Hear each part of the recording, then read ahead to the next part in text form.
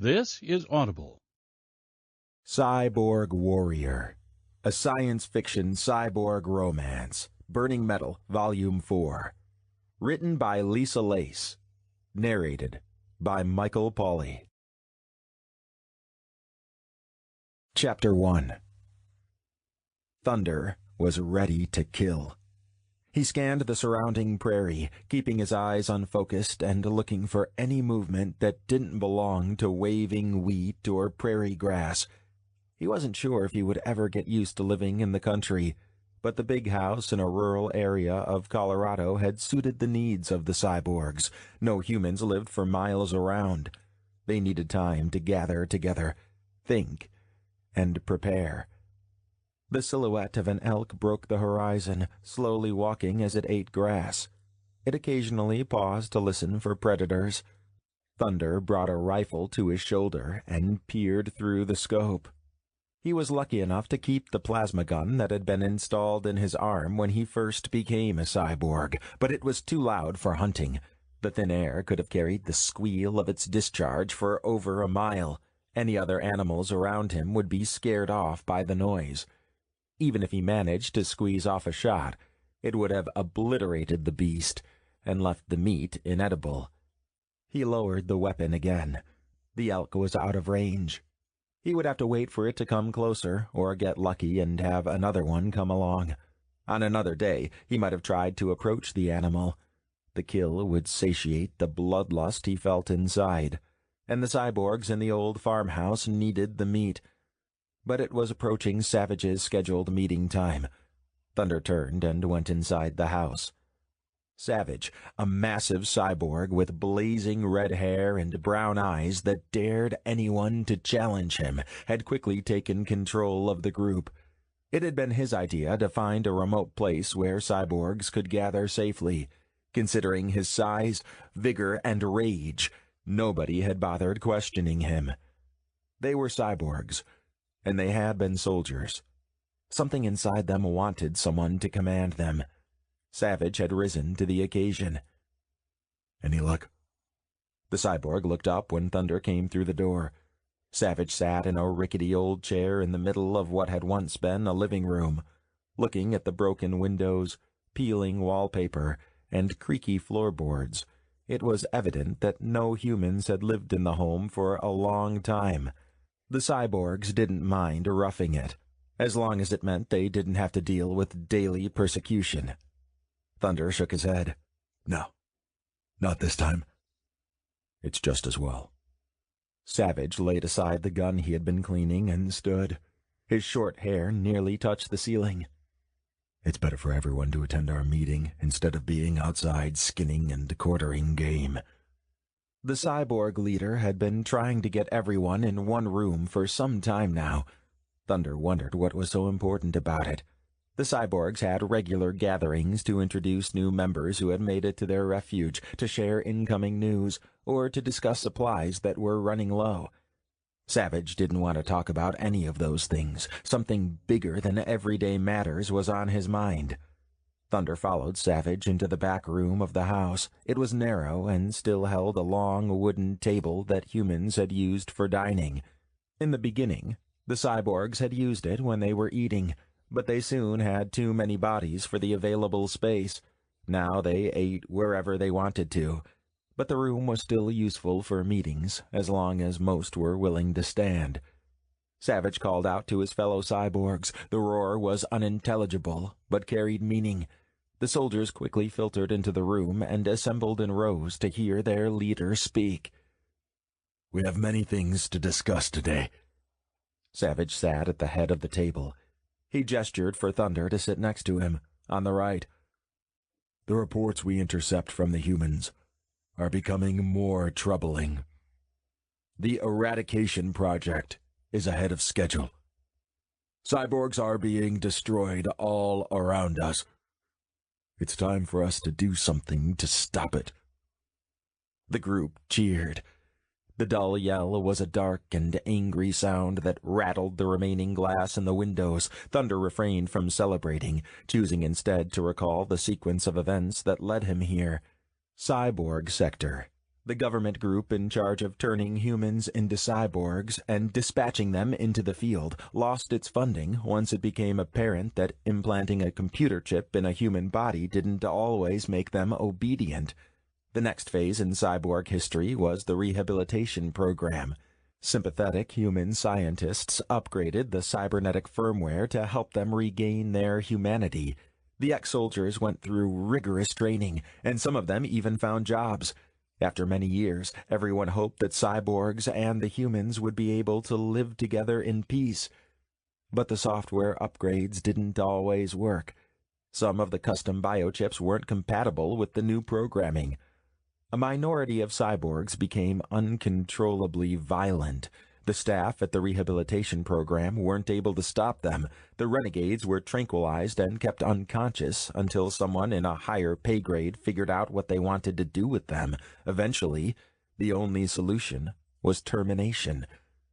The current plan for cyborgs was unofficially called the Eradication Project. Humans cried out for the destruction of all cyborgs, regardless of how well they took to rehabilitation. Protesters flooded into the streets, carrying signs and screaming, throwing bricks through every window, and demanding the removal of the non-humans who had infiltrated their society. The politicians didn't have to debate for long before they formed Purity Force, a select group of mercenaries specially trained on counter-cyborg tactics. The cyborgs had gathered in the old country house for their own protection. Savage continued. Things are only getting worse out there.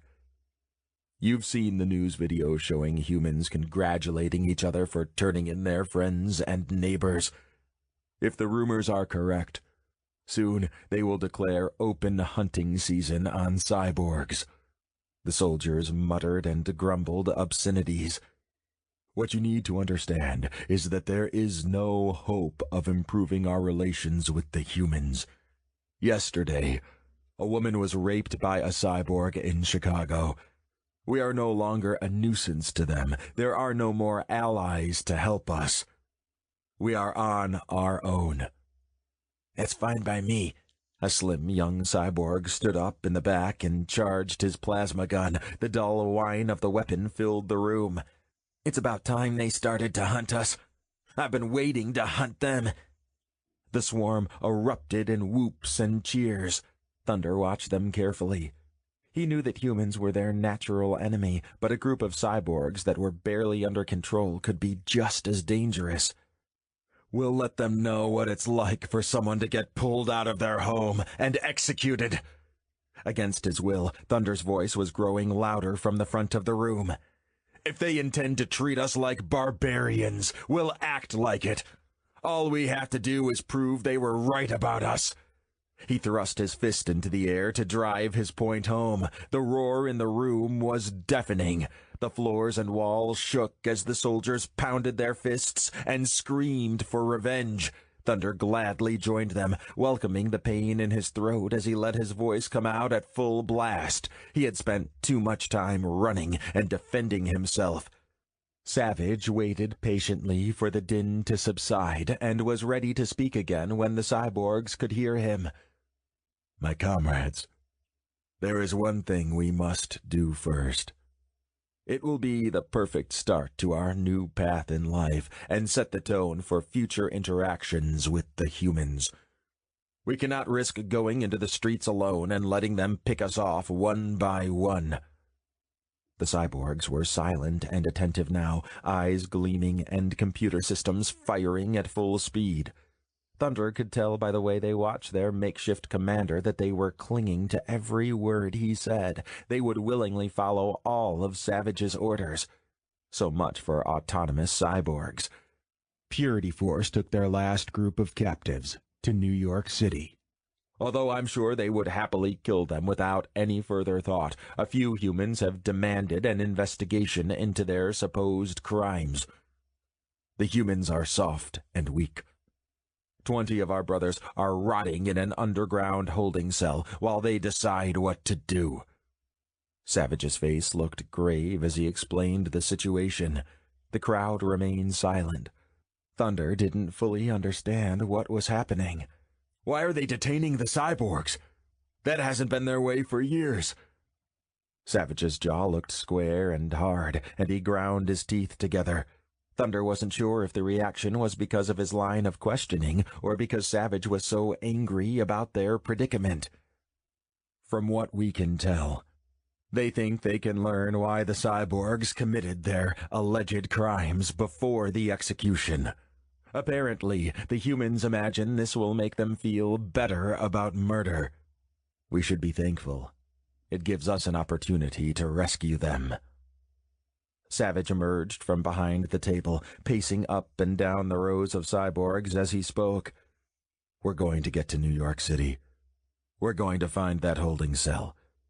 Then we're going to tear them apart, limb from limb, and save our brothers." The cry from the group was a crescendo that resonated through the rickety old structure. Thunder joined them, feeling the heat deep inside him rise to the surface of his skin at the thought of getting back at everyone who wanted to erase cyborgs from existence. They would no longer need to hide from the world as they watched, waited, and occasionally starved. They would free their comrades. The newly rescued would join their ranks. Cyborgs across the country would see their success and choose to fight their way to a better future. Chapter 2. A spring wind lifted Melissa Quinn's hair off the back of her neck and threw it over her shoulder as she walked across the quad. She smiled as she brushed the light brown tresses out of her face and thought about the cute guy who sat behind her in Eastern civilization. He was smart, good-looking, and he had even picked up her books one time when she had dropped them. Maybe one of these days she would have enough courage to introduce herself. Reaching her dorm, Melissa threaded her way through a crowd swarming the front steps and continued walking down the hallway. With spring break approaching, it looked like the very first day of the fall semester in the enormous building. Some students were scurrying back and forth, dragging heavy suitcases, while others lounged in doorways with red plastic cups in their hands. College life had been intimidating at first. Coming all the way here had seemed like a mistake on her first day. Everyone was different from the people back home, and she didn't know a soul. Melissa had spent the first night in her dorm room quietly crying and wishing she could be back in her bed. Going out of state to get the college experience wasn't worth it. But after the first week, Melissa had realized that her experience was only going to be as good or as bad as she made it.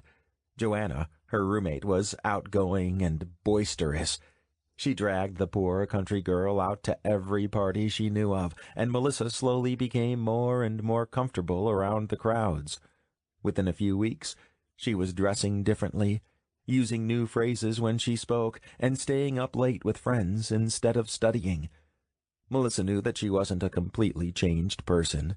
She preferred to err on the side of caution when it came to partying, and she never put herself in a situation where she wasn't comfortable. There was always a ride waiting for her, and she had a standing policy to never slip off alone with a boy. "Melissa, what are you going to do for spring break? You should head down to the beach and show off your hot body." The voice belonged to Doug, a cousin of one of the other girls in the dorm. He seemed to be everywhere and hit on anyone who passed by. Even though he wasn't singling her out, his comments still made Melissa blush. She could feel her cheeks burning as she walked by, looking at the floor instead of up into Doug's handsome face. "No, I think I probably won't go anywhere." "That's cool. I was thinking about staying here myself." He left the door he had been leaning on and followed her down the hall. "There are going to be tons of parties around here.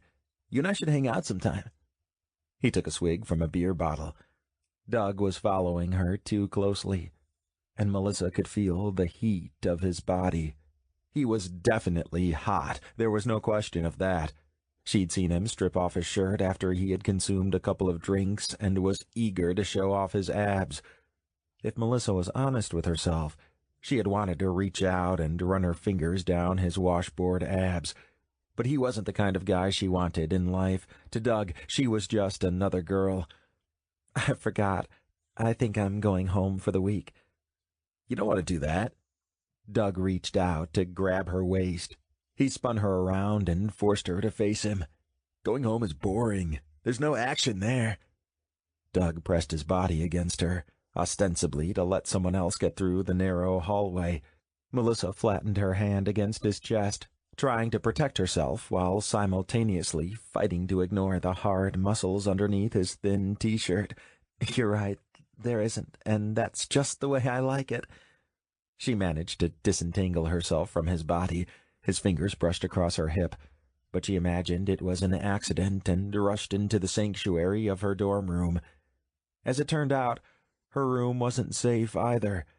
The cute guy who sat behind her in Eastern civilization was inside. To be more specific, he was on her bed.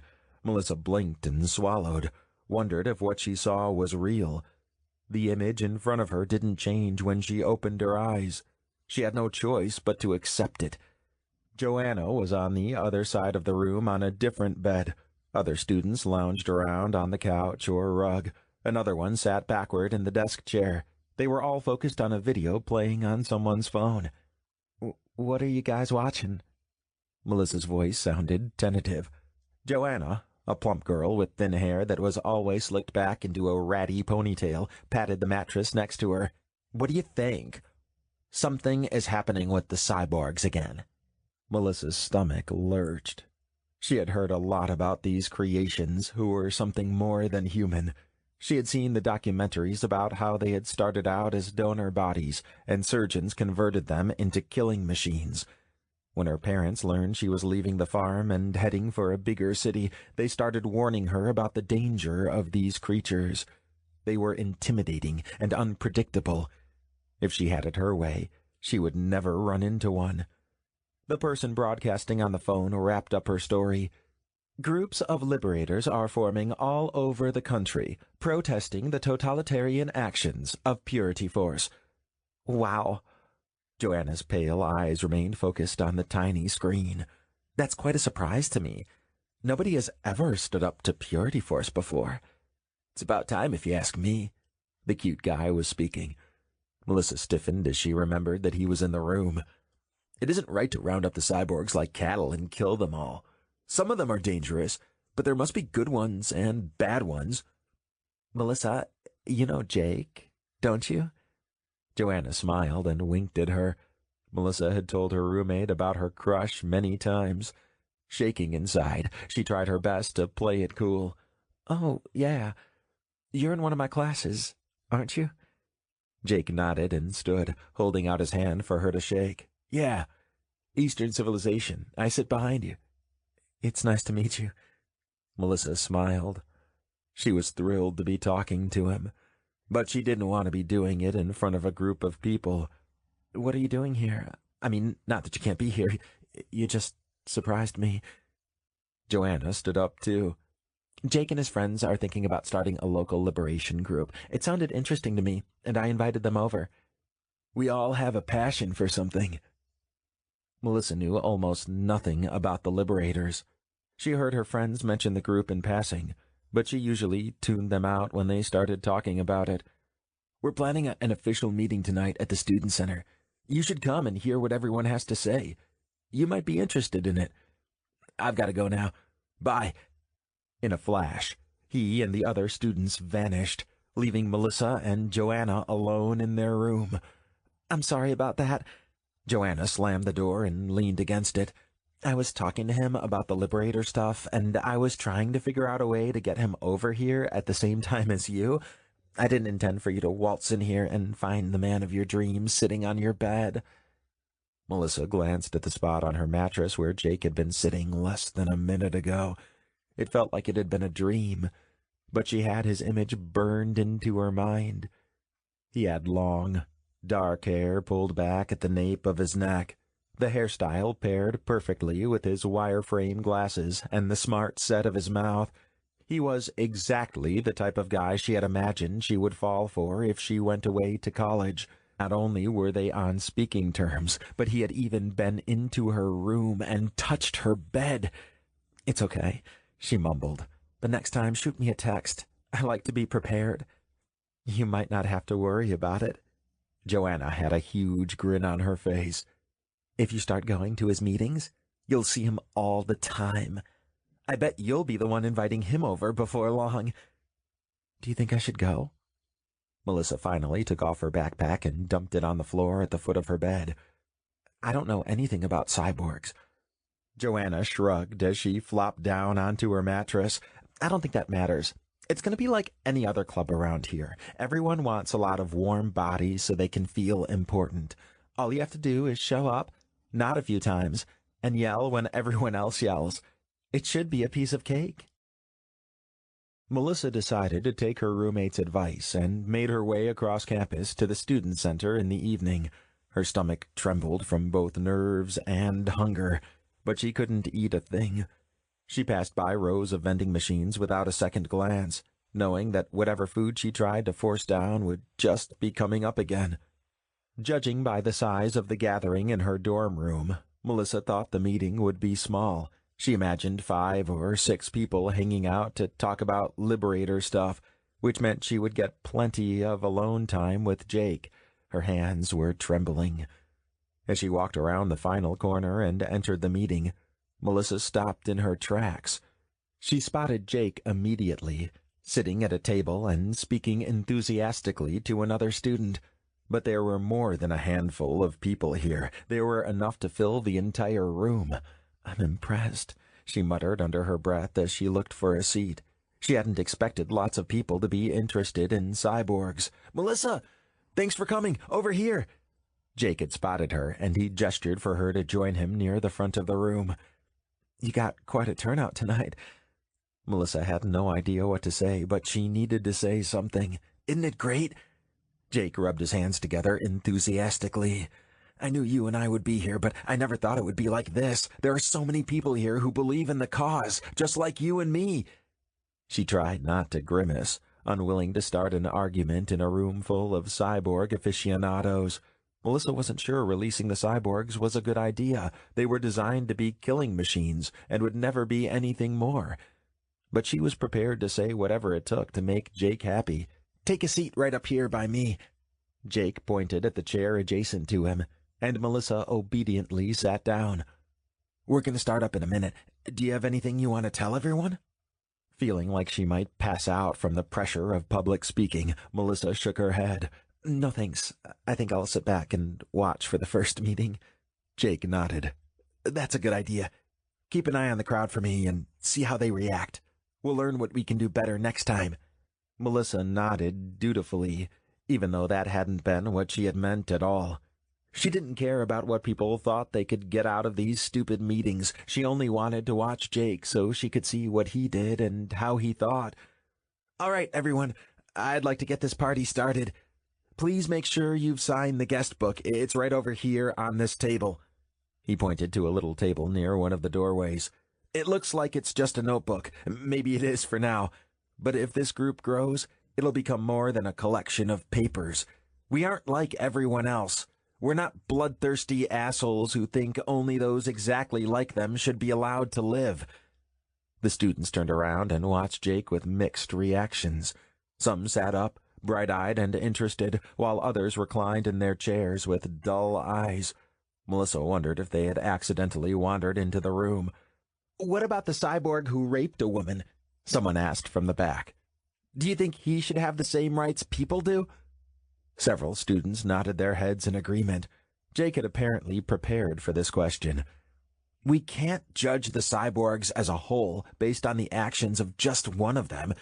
Rape is not a new crime. Plenty of humans have broken the law, and in worse ways than the cyborgs. The student questioning him seemed satisfied with the answer, and Jake continued talking. When I was a kid, we had a new neighbor move in down the street from us. He was a single man, and I could tell right away that he was a little bit different. I couldn't figure out what made him so unusual. The other kids in the neighborhood didn't want to have anything to do with him. They would run when they had to pass in front of his house, screaming things like Metal Man or Hungry Robot. I'm ashamed to say that I was one of them. Jake looked more confident the longer he spoke. His hair shone in the bright lights of the room, and he seemed at home in a university setting. Melissa could easily imagine him becoming a professor or a philosopher. She had already lost any interest in the crowd and had eyes only for Jake. Over time, I came to understand that my neighbor was not so strange. He mowed his lawn on the weekends like everyone else. He went to work and came home in the evening like my father. At Christmas time, he even put lights out in his yard. I started waving to him when I rode by on my bike. He always waved back. My dog escaped from the yard, and my neighbor brought him back to me. I came to understand that he was my friend. He started pacing in front of the table as he spoke. Melissa admired the fact that he didn't notice if a few students weren't listening. Jake had a story to tell, and sharing it was all that mattered to him. If you couldn't guess, my neighbor was a cyborg. Last year they took him away. Purity Force showed up in the middle of the night with flashing lights and blaring sirens. They dragged my neighbor out of his home. They threw him in the back of a van, and I never saw him again. Melissa had heard plenty of stories about what the cyborgs did wrong, but nobody ever talked about what they did right. She had never heard about them acting like regular people. That probably wasn't an interesting news story. She sat up in her seat, eager to hear more. You all know about Purity Force and the Eradication Project. Every day, we take cyborgs to the slaughterhouse. Their only crime is existence. They didn't make themselves. We did this to them. We created them. And now we think we can kill them. Are we gods? I say that we should no longer support these vile acts. Who's with me? The crowd had gained interest, and they started to show their support with hollers and cheers. Melissa was proud of Jake. He had taken something that hurt his heart and turned it into something good. It didn't matter that she'd had nothing to do with the debate over cyborgs until 5 minutes ago. She was prepared to follow Jake, wherever the path took her. Thank you. Jake bowed his head. Your support means everything to me. I promise you that this is only the beginning. Chapter 3. You were amazing tonight. Melissa knew she was gushing, but she didn't care. She was walking back across campus with Jake.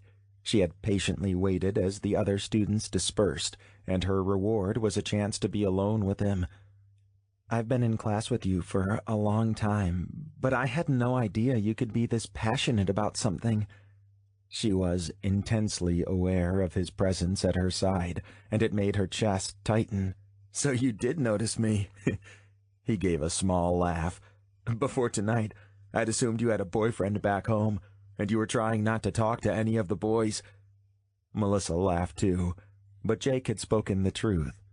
She didn't have anyone waiting for her back home, but she had done her best to avoid the opposite sex. Boys were scary, and she wanted to find one who would treat her well. She brushed her hair back behind her ear. I wouldn't say that. I just assumed the same thing about you. Melissa had hoped that the hot guy behind her in class was single, but part of her thought he had to be in a relationship. Someone as good-looking as him shouldn't be wandering around alone. Jake's hand found hers in the dark, and an electric tingle shot from her fingertips into her spine. Would you like to come back to my room? I have some information from the other Liberator groups. I'd like you to look them over and see what you think. That sounds interesting. Melissa couldn't understand why her opinion on them mattered. She was little more than a bystander in the organization. Melissa had done nothing but express mild interest, and that was because of her attraction to Jake. If the words had come out of someone else's mouth, she might not have listened to them, but she didn't want to blow him off. It would ruin any chance for her future. You know something? Sure. That would be great. He grinned, and she could see the whites of his teeth in the darkness as they passed between buildings. Thanks. Joanna told me you're an English major. Melissa nodded, grateful that the dim campus lights hid the flush overtaking her cheeks. She had no way of knowing if her roommate had volunteered the information or if Jake had asked. Either way, they had been talking about her. I've always been interested in the written word. I've had some counselors and teachers tell me not to bother because I won't make any money, but I love it. I can't imagine doing anything else. Jake gripped her hand more tightly, pulling her closer. That's what I like about you, Melissa. You follow your gut. It doesn't matter what anybody else thinks. Don't let them tell you your skills aren't useful. Having an English major look over these pamphlets is just what I needed. Girls weren't allowed in the boys' dorm after dark, but he didn't take her through the front door. He ducked down an alleyway and boosted her up on the dumpster. That window should be open. Melissa slid through the opening and into the darkness of a laundry room. She nearly twisted her ankle, landing on the tile floor, but she made it through unscathed. Jake came after her with a landing that could have come from an Olympic gymnast. He looked fantastic. Her heart pounded in her chest, and she tried to slow down her breathing. Jake took her hand again and led her out of the laundry room, through the hall, and up several flights of stairs. We'll have to get past the resident assistant's room. It's the third one on the left. He's usually out by now, but there's no point in taking extra risks. Soon enough, they were closing the door to Jake's dorm room behind them, laughing quietly. What about your roommate? Jake turned on a lamp. His room was almost identical to Melissa's, except the comforters on the beds were blue and black instead of purple and teal. He's gone. I guess the professors let him take tests early because he has something happening back home. It's just you and me tonight. He plopped down on one of the beds and pulled a small stack of pamphlets off the desk.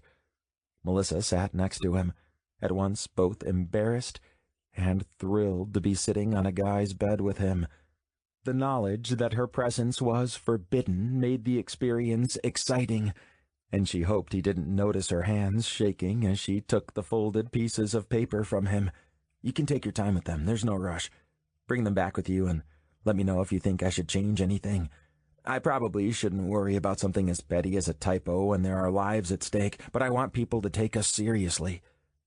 The light from the lamp cast long shadows on his face that didn't reduce the allure of his features. Her heart sank into her stomach. Jake said he wanted her to take the pamphlets back to her room. Was she completely misreading him? Why would he sneak her into his dorm room if he only wanted someone to do an editing job? He could have met up with her the next day and given them to her then. Okay, I'll make sure to do a good job. Thanks. She felt awkward and unsure of herself. Melissa? Her name sounded like music on his tongue. Has anyone ever told you how beautiful you are? The compliment startled her, and she turned her head to look at his eyes. Was he serious? He kissed her suddenly, and she knew he meant what he said. Jake wrapped his arms around her and leaned back until they lay on the mattress and let their tongues explore each other.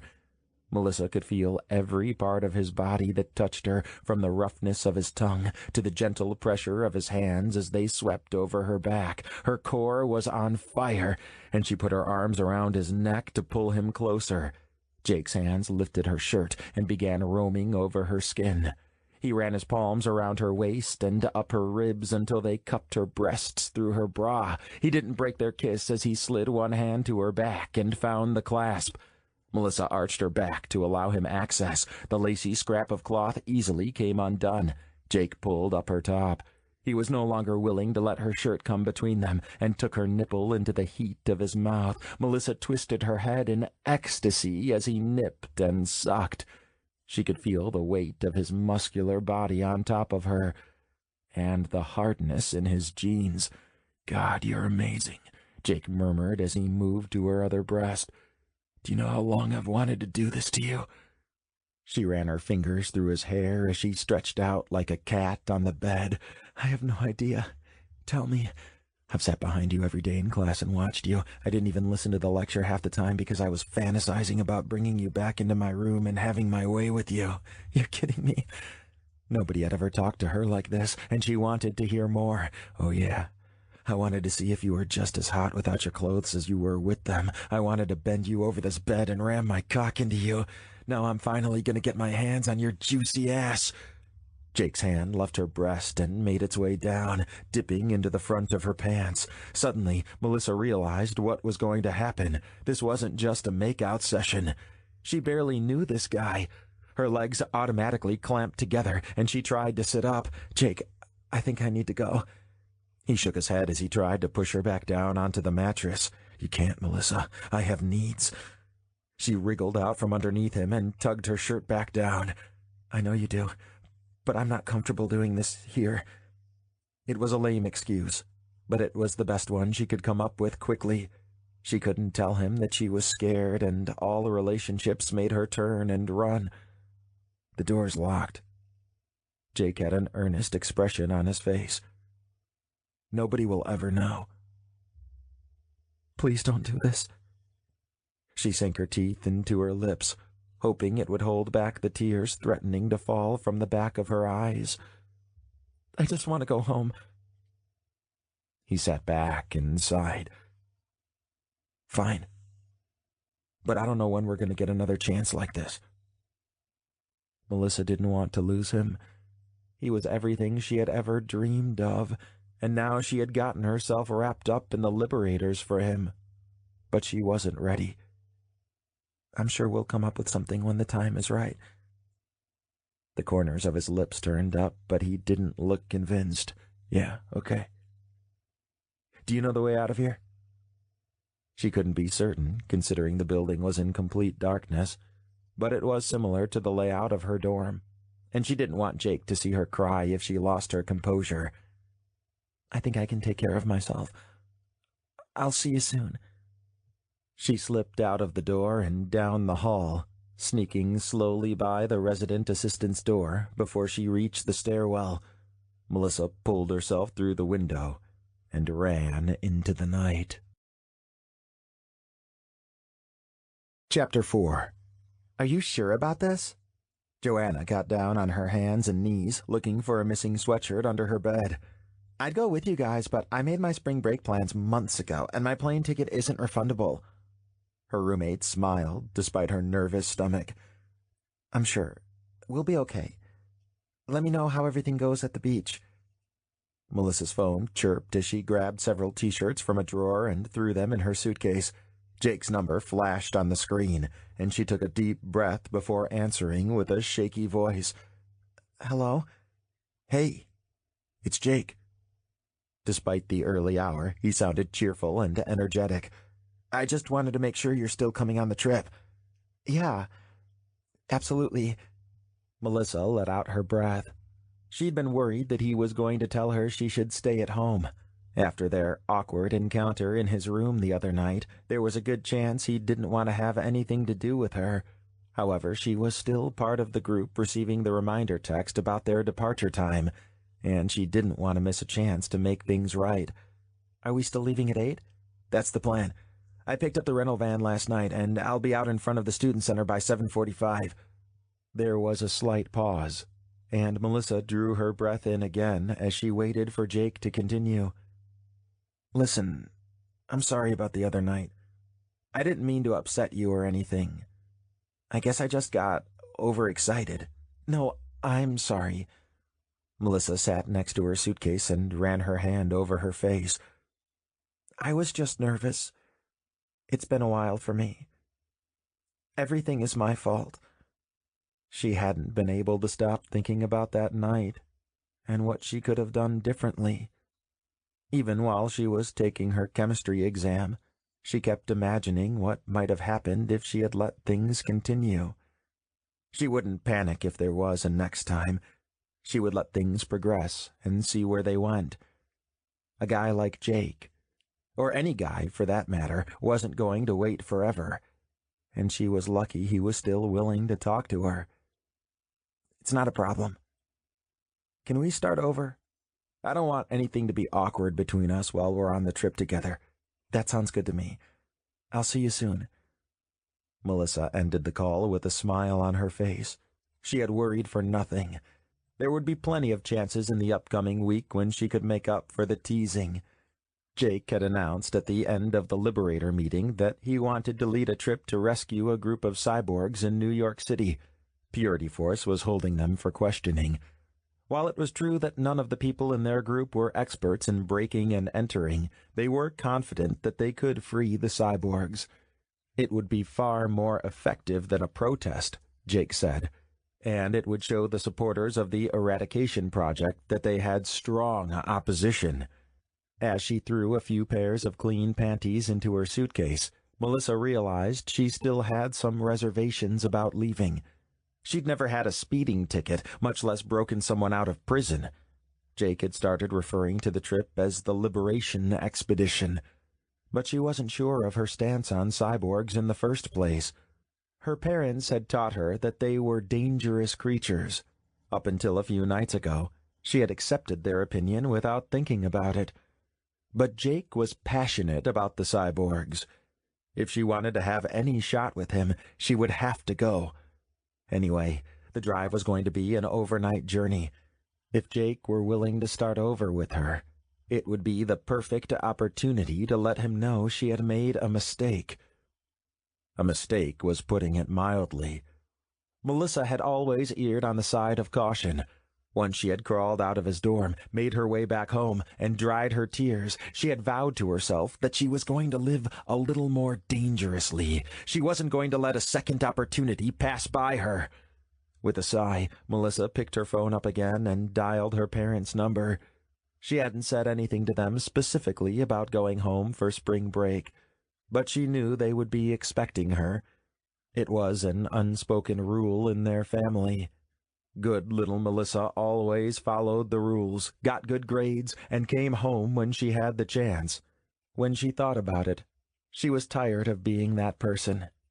It was time to be someone new, more exciting, and more adventurous. Melissa thought she deserved to do what she wanted for a change, and not what everyone else assumed she would do. "Hi, Mom. It's me." "Melissa, are you on your way home yet? I hope you aren't calling while you're driving. That's dangerous, you know." She heard the sound of frying in the background. "No, Mom, I'm not driving yet. Listen, I wanted to tell you something." "Oh, good," Miss Quinn interrupted. "I haven't finished everything I wanted to do before you got here. I changed the sheets on your bed, and I've got your dad mowing the lawn right now. He tried to tell me it didn't need cutting yet, but I want everything to be perfect when you come home. I still need to vacuum, though, and I was going to put an apple pie in the oven." "I think we should talk about that." The longer she talked on the phone, the less guilty Melissa felt about staying away. Her parents always made a big fuss about her arrival, and she felt it was a little overblown. Melissa could change sheets if she thought they were dirty. She didn't care what the yard looked like, but she would never tell that to her father. "What is it, dear?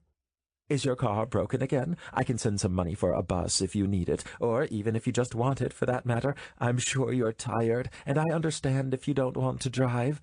"No, the car's fine, and I'm not too tired to drive. But I'm not coming home this time."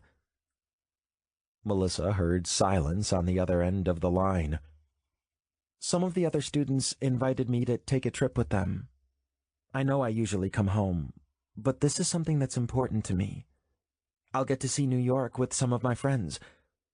The more Melissa talked, the more she felt like she was justifying the expedition to her mom. Asking for permission was the opposite of what she should be doing if her life was going to change. "I just wanted to let you know." The silence continued for a moment. "I see. I wish you would have told me earlier."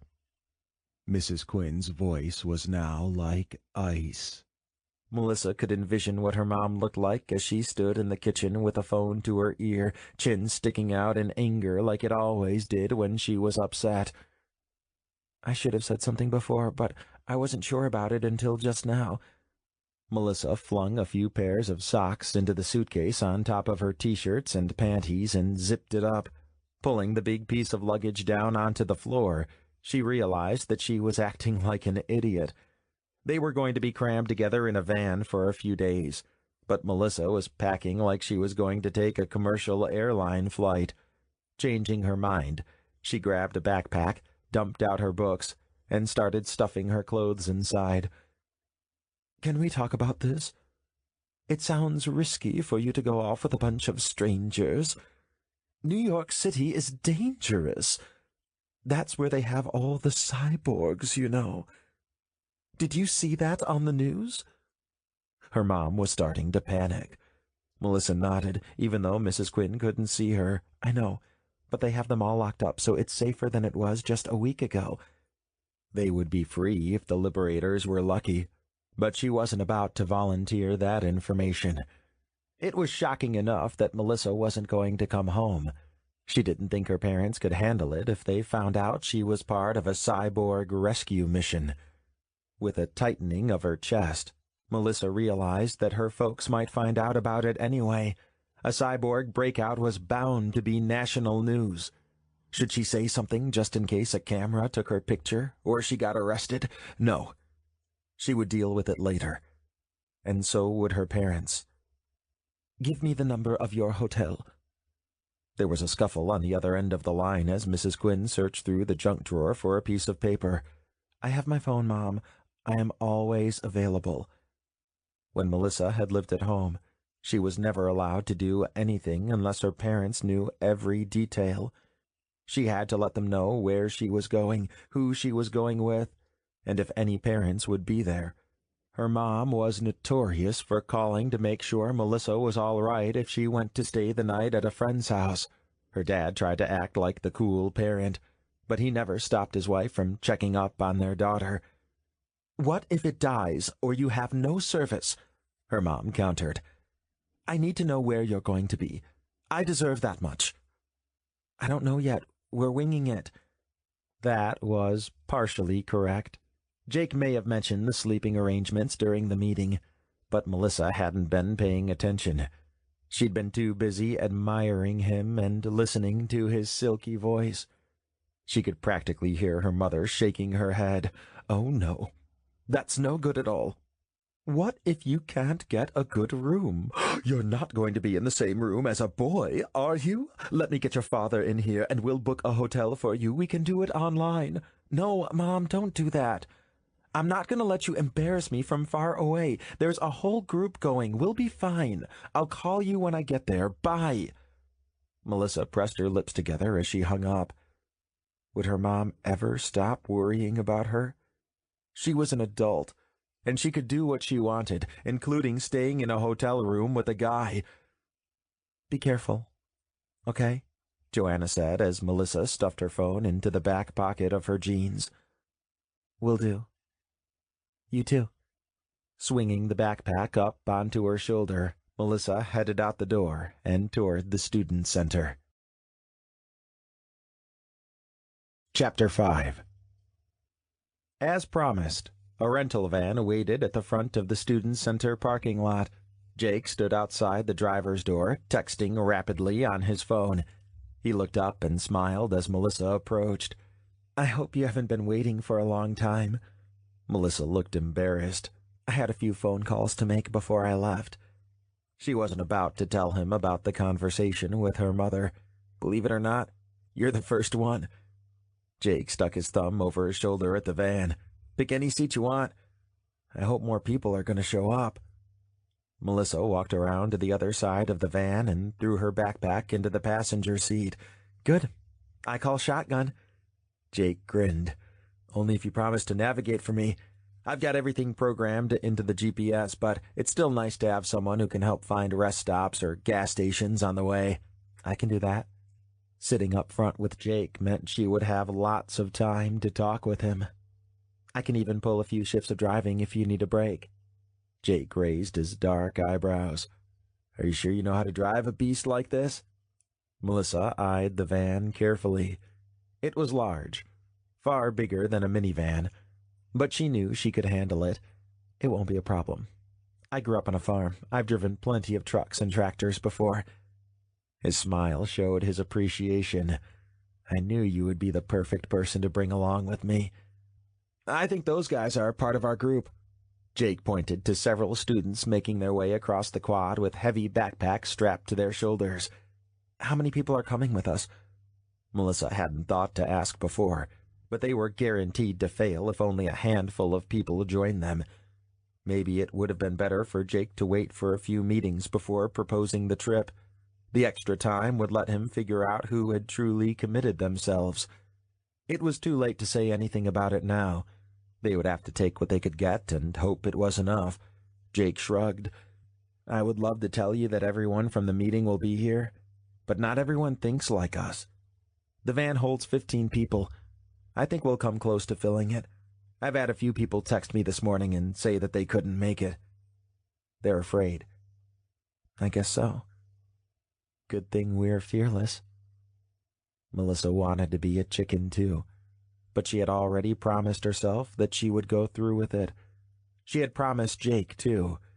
He said that he needed someone to help him navigate. She couldn't bail out now. Over the next few minutes, 10 more people joined them. They introduced themselves, but only exchanged first names. At exactly 8 o'clock, Jake told the party to get into the van. He climbed in the driver's seat and turned around to address the group before they left. I appreciate everyone being here. It shows me how committed you are to the cause. It takes a lot of courage to go from saying you believe in something to getting off your butt and taking action. Several cheers rose up from the back of the van. Jake continued, I also want to say that I can't promise this will be a fun or safe thing. What we're doing is breaking the law, and we don't know what we're up against. The mercenaries are part of Purity Force because they have the types of skills that let them take down a cyborg. If there's anyone who has changed their mind, this is your chance to go back home. Once the van leaves campus, we aren't going to turn around. He waited in silence as he watched the group, waiting for someone to get up out of their seat and leave. His gray eyes were steely as he challenged them to stay. Jake didn't look at Melissa, which she took as a sign of his trust. He didn't invite her to get out of the van because he didn't want her to leave. He needed her. When everyone decided to stay, Jake nodded firmly. All right, I guess we're on our way.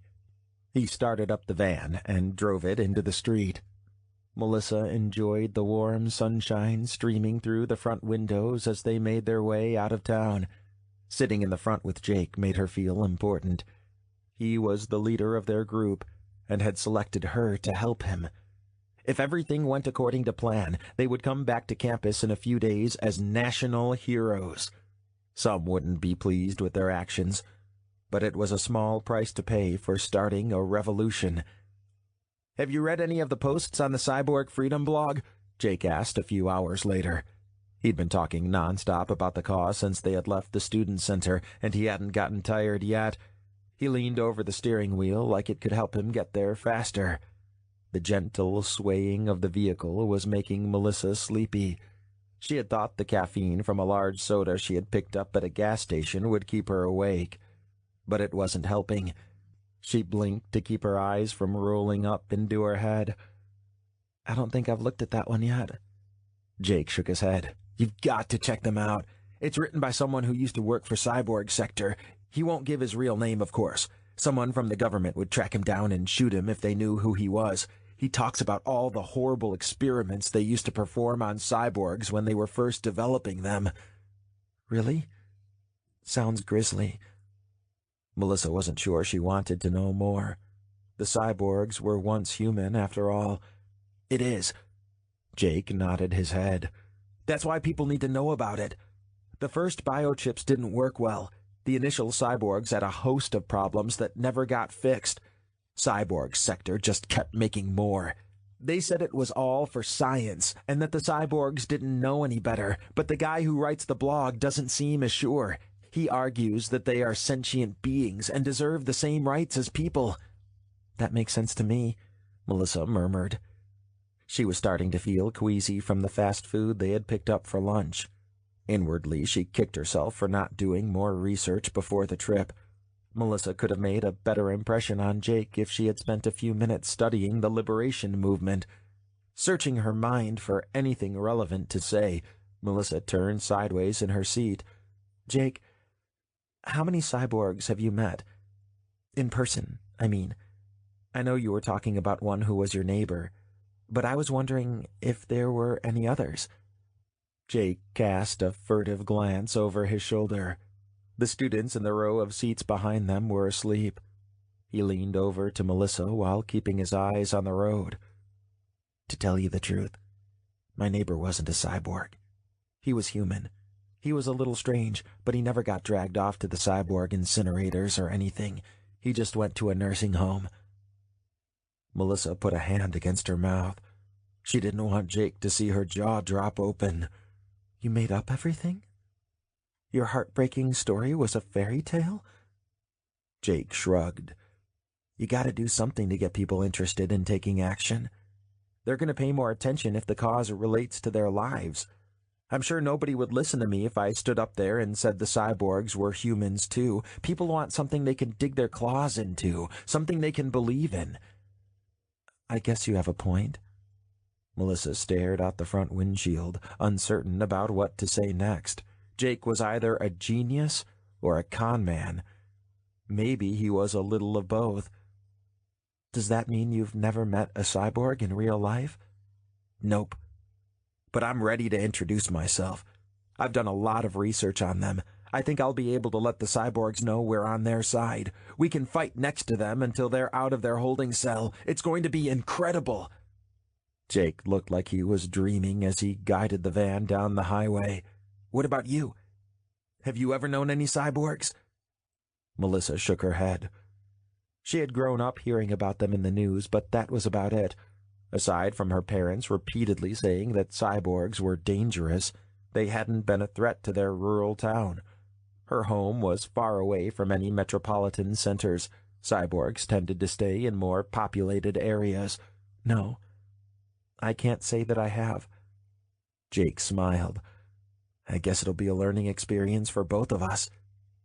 He reached between the seats and patted her hand where it rested on her leg. The touch didn't make Melissa feel any better. She had believed Jake's experience with the cyborgs made their group more qualified to go on a quest for justice, but if he had never even spoken with one before, how did he know he wanted to save them? Maybe they didn't need to be rescued by a group of humans. As usual, she kept any reservations to herself. It was too late to start losing confidence. As the sun dropped below the horizon, Jake steered the van off the highway and down an exit ramp. He wound around through several side streets before he finally pulled over. We'll stay here tonight. Melissa squinted in the dimming light, looking for a hotel. She had imagined inviting him into her room for a romantic night. It would be even more exciting if she knew they were on a dangerous mission, like two spies pausing long enough to make love before they risked their lives. But there were no buildings nearby, just trees and grass. There's nothing here. We don't need anything. We can sleep in the car. Jake gestured at the vehicle around them. I didn't think we'd want to spend extra money on a hotel room. The van is comfortable enough if we lean the seats back. A question came out of the rear. Isn't it early to settle down for the night? Jake shook his head. We need to get started first thing in the morning, so we should get some sleep. I'll see you guys when we wake up. He pulled the lever to recline his seat and lay a sweatshirt over his face. Disappointed, Melissa unbuckled her safety belt, adjusted her seat, and rolled over on her side as much as she could. So much for a hot and steamy night in a hotel room. She shifted her weight to try and get comfortable as she waited impatiently for morning to come. Chapter 6. Thunder put the last of the equipment in the trunk of the old car, stacking several containers of food on top of their weapons.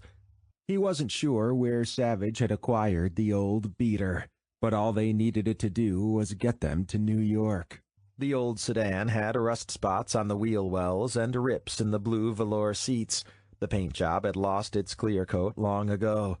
Dagger, a cyborg who seemed like he could fix things and enjoy doing it, had taken care of the incessant knocking under the hood and made sure the taillights worked. A quick hack into the Department of Motor Vehicles kept the license plate number out of any Purity Force databases. They weren't all going to fit into the car. It wasn't easy to get a group of cyborgs to agree on anything, but they had concurred that putting 30 cyborgs on a bus would raise a red flag somewhere. The humans had advertisements encouraging each other to report suspicious activity to Purity Force. If the tip helped capture some cyborgs, the caller received reward money. The cyborgs had to make an effective plan, even if it meant it would take extra time. Thunder's car wasn't the only one going on the trip. They had parked several other vehicles in the big barn behind the house. It still carried the faint smell of large livestock. Even though the weathered boards bowed and buckled, it would hide their cars until the time was right. Each group would leave at a random time and take a different route to the prison. Thunder led a small band of 3 cyborgs who would arrive at the site first. Savage had a list of things for them to do before he came. "I want you to do as much reconnaissance as you can before I get there. We can only find out so much through satellite imagery and shaky news footage. We need to know specifics now. How many guards are posted? When are their shifts? How many entries and exits does the building have?" Thunder felt fortunate to be the leader of his party and proud to know he was trusted to go ahead of the rest of the group. Savage relied on him to get to their destination quickly, do surveillance without being caught, and report back. It was almost like being back in the service again. As he checked over the inventory of weapons and food one final time, Thunder's mind drifted back to previous battles. He'd been lucky enough to be around before Cyborg Sector collapsed and had gone on several overseas missions. The memories of the assignments haunted him in a way that made him long for the past. Cyborgs were once revered, as they served their designed purpose of fighting the country's adversaries and protecting human lives. Thunder could still feel the recoil of his plasma gun as it shoved his arm back during discharge. The desert sun was hot and dry on his shoulders, but it didn't affect him the way it wore out the humans. On the few occasions when combat degenerated to hand-to-hand fighting, the cyborg felt the pleasure of bringing out his blade and seeing it sink into flesh as the metal sent sprays of hot blood onto the sand. He didn't just long for those times. He hungered for them. He needed them. Thunder wasn't designed to sit around and discuss plans. He was made for action. If the humans had understood their creations and used them correctly, instead of trying to turn them into domestics, they wouldn't have anything to fear. All they had to do was follow through with their plans. Thunder could be hunting down the enemy right now. "Are you all right?" Thunder turned, startled by the voice at his elbow. It was Dagger, one of the soldiers selected for his traveling group. He was thin and wiry. No one would suspect him of being a cyborg after a casual inspection. His appearance was one qualification that made him perfect for the lead team. He wouldn't stand out in a crowd like some of the larger cyborgs. His mechanical skills also meant that Thunder's group would safely reach the meeting site. Dagger could even be sent back down the line to help repair other vehicles. "I was thinking about my days with Cyborg Sector. I was part of Black Squad." "What was your unit?" Dagger shook his head and adjusted his glasses on his nose. His face could still pass for human. Even though his eyes had degenerated, he was still useful. Unlike the rest of the swarm, who preferred to keep the short military cut required during their days at Cyborg Sector, Dagger had let his dark brown mop grow out into a shaggy mess. He ran his hands through it as he spoke. "White Squad. We were some of the last creations. I try not to think about those days." He fiddled with the wrench in his hand. "Why wouldn't you want to remember? Life was easy back then, wasn't it?" Thunder felt mildly disgusted at the idea that anyone would avoid thinking about Cyborg Sector. White Squad had never been known for tactical prowess. They came in to clean up the mess left behind by the other troops, eliminating any remaining enemies that remained hidden during the first wave of attacks and securing the area for humans. Dagger shrugged his skinny shoulders. "It's tough, you know. I was in the middle of rehabilitation before I escaped. I remember being in White Squad. but I also have memories of other things." Thunder narrowed his eyes. "Like what?" The thin cyborg held up the wrench. "What I used to do for a living, for one thing. It's like I've lived two different lives. Every morning when I wake up, I have to figure out who I am all over again. Am I a cyborg? Or am I a human who has gone through an awkward soldier phase?" "You're a cyborg." "I realized that I'm more of a cyborg than anything, but it's unsettling. I'm lucky there's a lot of mechanical work right now. Fixing things takes my mind off everything." Thunder nodded. He received a certain satisfaction from doing work as well, and it was reassuring that even someone like Dagger felt the need to do something useful. "I left Cyborg Sector early. Rehabilitation hadn't started yet." He could clearly recall breaking through an upright box serving as a prison cell before getting out of the big building. A few humans had been foolish enough to stand in his way, and died that day. "Are you saying you don't have any memories of being a human?" Dagger blinked up at him through his glasses. The big cyborg shook his head. "You're one of the lucky ones." Dagger gave a dry laugh. "They say I'm fortunate because the memories didn't make me go insane.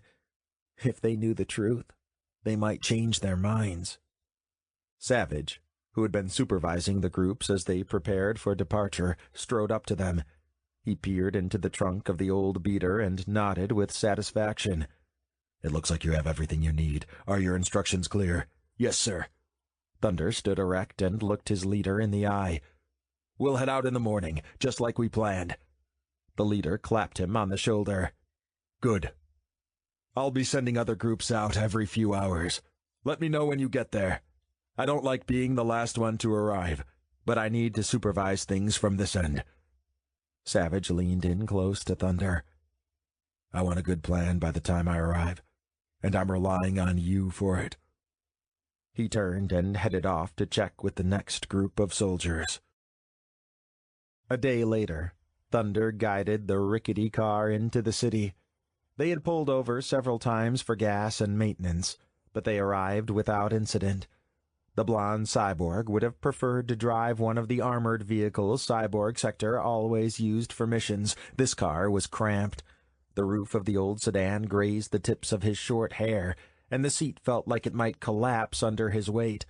Thunder had sensed the eyes of curious humans on him as he had stood by the gas pump and waited for the tank to fill, but he had done his best to ignore them. Interaction would compromise the mission. The morning sun made the pavement hot, and they drove through alternating patches of warm sunshine and cold shadows. The cyborg gripped the steering wheel tightly, eager to begin working.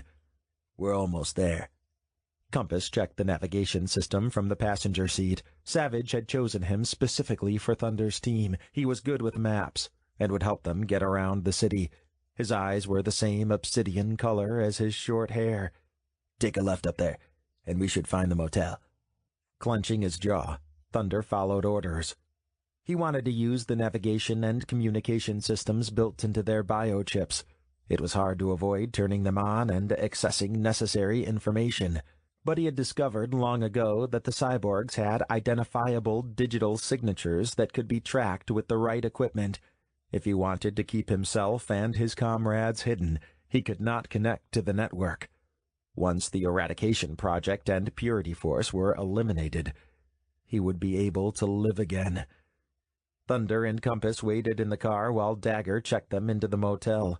He was the best cover they had, and they were going to use him as much as possible. The place was seedy, even considering a cyborg's lowered standards. Faded paint and broken windows covered the walls. The asphalt of the parking lot was cracked and full of potholes. Only half of the lights in the building sign still worked. Thunder smiled. With their ratty car, they would blend in perfectly. Dagger came jogging back to the car. "We're in. Our room is all the way down there." He pointed to the far end of the building as he jumped into the back seat. The small room had brown carpeting that had once been luxurious, but was crusted over with use. 2 beds were shoved up against the wall, covered with drab brown bedding and flat pillows. The place made the old farmhouse they had been staying in seem like a luxury suite. The cyborgs didn't bother retrieving their belongings from the car. There was no way to unload an entire trunk full of weapons and equipment in broad daylight. They couldn't use most of them anyway. They would be most useful when darkness fell, and kept them hidden. Thunder activated his infrared display. It looks like they only have a few guards stationed outside the building. I count 4. That doesn't seem like enough to guard 20 rogue cyborgs. He looked around, hoping he could see anything that would give him more information. I agree with you. Humans are usually cautious when cyborgs are involved. Are we sure we're at the right place? Of course we are. Compass checked his map. I've verified the location 3 times since we arrived. Thunder frowned at the building in the darkness. Once the sun set, they started moving on foot. It didn't seem safe to survey the target from street level where anyone might spot them. Instead, they had worked their way up to the roof of a neighboring structure. It didn't appear to be anything special compared to the surrounding industrial buildings. The architecture here was old and made of brick. Thunder couldn't see any of the glass and concrete skyscrapers which populated the most spectacular areas of the city. The building appeared to be an old factory. At one time it had high arched windows, but people had bricked them over long ago. No light came from the interior. Other than the guards standing on each side of the big structure, it didn't appear to be any different than other abandoned factories and warehouses. Thunder had been continuously scanning for weak spots to use as points of entry, but so far he hadn't found any. They've reinforced the building. Thunder mulled over potential rescue plans. They're not worried about protecting the exterior, because there aren't a lot of ways to get in or out. The real security forces are probably on the inside. Didn't Savage say the holding cell was underground? Dagger nodded. We'll have to get inside first, then go down. Getting out again will be a problem, but hopefully we'll have the help of a bunch of fresh cyborgs. The plan was becoming clearer to Thunder now. We need to learn about their shift change. When the rest of us arrive, we probably have a couple of hours before the next round comes on duty. The ideal time to strike is halfway through the shift. Their guards will be down, but we'll have time before their replacements show up. Do you really want me to relay that to Savage? Compass offered. No. I'll do it. Thunder wasn't willing to let the other cyborg take credit for his plan. He hadn't known Compass long enough to sense if he was trustworthy. Besides, Savage had asked Thunder to report back personally. They didn't have time to play games or engage in power struggles. He was second in command. It was going to stay that way until Savage said something different. We still have to make some refinements. Let's make sure our brothers are all prepared first. We'll be moving in soon enough. Thunder turned his gaze back to the building and thought of the cyborgs trapped inside. With brute strength and a little bit of luck, they would soon be free. Thunder looked around proudly at the assembled cyborgs. Every team had made it safely into the city and was ready for action. He had spent over an hour reviewing different strategies with Savage. Eventually, the two agreed on a plan of action. Compass had located an abandoned warehouse not far from the mission objective. All the cyborgs were gathered there to receive tactical instructions. Savage spoke as he paced up and down the room. There are 4 guards posted on the outside of the building, 1 on each side. You will leave this location in 4 separate groups. 1 team will be responsible for each side of the building. The southern squad will attack first. If the human security forces follow protocol, they'll all rush to defend that side of the building, leaving the other zones vulnerable. After they abandon their posts, the teams on the other sides will move in and attack. All weapons are available for this assignment, including plasma guns. A roar of appreciation arose from the cyborgs, but was quickly suppressed by their red-headed leader. It's too early to get excited. We don't need to hide our true identity right now. In fact, we want Purity Force to know we're the ones defeating them. But don't get into the habit of celebrating success until you win the battle. The cyborgs stood and split into groups, trickling slowly out of the building. Savage pulled Thunder aside. I like this plan, brother. I don't see how it can fail. Once we rescue these cyborgs, our unit will be twice as powerful. And there are more cyborgs to liberate. There are stories of several prisons that aren't far from here. Once they hear about our victory, they might start escaping without our help. Thunder nodded proudly. It's the beginning of a new era. Savage moved off to join the group attacking first. Thunder had decided to approach the building from the north. He wouldn't be part of the primary battle, but he would be one of the first ones to enter the building. Both responsibilities were honorable. The work hadn't been hard, but he thought he had done a good job with the plan. He stood in the darkness with his men behind him, watching the building, and waiting impatiently for the signal to proceed. Before Savage had the chance to send him in, other shadows came hurrying out of the darkness. When Thunder scanned the figures, they didn't have any cybernetic parts. However, they weren't dressed in the uniforms of eradication officers either. They kept to the shadows as they approached the building. Who are these people? Should we kill them? Savage's harsh voice came over their makeshift communication system. It used scrambled radio waves instead of satellite signals, and wasn't trackable like their internal systems. Thunder had no idea who they were. I don't know. Last night there were only 4 guards. He watched in bewilderment as the group split into 2 parts. One half sought to draw off the security guards by making a scene across the street from the building. They shouted obscenities and threw rocks. The other half waited in the shadows for the officers to react. Free the cyborgs! Purity Force sucks ass! Thunder slowly realized what was going on. He didn't want to report it to Savage. Even though it wasn't his fault, he knew that his commander would not be pleased. Of all the nights for this to happen, it had to be the same evening the cyborgs had chosen to carry out their plans. Sir, they're liberators, he muttered. What is a liberator? Savage's voice sounded harsh in his ear. They're cyborg sympathizers, confused humans. A low growl emanated from Savage's end of the radio. How did they find out about tonight? Do they think they're going to help us? Thunder quickly went over all the preparations they had done over the last week. There wasn't a role for an untrained human without enhancements or tactical skills.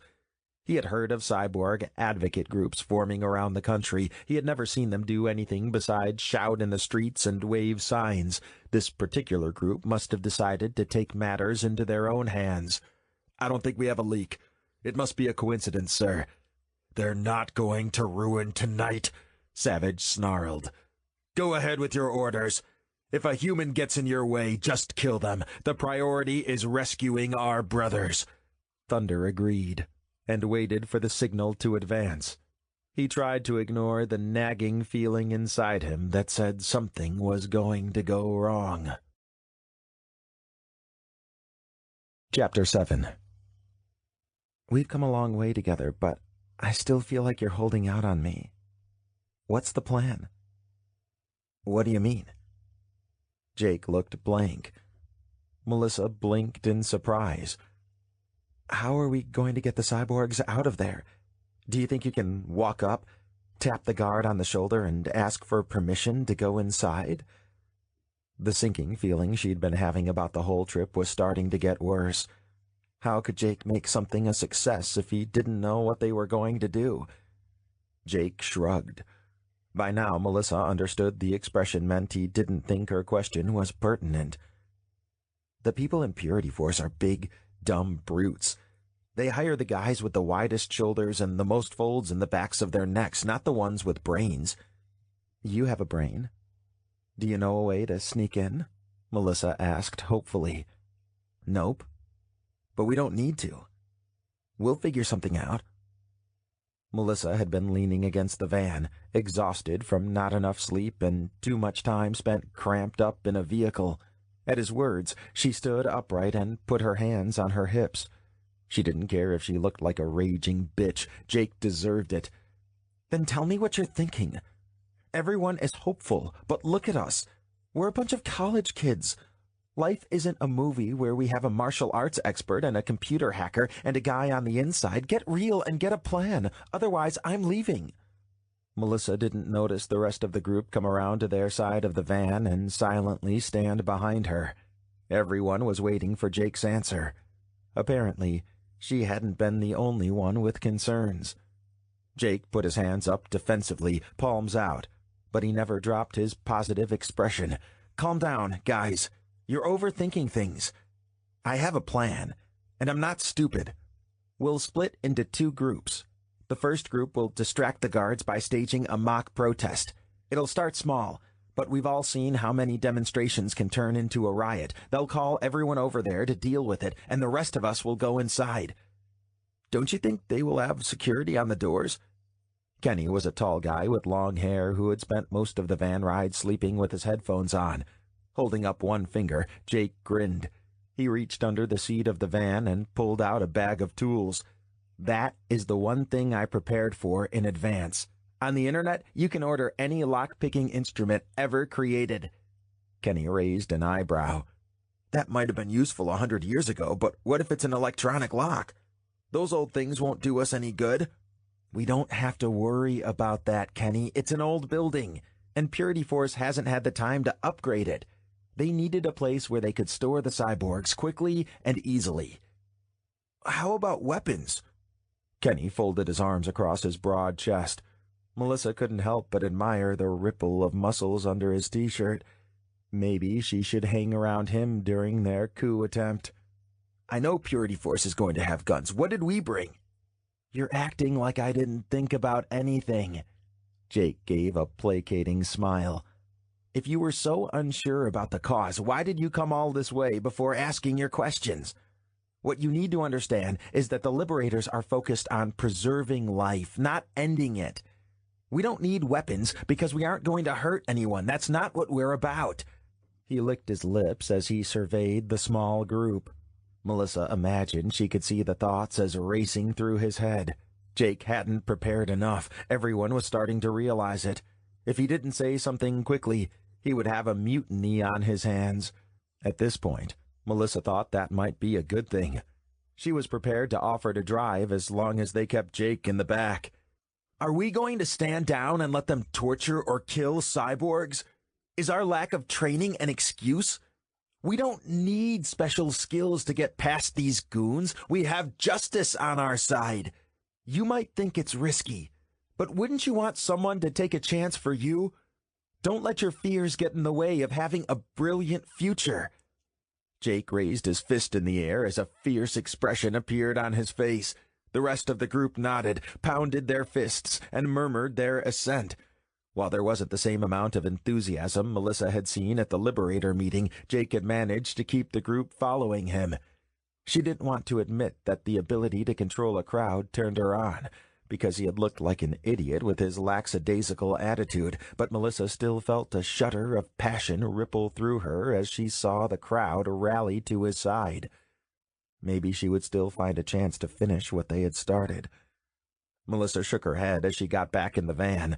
Her evening with Jake had gotten her horny, and she needed to do something about it soon. A few hours later, Melissa found herself crouching on a dirty sidewalk. Half of their party emerged from the shadows to distract Purity Force. Jake had arranged the assignment so he would be teamed up with her. She'd been flattered at first, but she wasn't sure it was a good thing anymore. The distractors had a dangerous job. They might be arrested or beaten. Still, that might be preferable to entering a building full of cyborgs and guards. She'd run through every possible scenario in her mind while moving from the outskirts of the city to the holding facility. Melissa tried to focus on a positive outcome where they freed the cyborgs and escaped unharmed.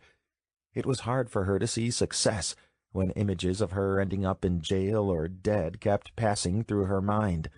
Melissa didn't want to call and explain to her parents what she was doing. On the other hand, she didn't want to lie bleeding on gum-covered asphalt. Her best hope was to stay wary and be prepared to run. "We're going to do this," Jake whispered in her ear. He groped around in the darkness until he found her back and slid an arm around her waist. Will you celebrate with me when this is all over?" He had a remarkable knack for chasing her fears away. It made her feel like a fool later, but she always enjoyed the sensation in the moment. "Absolutely." Jake's lips found her in the dark. He eased her mouth open and flicked his tongue between her teeth, tasting her before they put their lives in danger. He smelled like cologne and sweat. She could still taste traces of the coffee he drank before they arrived. She would celebrate with him, and she wouldn't stop herself this time.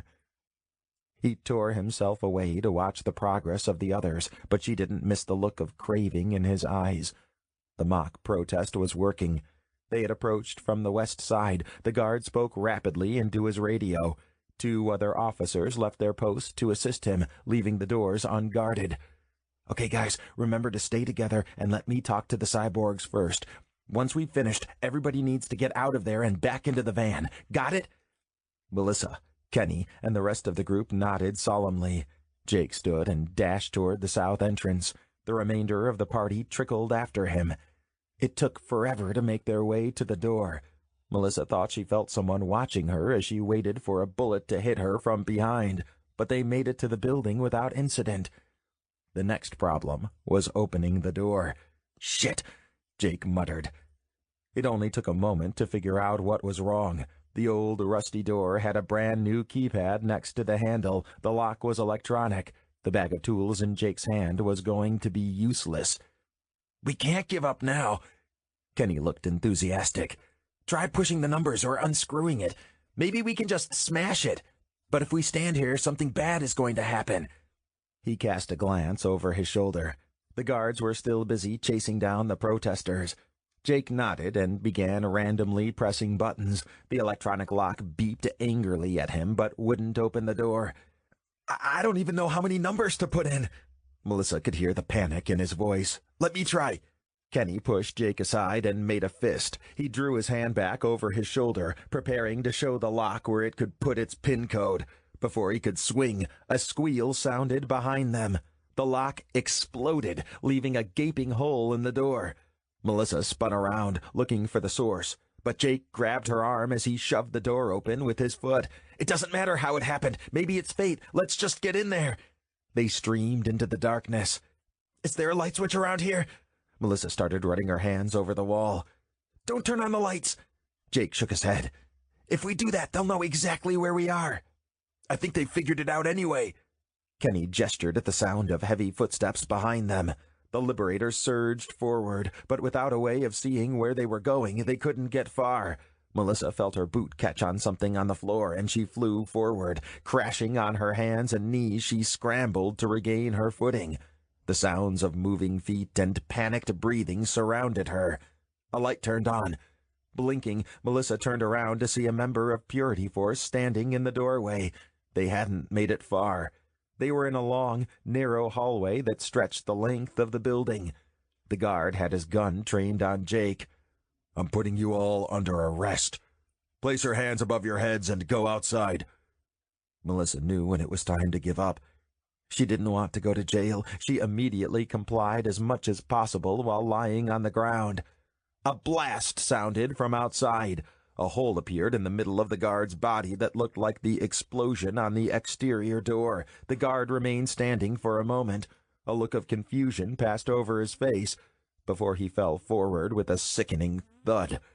The Liberators screamed and started to run. No one wanted to approach the dead guard's body. The pack moved in the other direction, going through the doorway at the end of the hall. After going down a steep set of stairs, they found themselves in an open, dimly lit room with concrete floors and walls. On the opposite side were another doorway and more stairs. Clear boxes, almost as tall as the walls themselves, ran along the perimeter of the room. Melissa had never seen anything like them before, but she could guess their purpose. These were cells Cyborg Sector had used to store the soldiers. She started thinking about the boxes as stasis chambers. It looked like a scientist or Purity Force member could keep a cyborg inert and harmless in one for a long time. They had made it. "How do we get them out of there?" Melissa squeaked. Now that she was about to achieve her goal, she wasn't sure if she wanted to open the boxes. A massive man occupied each one. The cyborgs stood straight and tall. They looked like they were ready to fight right now, but they had their eyes closed. Wires and tubes protruded from the back wall of each cell and into the soldiers, keeping them alive. Jake, apparently recovered from the incident in the hallway, boldly marched to the first cell on the left. He examined the electronic lock holding the door closed. "I need to talk to them. If we can free just one of them, he can help us get all the others out. After that, we're out of here." He randomly poked at the buttons on the box. Melissa didn't want to stand around and wait for something to happen. She started looking at a control panel near the doorway. With luck, there would be a command to release all the cyborgs simultaneously. It would be terrifying to see all the large men wake up and emerge from their cells. But she would have to overcome her fear if she wanted to get back out of the building. 2 buttons looked equally promising. They were both unlabeled. Melissa had her hands over one. She was about to depress the button when a voice growled in her ear. "That won't work." Melissa froze. She didn't want to face anyone from Purity Force. It felt like the skin on the back of her neck crawled. Someone was right behind her, but she couldn't see him. A hand wrapped around her waist and lifted her easily from the floor, while a cold metal barrel pressed against the skin of her neck. "Everybody get out!" The liberators all turned to look at the strange voice. Jake visibly paled as he took in the scene, and Melissa waited for him to do something to help her. Despite her doubts, he had brought them into the holding cell. They were close to success and couldn't give up now. But Jake stood rooted to his spot, only moving enough to point at Melissa and the man holding her. "Are you deaf? Everybody leave, or I'm going to kill her. I don't have time to deal with you." Melissa's pounding heart threatened to stop complete at his words. Was this guy part of Purity Force? She knew they could be brutal, but they weren't supposed to murder people in cold blood. She looked to Jake in fear. The head liberator stepped back from the cyborg cell in front of him and slowly raised his hands over his head. The man holding Melissa was blocking the way outside the building. Visibly shaking, Jake slipped past him and out into the hallway. The others quickly followed, leaving Melissa behind. "Take me with you!" Melissa screamed. She didn't want to be left by herself with a maniac who had a gun and had already threatened to kill her. Being arrested outside the building in plain sight of everyone else was starting to sound like a luxury cruise. When the noise of the Liberator's footsteps had faded into the distance, the man spoke into a radio. "I'm clear. Let's get it done." He marched across the room while holding her around the waist like she weighed nothing. He casually flung her into the far corner. "You're staying here in case your friends decide to come back." Looking up, Melissa realized her captor wasn't part of Purity Force at all. He was as tall as the cyborgs in their cells, with massive shoulders and rippling muscles on his arms. His close-cropped blonde hair shimmered in the flickering light, and his green eyes looked fierce as they stared down at her. Purity Force wore blue and white uniforms with badges. The man wore khaki cargo pants, dark boots, and a tight green t-shirt that showed off his body. What was most shocking about his appearance was the gun where his hand should have been. "You're a cyborg?" Melissa started to shake. "Did something give it away? Now keep your mouth shut and stay here unless you want the number of human fatalities to go up by 1. I have no qualms about killing you." He turned as another figure entered the room. Melissa knew instantly that the newcomer was a cyborg, too. He had red hair and a scarred face that was the stuff of nightmares. His hand had also been removed to reveal the tip of a gun. Where were all of these cyborgs coming from? The Liberators were supposed to be freeing them. Had they already released themselves? "They've called in reinforcements for Purity Force." The red-headed cyborg looked carefully at each of the unconscious forms.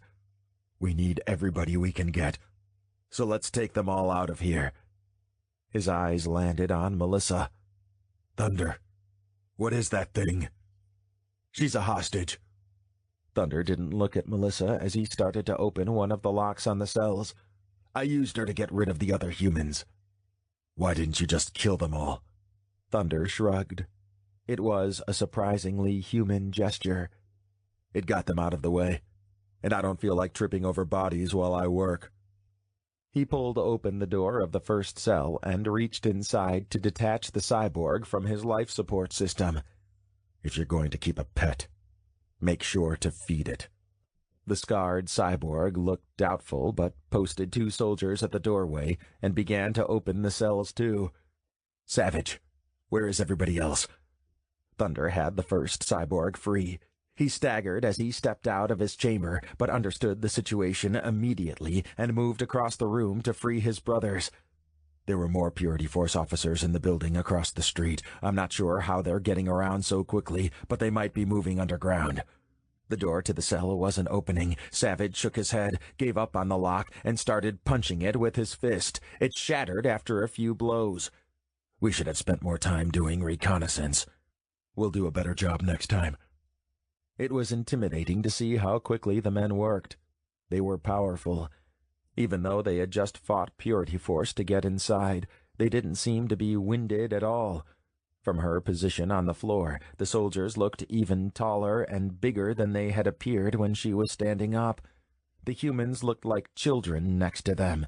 Their massive hands could crush her in an instant if she made a stupid move or said something incorrect. Her thoughts shifted momentarily to Jake and the rest of the Liberators. Would they get past Purity Force, considering that there were so many of them? Were they already lying on the sidewalk outside the building and bleeding out? The best scenario was if they were in the van already, and not thinking about Melissa at all. She was on her own.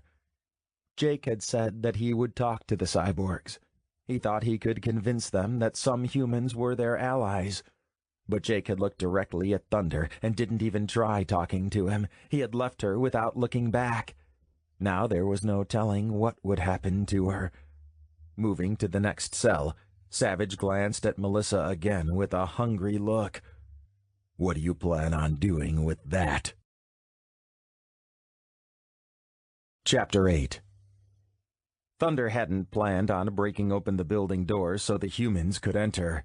He had intended to send a blast from his plasma gun over their heads and scare them. He became distracted and fired too late, allowing the Liberators to get in his way. The shot that killed the Purity Force officer, however, was not an accident.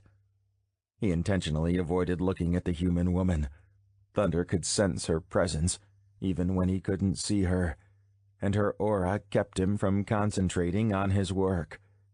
There'd been nothing in the plan about taking hostages. The cyborgs usually killed anyone who got in their way and asked questions later. But there was something about this girl that was different. Thunder had grabbed her in the doorway because he knew he could use her to help get rid of a nuisance. In the fast-paced processors of his mind, the only thing that mattered was getting the humans out of his way. The cyborg hadn't anticipated the feeling of her curves under her sweatshirt, the softness of her body, or the sweet, musky scent as he lifted her off the ground. Something different was replacing the bloodlust ruling his mind. It was new, but raw and powerful. It was an urgent desire that he couldn't identify. For now, he had a job to do. The captive cyborgs needed to be freed from their cells so they would have a larger force helping them fight their way back out of the building. It would have been easier if he didn't have to explain the woman's presence to Savage. However, his leader had asked, and Thunder had to respond. We should keep her. For now. If Purity Force comes in here, we might be able to use her again. They won't want to kill a human. Savage shot him a hard look. She's a cyborg sympathizer. They might not care if she's a human or not. Thunder opened the next lock. Isn't it worth a try if she makes our job easier? Not if we end up killing her. We've already eliminated some humans getting here. The public will think she's innocent. Do we need another variable tonight? Are we supposed to protect a girl now? The blonde cyborg knew better than to interpret the warning from his commander as sympathy for the girl. Savage wouldn't hesitate to kill the human if he thought it would help them. Thunder was determined to keep her alive and with them, for a little while, at least. He wanted to explore the new hunger she inspired. The dark sound of boots stomping caused Savage to stop his work and look up at the guards in the doorway. They let in the rest of the cyborgs, who immediately gave a situation report to their leader. "There are too many of them," Dagger said. "They've surrounded the entire compound. I don't see how we're going to make our way out of here." "We can do it!" Compass was eager to fight. "Their weapons are no match for ours. We can split up our forces and flank them. We're holding them off for the moment. We have time to figure everything out." "They're like rabbits. There are so many members of Purity Force that they might have cloned themselves. We'd be crazy to try and get out of here." Dagger adjusted his glasses with shaking fingers. Compass shook his head in frustration. "Stop acting like a human. If we wanted that kind of attitude, we would have kept them alive." His dark gaze slid across the room and ended on the cowering woman in the corner. "Oh, shit." Savage had a sharp glint in his eye as he pointed a finger at the girl. He looked at Thunder. "Get her out of here. We can keep her alive, but she doesn't need to hear our plans." Thunder nodded his assent. "There's another floor below this one. I can secure her downstairs before I return to help you strategize." "No. Stay with the girl." Savage's reply came quickly and froze Thunder in place. "We can't trust her. What if she's part of Purity Force? I'll let you know if we need you." The blonde cyborg knew guard duty was an assignment for a lower-ranking soldier. They hadn't created an official system among the cyborgs, but until this point, Savage had always chosen Thunder to be his second in command. He didn't need to waste his skills watching a human. Something had shifted, and he didn't like it. This wasn't the time to debate the issue. Thunder grabbed the woman's arm and yanked her to her feet, taking out his frustrations on her body. She yelped, setting off a twinge inside him that was as inexplicable as his other reactions around her.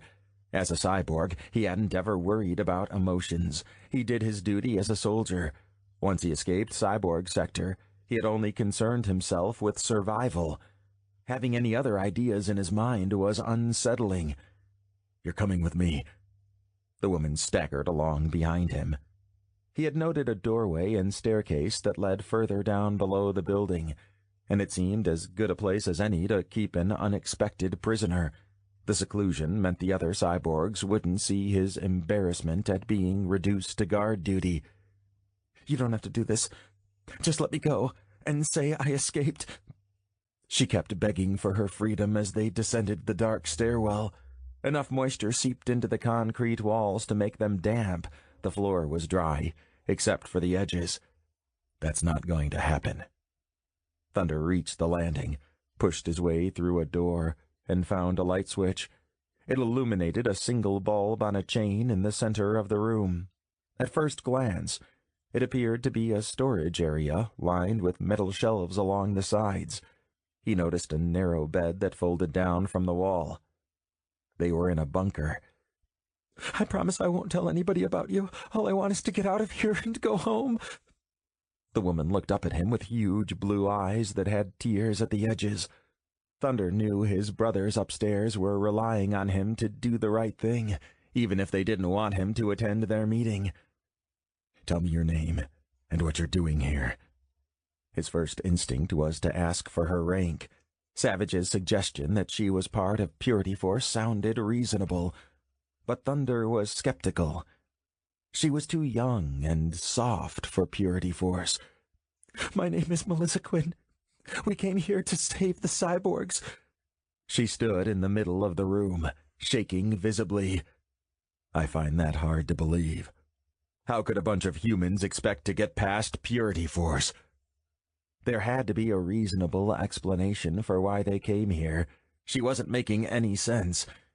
She nodded, and her light brown tresses enticingly flowed around her shoulders. It made Thunder want to reach out. grab the strands by the handful, and pull her head back to expose her white throat. He kept his fists clenched behind his back. "I know it sounds dumb," Melissa admitted. "We didn't think anything through. We only knew that we wanted to help." The girl slumped down onto the edge of the bed, wrapping her arms underneath her breasts.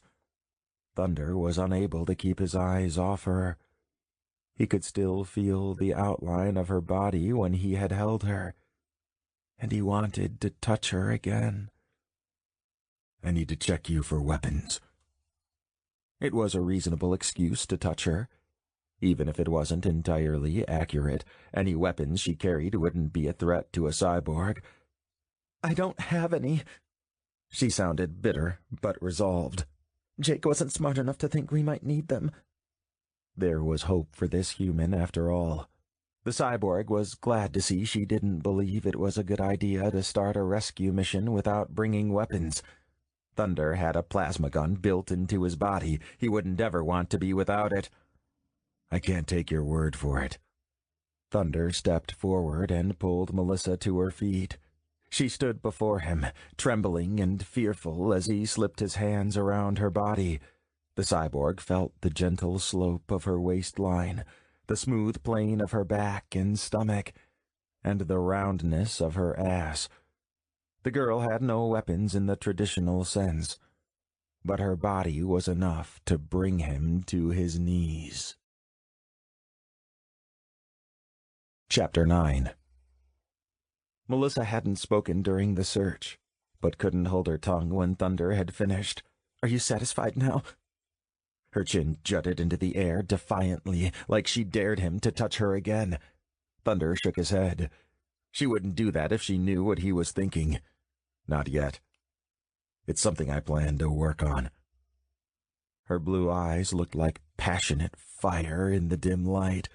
Thunder noticed the smoothness and perfection of her skin. It wasn't anything like the scarred and pocked flesh of the cyborgs. He turned away to avoid looking at it. If he kept staring, he was going to reach out and touch. "Your name's Thunder, right? I heard you guys talking to each other." Thunder kept his back to the girl. He was happy to let her think he didn't care about what she said. "That's right." He instantly felt like he shouldn't have answered the question. The human didn't need to know his name. Savage and the other cyborgs might not appreciate him volunteering any information. The woman gave a snort of laughter that echoed through the room. "Did you pick that name yourself? Is one of you called Lightning, too?" The cyborg turned around and grabbed Melissa by the waist. It almost fit between both his hands. He thought he could crush her easily if she continued irritating him. "Do you have a problem with it?" She flushed at the press of his body against her. "Absolutely not.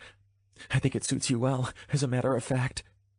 He released Melissa as though she was burning hot. It seemed like she had the same conflicting feelings he had about her. One moment she acted scared, then angry, and finally something else. His body was telling him to do things to her that didn't involve asking questions or making sure she couldn't escape. Thunder wasn't sure which emotion was appropriate for the moment, but it seemed better to be angry with her than anything else. "Your friends nearly compromised our mission. We don't know what's going to happen once we get out of here. Humans have no business with cyborgs." Melissa reacted to Thunder's anger and fed the fire. "We just wanted to help you. You assumed we were enemies. If you hadn't scared off my friends, we could have worked together. There would have been more people to fight off Purity Force and get to safety." She didn't bother sitting back down. Thunder noted that she was trembling. "We don't need your help. We were made for fighting. By combining the forces of the cyborgs who came with me and the ones we released, we have overwhelming strength against the enemy. If your bunch of meatbags hadn't slowed us down, we would have been out of here already." Thunder was so close to Melissa that she was forced to look up at him. He enjoyed putting her in a vulnerable position. Melissa squinted her eyes as she looked up at him. She was just as angry and tenacious as Thunder. "I guess you're right. A bunch of big, stupid cyborgs could do just fine on their own. You didn't need our help. even though we offered it freely and didn't ask for anything in return." The girl's eyes broke away from his gaze. She stared at his lips, tracing the cords of his neck down to his broad shoulders. He felt her gaze linger on his chest and waist. "No." Thunder's gaze drifted down her body. "We didn't. You didn't serve any purpose coming in here like that." Melissa leaned her body toward Thunder as she spoke her challenge. "Like what?" "You know what I mean." Thunder licked his lips. "Your hair hangs loosely around your shoulders. What about the way you made your body look? You aren't dressed for battle. At least not the kind where you hit other people." "Perhaps I tagged along, wanting something else." Her reply sounded dark and sultry. Thunder couldn't control himself any longer. He reached out and grabbed Melissa by the hips, crushing her body against him as he covered her mouth with his. Melissa's lips were hot and moist. Thunder found them irresistible and surprisingly pleasurable. The cyborg had never known anything like physical gratification before. The closest thing he could compare it to was a deep satisfaction of seeing a slain enemy. There were no opponents here, but he had an unspoken mission to fulfill. His hands pressed against the smooth skin of Melissa's body, exploring, touching, and memorizing every curve. Thunder was determined to experience as much as possible before she began resisting him. To his surprise, Melissa melted in his arms and allowed her body to become pliant when he touched her. She didn't turn her head or twist her body away. She pressed back against him. The cyborg used his lips to pry her mouth open, darting his tongue inside gently. Her tongue came out to greet him, and the sensation left him wanting more. When he felt her hand curl around the base of his neck, Thunder pulled himself back and held her at arm's length. "What did you do to me?" Somehow she had gotten inside of his mind and taken it over. He had to resist her. When he held her, he felt like he wasn't in control. The girl looked up. Her sapphire eyes were dilated, and her lips looked slightly swollen. She appeared as dazed as Thunder. "I don't know," she finally replied. "But I like it." "You're not going to change my mind about keeping you captive. I'm not letting you go." Thunder tried to sound menacing, but the dazzle in her eyes was contagious. He blinked to keep his mind straight. Melissa reached out and traced a line down his bicep with the tip of her finger. She barely brushed him, and yet the physical contact created chaos inside his body. "I don't think I want you to." The cyborg thought briefly about his comrades upstairs, but the process only lasted for a fraction of a second. They were busy making plans without him. Savage had told him to watch the woman. Thunder was just following orders. He relented, grabbing Melissa again and pushing her down on the bunk as he resumed their kissing. He knew he was strong compared to the humans, but feeling her tiny body beneath him made Thunder acutely aware of Melissa's fragility. The hardness building between his legs grew unbearable. He pressed into her as his mouth left hers and roamed down into the soft skin of her neck. He didn't want to stop and think about his next move. He was merely following the desires of his body. Even though only thin layers of clothing stood between them, it was suddenly far too much. Curling his hands underneath the fabric of Melissa's shirt, Thunder lifted it off and tossed it aside like a rag. Her ample breasts heaved in her bra cups, beckoning to him with every breath she took. Thunder buried his face between the fleshy mounds as his big hands worked their way around to free her from the barrier. He wondered how he knew to get the bra off and out of their way. Did it matter where the knowledge came from? Thunder sucked in his breath at the sight of her glorious breasts and the way they moved. Melissa's nipple eagerly responded when he reached out with his tongue to flick it. and the hardened bud demanded him to draw it into his mouth. Glancing up at Melissa's face, Thunder could see fear in her eyes. The thought only made him harder, especially when he saw intrigue mixed into the expression. Her top teeth sank into her lower lip as she watched him work. The girl was afraid, but still wanted him. He moved on to the other nipple, pulling and sucking at it until he could fit no more into his mouth. He was reluctant to leave the other breast unattended, and wrapped his hand around it, gently squeezing the round flesh. Melissa made no efforts to resist as she moaned underneath him. Even though she had surrendered to him, there was more work to be done. The cyborg's hands made her shoes and jeans vanish. He cast them aside, revealing the magnificence of her naked body. The girl had a small waist, giving her an hourglass figure consisting of voluptuous hips that balanced out her generous bust. She had long, toned limbs that would require plenty of attention at some point. He desperately needed to have Melissa's legs wrapped around him. Her pussy was clean, leaving only an enticingly moist slit that begged him to thrust inside. Thunder didn't know how he could ever stop looking at her, but he wanted to do more than look. With a roar sounding like a battle cry, Thunder stood and yanked off his clothing. Melissa reached up to help him, but he grabbed her wrist with one hand and pinned it to the bed. He wasn't going to wait for her. His cock strained at the front of his pants, and he set it free. The girl's eyes got wide when she saw its length, but she welcomed him by parting her legs. Thunder maneuvered himself over her and plunged into her warm depths. The woman stiffened for a moment from the entry, quickly recovering and spreading her legs further to give him total access. The cyborg plowed into her, letting the heat and wetness of her pussy pull him inside. He reveled in the way the human's body moved with every thrust. Her lips parted slightly as her breasts bounced. Thunder's hard muscles pressed against her sweet curves. Every inch of his skin tingled as their sweat-slick skin ground together. Thunder's body burned with a desire that only Melissa could satisfy, and it increased as he fed the flames. The soldier slammed into her over and over again. He couldn't get enough. His cock needed her and had demands of its own. It would not give up until it had conquered her. Melissa's moans of gratification worked him into a frenzy. He grabbed her by the hips and buried himself to the hilt. Thunder could feel the walls of her core pulsing around him, drawing in his cock and keeping it there. It was too much for him to handle. He wanted everything at once. The cyborg plowed into her until there was nothing left, and he burst, releasing something inside of him that he hadn't known existed.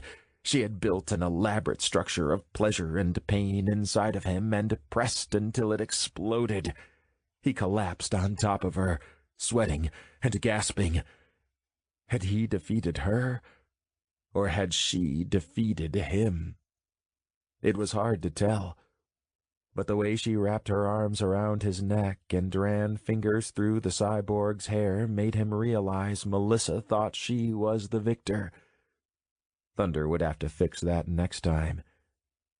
He didn't know how he had existed before without engaging in a battle like this. He looked forward to the war ahead. Chapter 10. Melissa felt a flush creep over her cheeks as the massive cyborg lifted his body off her and bent to retrieve his clothes. She had never met a cyborg before, and now she had fucked one. To make matters even more embarrassing, they were underground in prison, and there was an entire horde of cyborgs above their heads. Her blush intensified, and she wondered if they had heard everything. But there was something about Thunder that was impossible for her to resist. She didn't know if it was his massive body with those strong arms, wide shoulders, and solid legs. There was his face, too, with a lantern jaw and a Roman nose that were entrancing. He had full lips that begged her to kiss them, gorgeous green eyes that sparkled like gemstones when they stared at her. For some reason, Melissa had expected a cyborg's eyes to be flat and lifeless like a robot. but she had been completely wrong about that. The fire in him attracted her as well. Thunder wasn't a typical college guy who wanted to get laid and go back to a party. He had dominated her, taken her, and made her hunger for more. The two of them together were like magnetism, a force that couldn't be stopped or fought against without extraordinary effort. The other guys she had known back home were nothing like him. They were immature and only interested in enough sex to satisfy themselves before they went back to their video games. Melissa had to admit that she hadn't been interested in fulfilling them either. She'd never wanted so badly to do whatever a man wanted and to keep him happy. She pulled on her jeans and reached for her shoes, reflecting on other men she had been with before. Melissa had always gone for the scholarly types. They were slim and geeky, and they spent their time in front of a computer screen or at the library. There wasn't anything wrong with that, but she wished she had realized a long time ago how sexy it was to see a man like Thunder. He was vigorous and resilient, and she doubted that anything ever scared him. The cyborg wasn't the kind of person to launch headfirst into a dangerous situation without having a plan, and he would do whatever was necessary to get what he wanted. Even though they hadn't known each other for very long, these aspects of his character were evident from his behavior.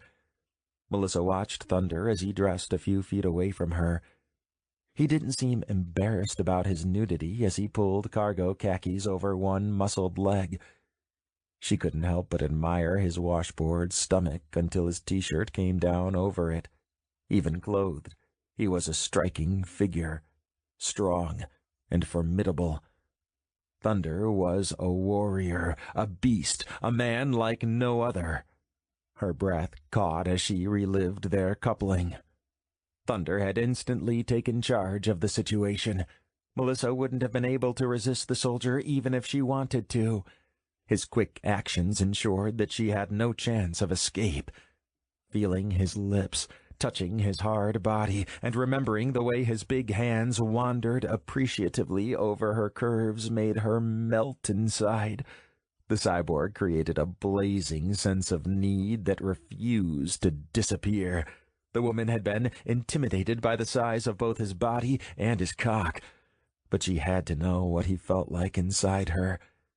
And he had felt amazing. Thunder hadn't been gentle, but she knew that he felt the same urges she did. His cock had buried itself deeply into her pussy, and her core tightened around it like it would never let it go. Melissa wanted to keep him in her arms forever so she could have him all to herself. It was strange to be so attracted to someone, and terrified of him at the same time. He had not done anything to her that she didn't want, but she didn't know what he would do next. Poor, pathetic Jake. He thought they were taking a road trip for a grand, glorious adventure and a little bit of pussy on the side. All of his wishes could have come true if he knew how to be a man about it. Compared to Thunder, Jake was nothing more than a child. Melissa didn't know what she had ever seen in him. She hoped he was safe somewhere, but she wouldn't feel sorry for him if he had managed to get himself into trouble with Purity Force. That was his own fault. The fact remained that she was Thunder's prisoner. Even if he felt differently about her now, the cyborgs upstairs would not agree with his conclusion, and once he got out of this building, either with Thunder or without him, Purity Force would be waiting for her. Did they know she was a cyborg sympathizer? If they suspected she was, they wouldn't let her stroll out the door. Enemies and obstacles were everywhere, and the sex had only been a brief distraction. Thunder set his mouth into a grim line as he finished tying his boots and loomed in front of Melissa. The girl slowly raised her head, lingering on each element of his firm body until she met his eyes. She fought to keep a silly grin from overtaking her face. "What now?" she asked quietly. She wasn't sure if she wanted to know the answer. It wouldn't be as simple as walking out of the building and living happily ever after. Melissa didn't even know if the cyborg would want to interact with her again. I'll have to figure out what to do with you. Thunder looked at her like he was a scientist who had just discovered a new species. Despite the way he had talked earlier in front of the other cyborgs, he seemed less self-assured when he was by himself. She nodded, trying to find the right words to express how she was feeling. Melissa didn't want to embarrass herself and fall at his feet or beg Thunder to let her stay with him. She would have done anything to fuck him again, but emotions couldn't influence a cyborg. "Do you still think you can use me to get past Purity Force?" Thunder squinted his green eyes slightly. "Maybe I could have, if there were fewer of them. At first, I thought we would easily overpower them. I wouldn't need a hostage or to make any threats, because we could blast our way out. But the entire perimeter is covered now. It's going to be a long fight to get out of here." Melissa looked around the room, paying attention to it for the first time. She'd been too scared when she came down to notice anything and had focused on Thunder. Now that she could give it meticulous attention, she saw that the shelves were full of canned goods. "At least we won't be hungry." Thunder shook his head. "I don't mean that we should wait around while they lay siege to the building. It's going to be dangerous in here with Purity Force on the brink of invasion and the cyborg resistance. The building is secure, but that's not necessarily to our advantage." His Viridian eyes drifted up to the ceiling. Unfortunately, his ears were not cybernetically enhanced. He had no way to hear what the other cyborgs were saying while they formulated a plan of their own. "Are you saying that there aren't any other ways out?" She scanned the walls, ignoring the shelves full of provisions in the hopes of finding a passageway out of the basement. "It's an old building. You would think there would be a coal chute or a crawl space." Melissa wanted to talk to Thunder about what they had done together. Had it meant anything to him? What about the future? It was easier to worry about escape and avoid the subject. The cyborg looked briefly at the cinder block walls, but shook his head. "I've already analyzed this building. There's a door on each side, but those are the only exits. There are no visible windows, fire escapes, or ventilation hatches. Think about it. If there were other ways out of here, Purity Force would have someone guarding them." Thunder sounded confident, even though he wasn't happy about the information. Melissa threw her hands into the air. She didn't know how to help him. In fact, she didn't know why she was even trying. Thunder had trained for these circumstances. She had never been to war or escaped from anything more dangerous than a post-holiday sale at the department store. An idea struck her that might not have occurred to the cyborgs. "What if I talk to them?" Thunder had been pacing the floor, and he looked at her curiously. "What do you mean?" "I could make a phone call. I might have to go through the local police to reach Purity Force. I don't know how it would work exactly, but I could try to explain that you just want to live. Maybe I could negotiate with them so you could live peacefully." Melissa didn't have any experience breaking people out of jail, so she felt like she didn't need any experience as a negotiator either. She felt confident about her idea. If the cyborgs tried to storm out of the building, they would just start a firefight. They needed someone who could act as an ambassador between the two parties. Purity Force would never listen to a cyborg who was nothing more than a killing machine. There was a chance they would listen to her. Melissa didn't know if a cyborg could laugh, but the look on Thunder's face suggested that he wanted to.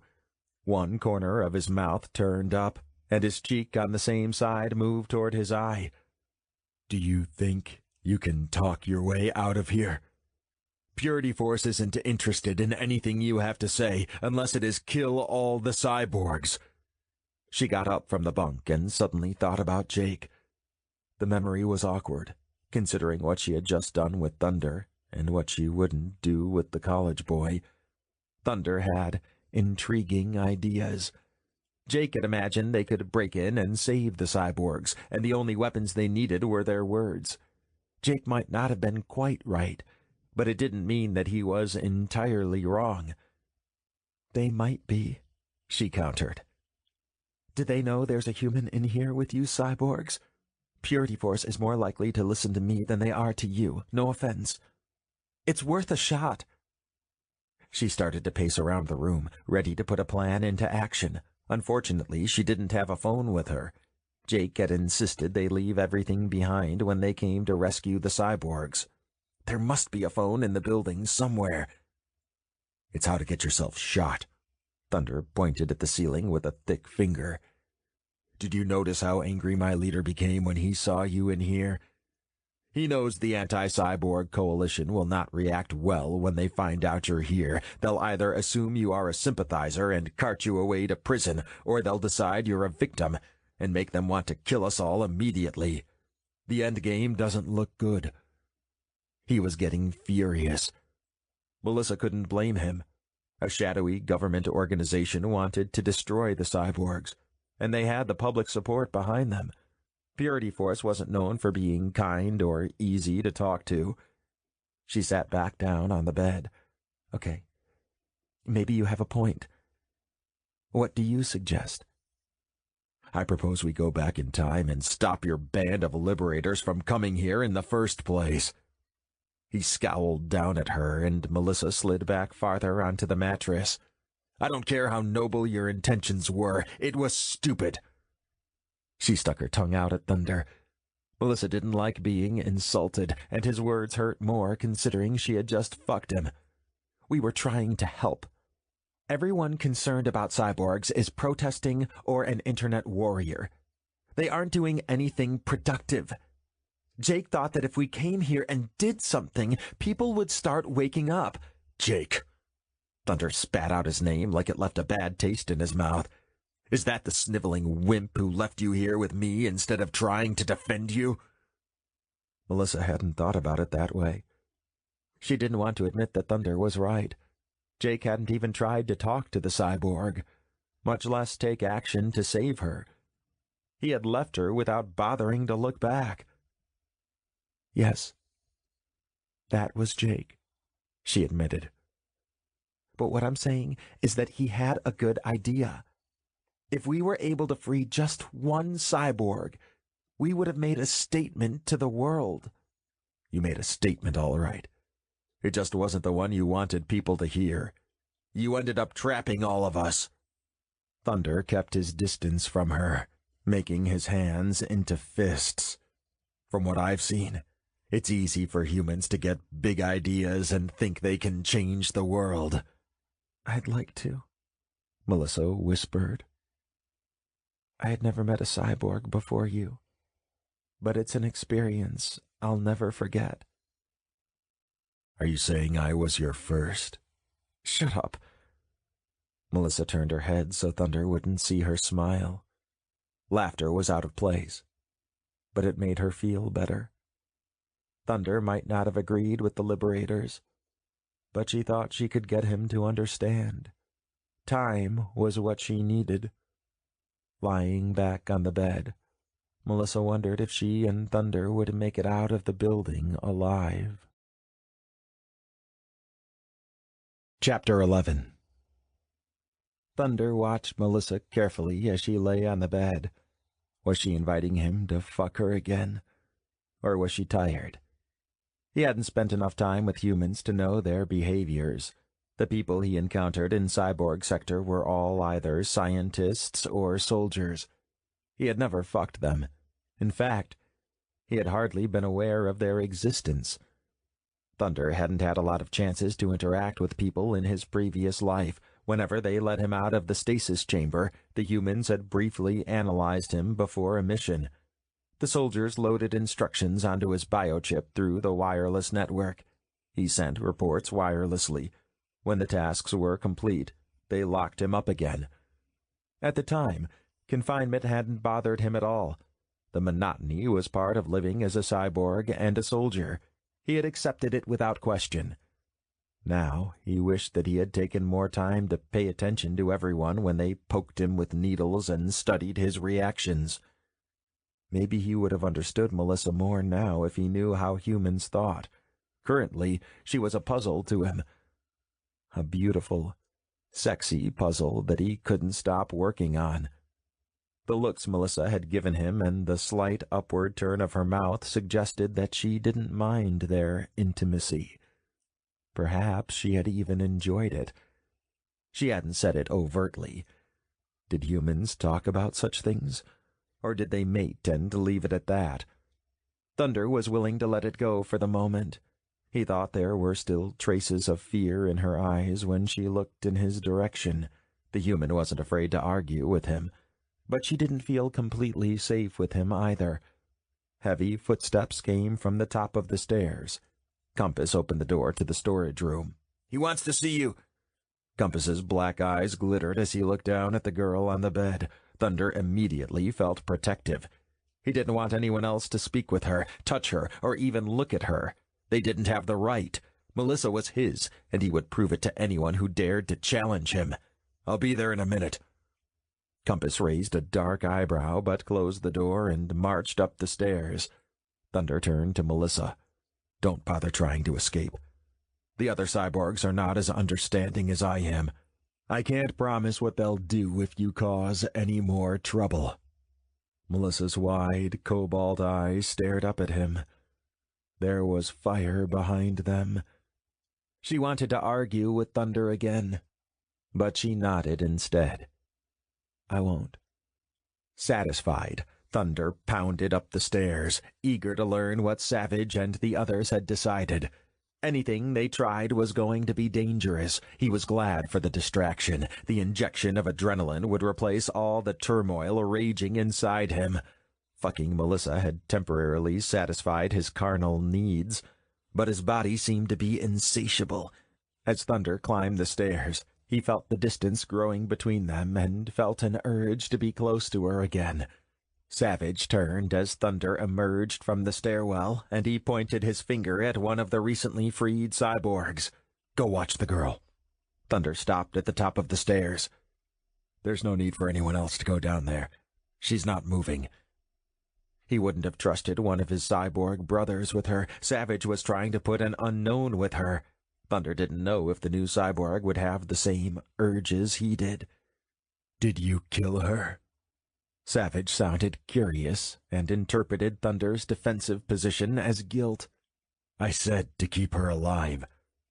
Though he had killed more times than he cared to count, Thunder didn't like the thought of Melissa dying, especially from his hands. "No, I didn't. But there are no other exits besides the stairs. She promised she wouldn't try to escape." "You left her unattended because she made you a promise?" The new cyborg addressed Thunder. He had long, greasy hair that hung down over his shoulders and small eyes that looked like trouble. "I didn't realize a human's promise meant so much to a cyborg."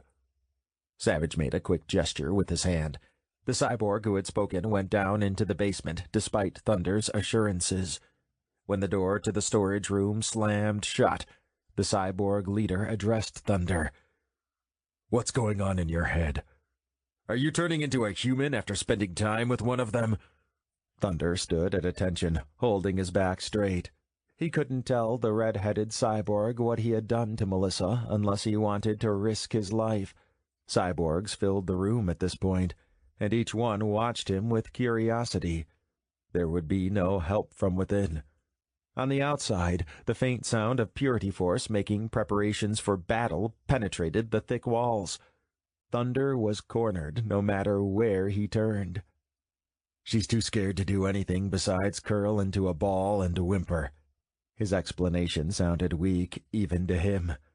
The cyborg leader pursed his lips slightly, but he nodded and began giving Thunder a situation report. "Purity Force seems to have brought every available person here tonight, and they're all armed. They have developed weapons that are just as powerful as ours. There's no point in waiting them out. I'm not patient enough for that anyway. We're going to follow Compass's plan." Compass had been standing behind Savage, but chose to emerge and speak. "It's a reversal of our original idea. We'll split into 4 teams, and each one will go through a different door. We won't be able to wait long before every team runs for cover. The goal is to get the hell out of here. We don't care if you take out anyone from Purity Force along the way. The most important thing is to get out of here alive so we can save more cyborgs." "What about the human?" The cyborgs all turned to stare at Thunder. Savage's glare was the most humiliating of all. What about it? Thunder tried to play things off as though he didn't care about her, but he had betrayed himself simply by asking the question. You said you wanted her alive. Does she have a part in things to come? Savage's ugly face split into a wide grin. I did say that, didn't I? You have a remarkable memory. But that was then, and this is now. We should leave her down there. I don't want her to be our problem anymore, or have the humans blame us when something happens to her. If she manages not to kill herself, Purity Force can decide what to do with her. She's one of their kind, after all. If they want to keep her or use her as an example to the other humans, it doesn't make a difference to me. He watched Thunder as he spoke, waiting for a reaction. The blonde cyborg did his best to keep any emotion off his face. He couldn't reveal his true thoughts about the human. It would put both their lives in danger. That sounds good to me. Does that mean I can have a few minutes with her? Compass ran the tip of his tongue over his straight, white teeth. He stared at Thunder as he spoke and took a few steps across the room toward him. I have a feeling she could be quite entertaining.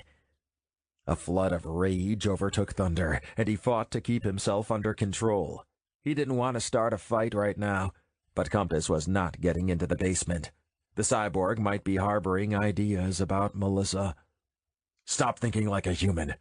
Savage threw a light punch in the middle of Compass's chest and stopped his progress. We have to focus on getting out of here. If we win, our victory will affect cyborgs all across the country. We've set one group free already. I plan to repeat it until we are all united. Savage remained focused on the overall goal. Compass took the blow with good humor, keeping his coal eyes fixed on Thunder. If he can have his way with the humans, I can too. If you do, I'll cut your cock off, Thunder roared. Savage whirled on the blonde cyborg at the revelation. Did you mate with the girl? Thunder stared into the intense dark brown of his leader's eyes. He detected hate in there, mixed with something else he couldn't identify. Was there any point in denying his actions? The other cyborgs were just as likely to be proud of him as they were to deride him. He decided to tell the truth. I did. Savage looked like he might explode. I thought we were all on the same page, Thunder. The humans were outraged when a cyborg raped one of them. What do you think they'll do when we start mating with them? This is different. If Thunder could explain what had actually happened with Melissa to the others, they would know his actions were far from rape. But it would be impossible for them to understand without experiencing it themselves. He wasn't going to let that happen. Don't you think I know that? The leader roared. He strode across the room. Why was Thunder causing so much trouble? But the difference is that it's worse. It's one thing if the humans think we are uncontrollable, but we will be elevated to an entirely different threat level if they believe we want to take their wives and sisters for ourselves. The girl has to stay behind. She's lucky that we're leaving her alive. He stabbed a finger into Thunder's chest. She's mine. I will decide what happens to her. Thunder's statement wasn't intended to start an argument. He was just verbalizing an internal truth. Melissa had gone from being an inconsequential pawn in their battle to something far more important to him. He casually pulled back his right elbow. It was a signal every cyborg would recognize. He could have his plasma gun ready to fire at any moment. Can't the rest of us have a turn with her first? Compass didn't know when to quit. It doesn't make any difference to you, does it? Savage backhanded the dark-haired soldier, sending him crashing into the wall. I suggest you don't talk again until we're out of the city. He turned back to Thunder, who looked pleased to see Compass put in his place. I can't fix what you've done already, but I don't have to keep assisting you. I won't make any additional efforts to help her. I'm only giving you leeway because of my respect for you. She stays here. You leave with us. That's the end of it." None of the cyborgs had openly defied Savage before. He controlled them all, including the ones who had recently escaped from the stasis chambers. If Thunder chose to challenge him, he wouldn't make it out of the room alive. But Thunder knew there was nothing keeping Melissa safe for the moment.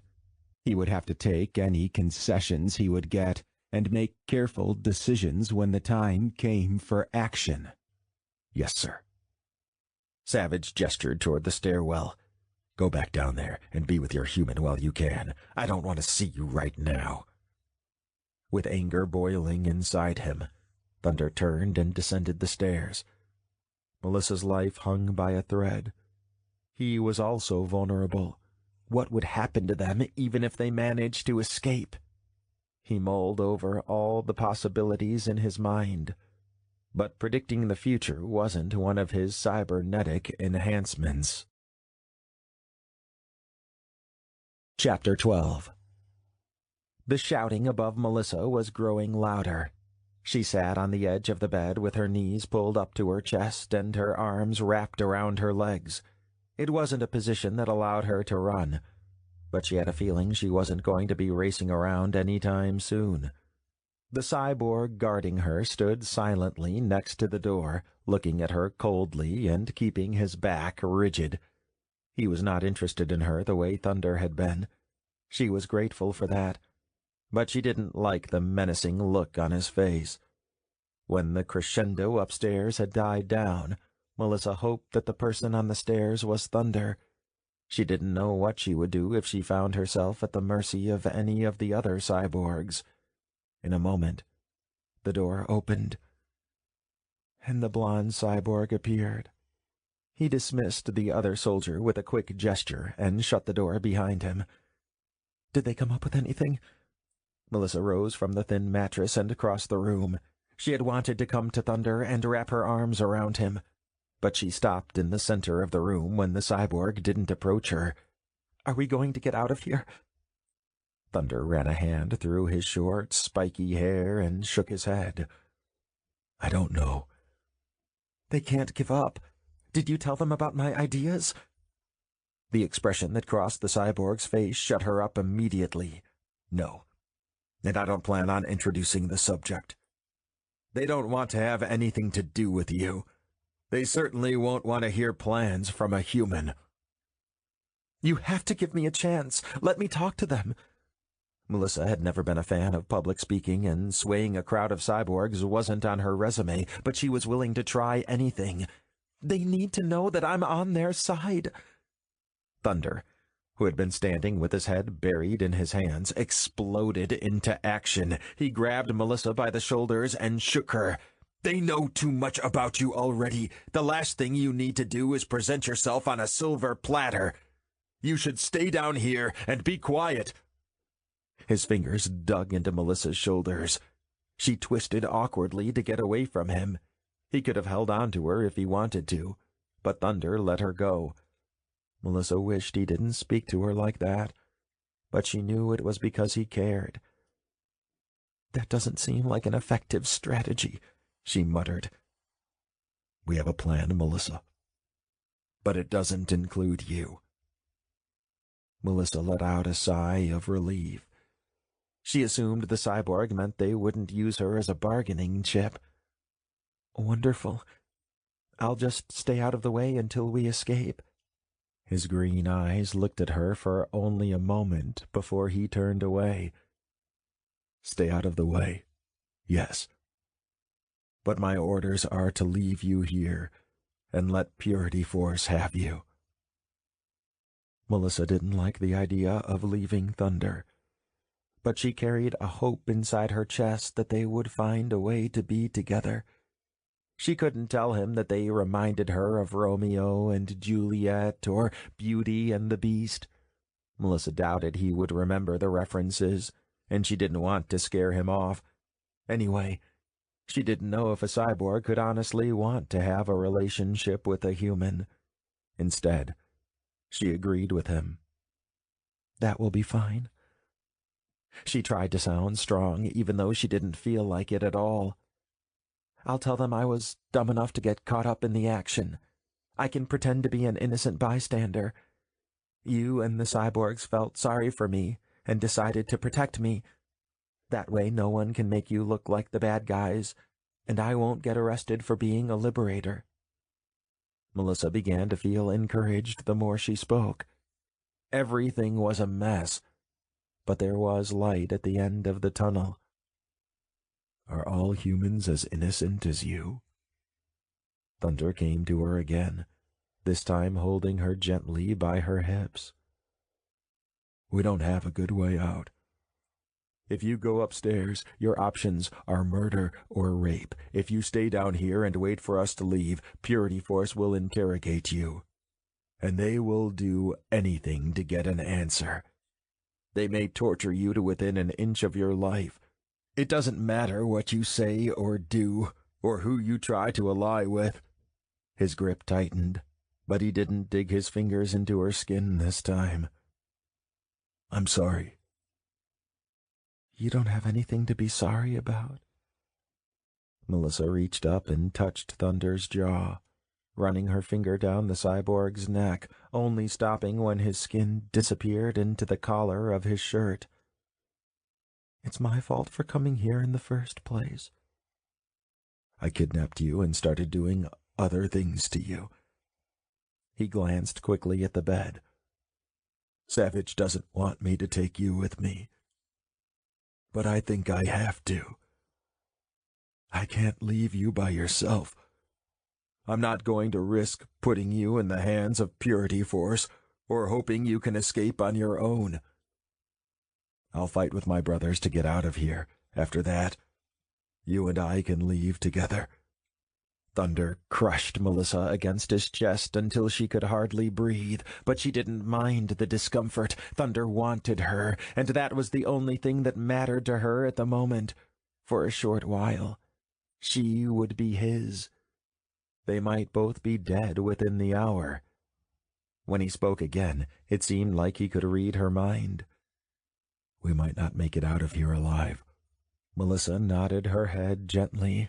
His grip restricted her movement. I know. If something happens to us, I'll make sure to find you. Melissa tilted her head up as he leaned over to meet her.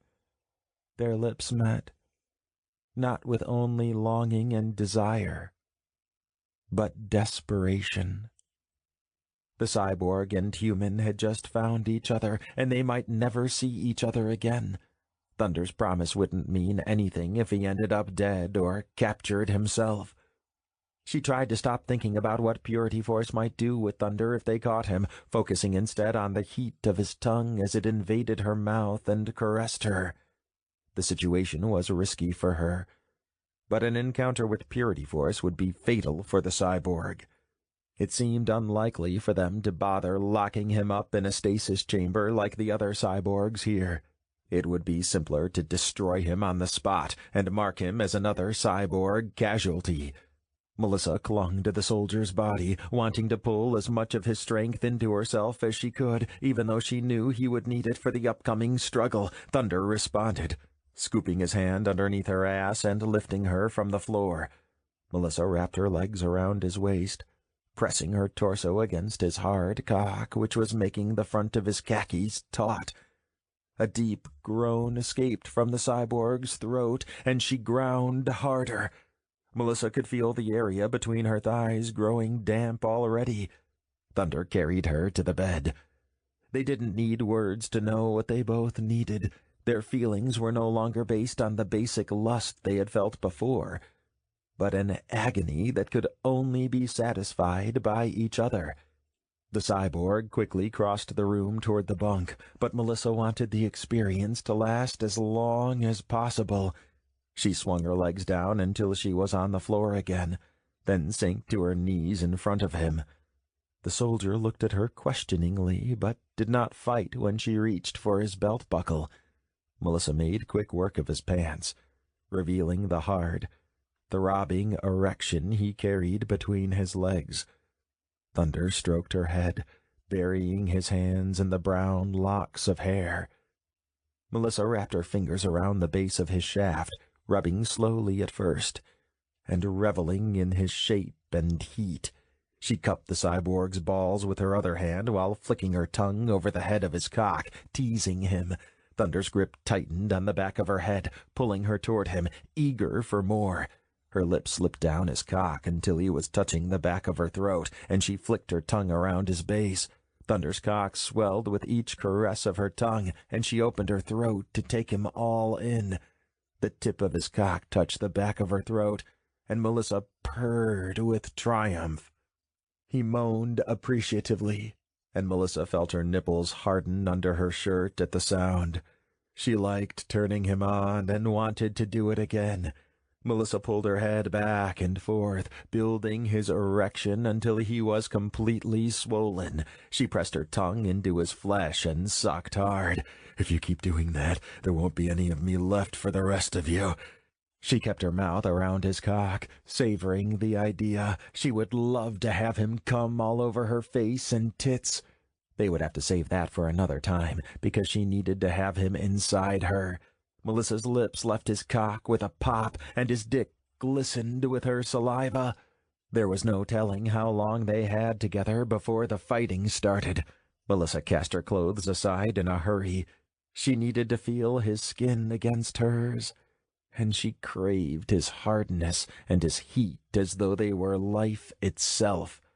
Still kneeling before him, she pressed her breasts against his cock, poking it through her cleavage. Thunder's powerful hands grabbed her shoulders. He pushed his hips against her, thrusting his dick along her breasts. Melissa fondled the tip of it with her lips, feeling her core quiver. Melissa stood up and lay on the bed. Pleasuring him was working her into a frenzy, and she needed his solid shaft inside her to feed her hunger and bring her into the rolling pleasure of an orgasm. Melissa had never craved anything so badly before. But Thunder had other ideas. He climbed onto the bed with her, but the cyborg wasn't ready to fuck her yet. Instead, he lowered himself until his head was over her hips. Thunder slowly kissed her legs as he ran his hands over her inner thighs, teasing her. "I think I should return the favor," he murmured, running his tongue over her pussy. Melissa moaned, taking each of her breasts in her hands and rubbing her thumbs over her nipples as Thunder worked away at her. She'd never been with someone who was as interested in her pleasure as much as his own. The soldier was proving he was generous. His tongue burrowed inside her, flicking, tasting, and lingering. She thought he couldn't build up any more tension, but she realized she was wrong when the tip of his tongue found her clit. "I've got to get you inside me. I don't think I can stand this anymore." The cyborg wasn't listening to her. He teased his tongue over her butt again, and she jerked in response to the movement. Thunder's fingers slid inside her sex as he worked at her. Melissa's walls convulsed around his hand. "Please, I need you. I want your big, hard cock in me." Melissa's hips bucked against him. It felt good, and she still wanted more. Thunder's tongue felt like blissful torture on her skin. Mercifully, the cyborg let his tongue trace a line up her flat stomach, pausing for a moment to push aside her hands and to grab her breasts. Melissa was finally going to get what she needed. Thunder suspended his body above her and watched her eyes, bumping the head of his cock against her clit while she squirmed. Melissa shoved her hips up, trying to give him access to her sex and stop him from tantalizing her. "I like it when you beg," Thunder whispered in her ear. "I want to hear how much you want me." A chill of pleasure spread over her skin, and she shuddered against him. There was nothing that turned her on like dirty talk, and she enjoyed having a man in charge. "I want you," she begged. "Please." "Please what? I don't know what you want me to do."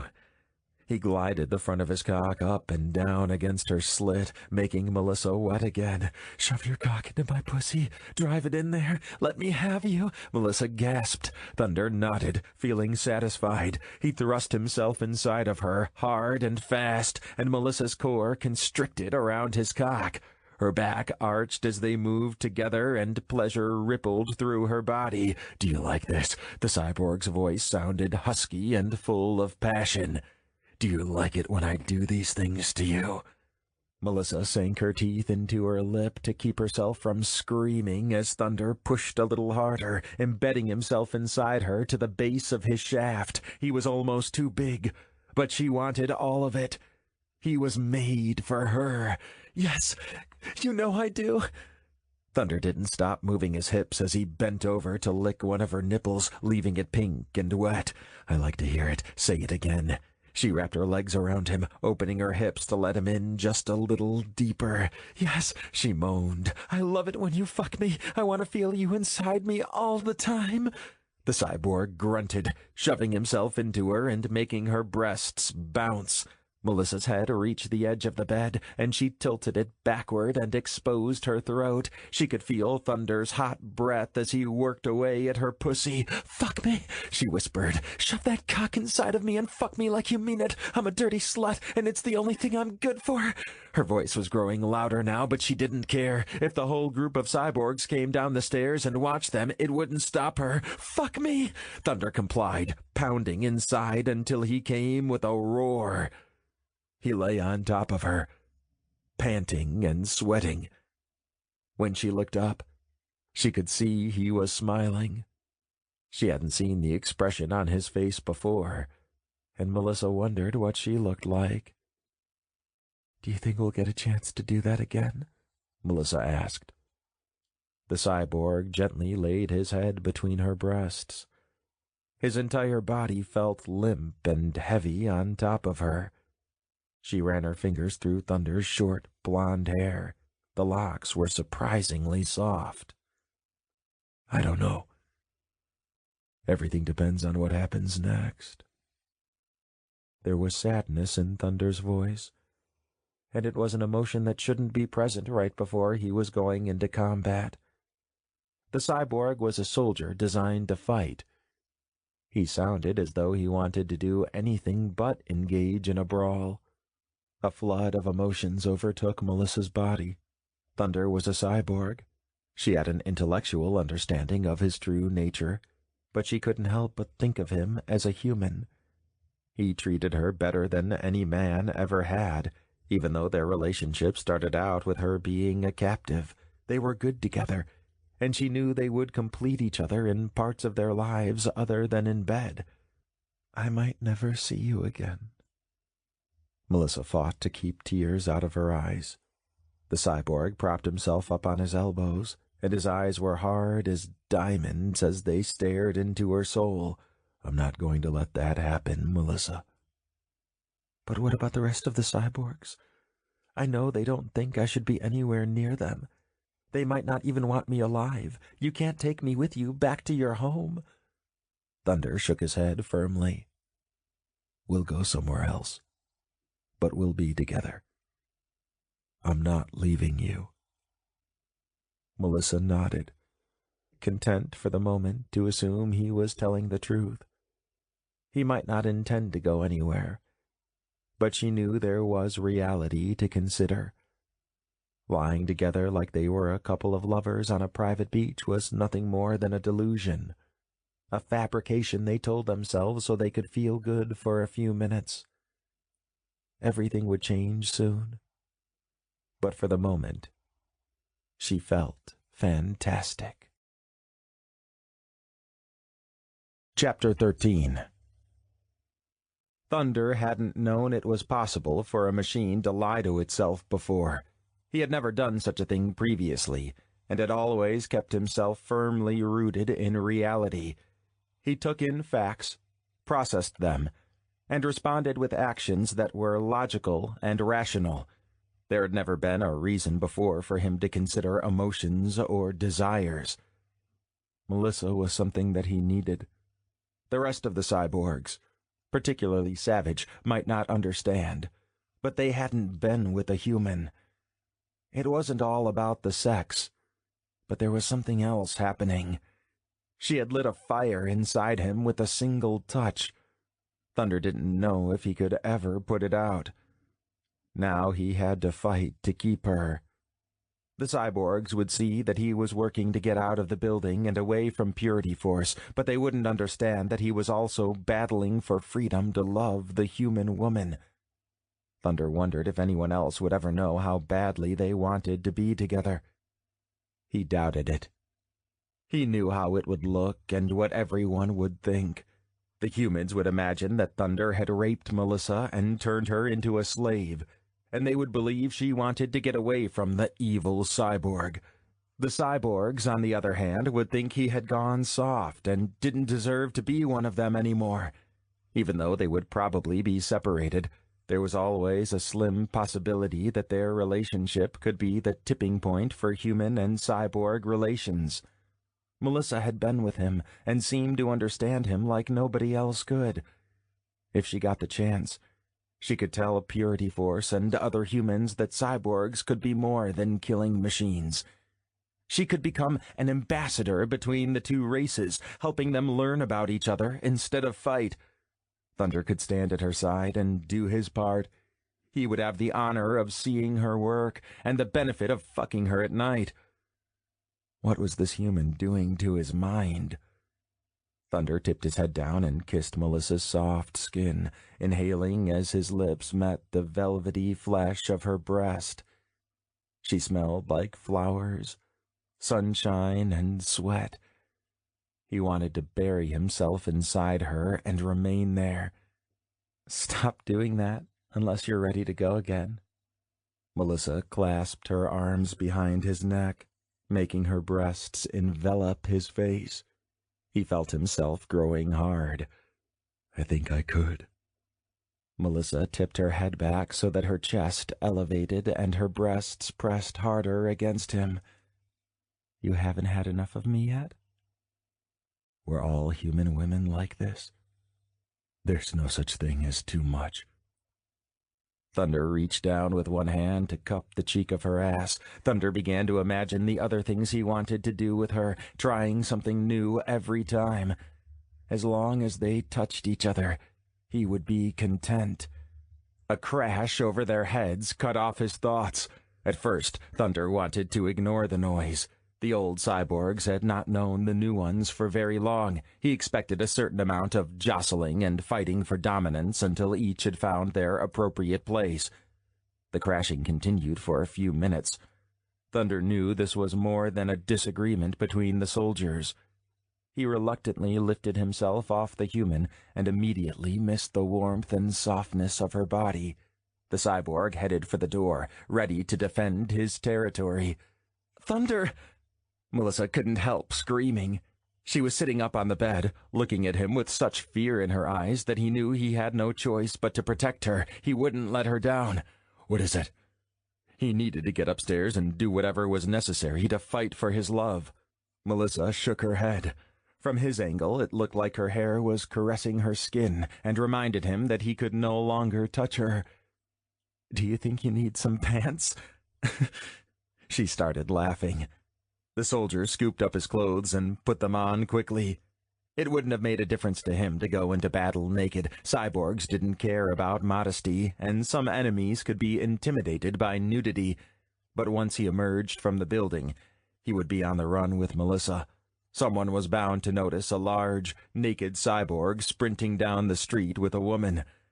After he had put on his boots, he stopped for a moment to plant a final kiss on Melissa's lips. Her body seemed to call out to him and draw him in like a magnet. He forced himself to pull away and looked into her eyes. "Make sure you stay hidden. Keep away from the fighting and take care of yourself. After I go help them, I'm coming back for you." The human woman nodded, her eyes wide.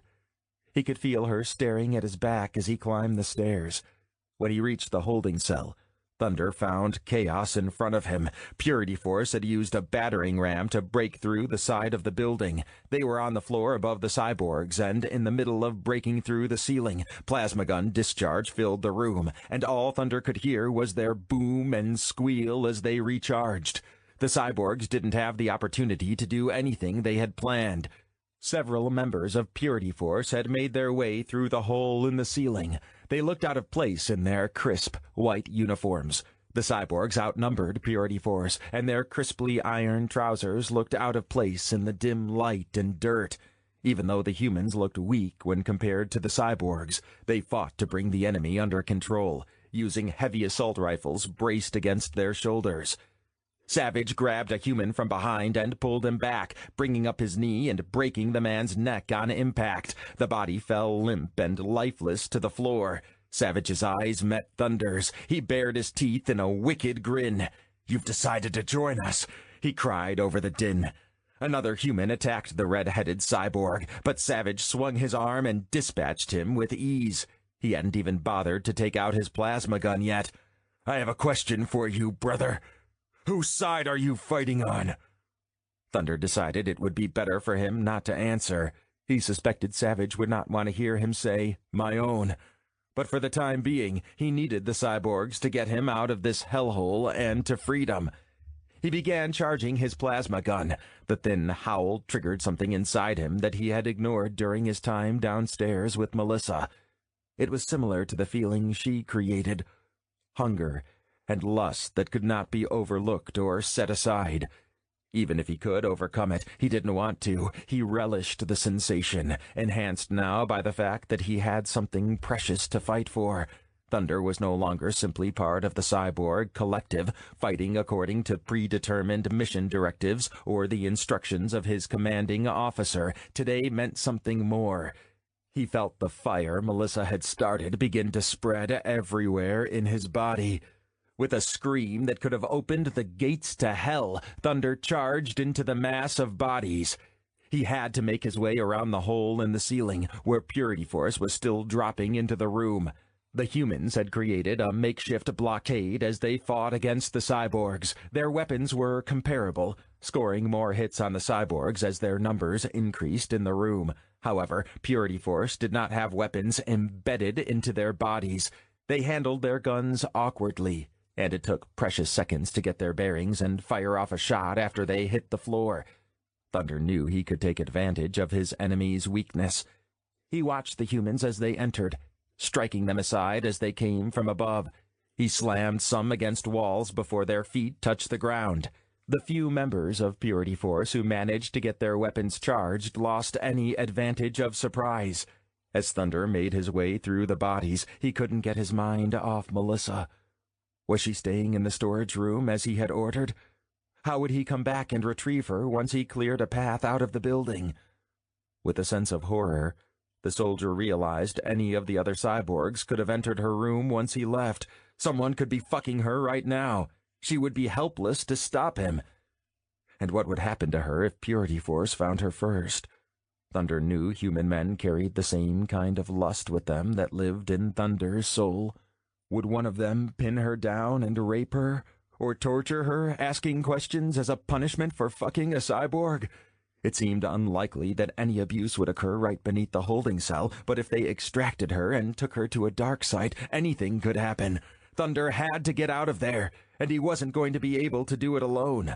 Abandoning his original idea of heading up the stairs, he went to stand at Savage's side. The two men fought shoulder to shoulder against their foe, obliterating Purity Force soldiers as quickly as they appeared. The cyborgs, recently released from the stasis chambers, didn't have the same kind of stamina as Thunder's squad. To perform at their peak, they needed calibration and readjustment exercises. They put up their best efforts, but they weren't as much of a match for the humans as Thunder had hoped. Just when it seemed like Purity Force was on the verge of surrender, what remained of the ceiling caved in above them. Thunder fell on his knees as a beam came down and landed on his shoulder, forcing him to support its weight or be crushed by it. The end of the beam hit the concrete floor with a clang. Thunder held his breath and hoped it wouldn't continue through and destroy what little shelter Melissa had below them. A chunk of concrete came flying out of the floor and sailed across the room, shattering against the bulletproof plastic shell of a stasis chamber, but the beam stopped, and the ground remained intact. A massive load of broken concrete had followed the beam, and the impact threw Thunder flat on his back. Cyborgs and humans alike were crushed under the heavy debris of concrete and rebar. Dust rose up and clogged their lungs. Thunder gagged, waving his hand in front of his face to clear the air, but his attempts were ineffective. With a rush of adrenaline, he realized that the collapse had given him the perfect opportunity to retrieve Melissa and get out of there. Figures slowly emerged as his eyes adjusted to the darkness. The detritus from the collapse hindered Thunder's vision, and the electricity no longer worked. The shell of the building above allowed only a few rays of light to come through ventilation shafts and penetrate the darkness. It barely revealed the bodies groping through the murk. Thunder had to make his way out of here and find an exit to get Melissa clear of the building. If anyone asked where he went, he would have to figure out an explanation later. Shoving the steel beam aside and brushing away crumbled bits of building material, the cyborg stood. The tangle of men underneath the original hole in the ceiling was barely moving. A few were starting to pull themselves upright and look around. He didn't want to wait for them to identify him or ask what he was doing. Thunder dashed across the room, leaping over debris and keeping his focus on the door leading to the stairs. He would be through in a moment. A shout sounded behind him, but he didn't turn around. Instead, he dashed through the door and closed it behind him. He planned to secure the exit route first before getting Melissa. Anyone who didn't get in his way could follow them, as long as they stayed at a safe distance. As he reached the midpoint on the stairway, a door to the outside opened. The brilliant light blinded him, and he threw his hand up to protect his eyes as he staggered back. Thunder blinked, and when his eyes focused again, he saw multiple targeting lasers on his chest. The red dots danced around but remained aimed at his body. The cyborg looked up to see enough members of Purity Force to fill the top of the stairwell. There would be no escape for him or Melissa. Chapter 14. Melissa sank as she watched Thunder leave the storage room. It had started out as her prison, but swiftly developed into a haven away from the rest of the world. It hadn't mattered what was going on upstairs or outside the building, because they had each other. She knew he was leaving to do something important. If the two of them were going to stay together, Thunder would need to go through both Purity Force and the other cyborgs. It wasn't likely to be pretty or comfortable, and she was worried for him. Cyborgs could endure a lot. But what if he got injured or killed? How would she get out of the building? Where would she go? There were too many questions, and no answers. Melissa shifted on the bed and realized she was still naked. Being nude had been lovely when she was underneath Thunder and felt him heaving on top of her. It wasn't going to work when it was time for her to leave. After the college girl had put on her clothes, she didn't feel like sitting around and waiting. There had to be something she could do. As she tried to ignore the sounds of crashing and plasma discharge over her head, Melissa stood up and examined the walls. She assumed Thunder had carefully inspected the building, but anyone could overlook things. Melissa shoved aside the cans of food and jugs of water lining the shelves, hoping to find a small door to a crawl space that might have been painted over or covered up. She ran her finger along the corner where the wall met the floor, searching for any inconsistencies that might reveal an opening. She only found dust and some mouse poop.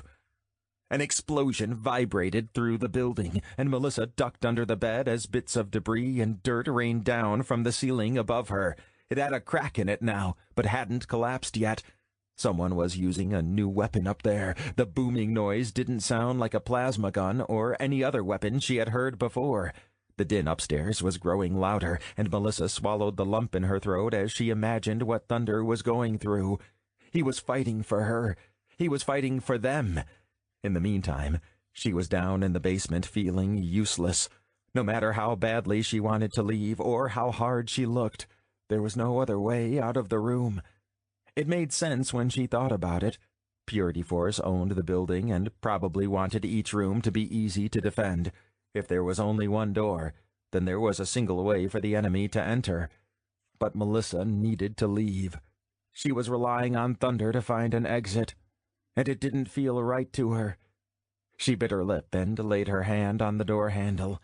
It wasn't in Melissa's nature to wait around for a man to rescue her. The door handle slowly turned beneath her hand. She decided the best course of action was for her to go and help her lover. She wouldn't be another useless human, a burden that the cyborgs would be thrilled to dump when they discovered she was weak. What would happen once she went up there? Would Thunder see her and get distracted, opening himself up to injury or death? Shit! She pulled her hand off the door and stepped back. Melissa knew she should think of the cyborg as a war robot, made to dive into battle and focus on nothing else, but he had already proven otherwise to her. He knew much more than tactical skills and the glory of victory. The cyborg was caring and sweet, and he could even be vulnerable. If Melissa were responsible for his death, she would never forgive herself. On the other hand, given the current circumstances, both of them would probably die no matter what decisions they made. Thunder might be angry with her for not listening to him, but Melissa was an adult. The time for being a sweet little girl had passed, and she was prepared to do what was necessary to survive. Melissa made up her mind and turned the door handle, slowly opening the door. She started shaking as she saw the darkness beyond the opening. When Melissa had come down earlier, it was well lit. Now she could hardly tell that there were any stairs at all. Putting one toe gingerly out in front of her, Melissa found the bottom step. Her hand reached out blindly to find the wall, and she crept up the stairs.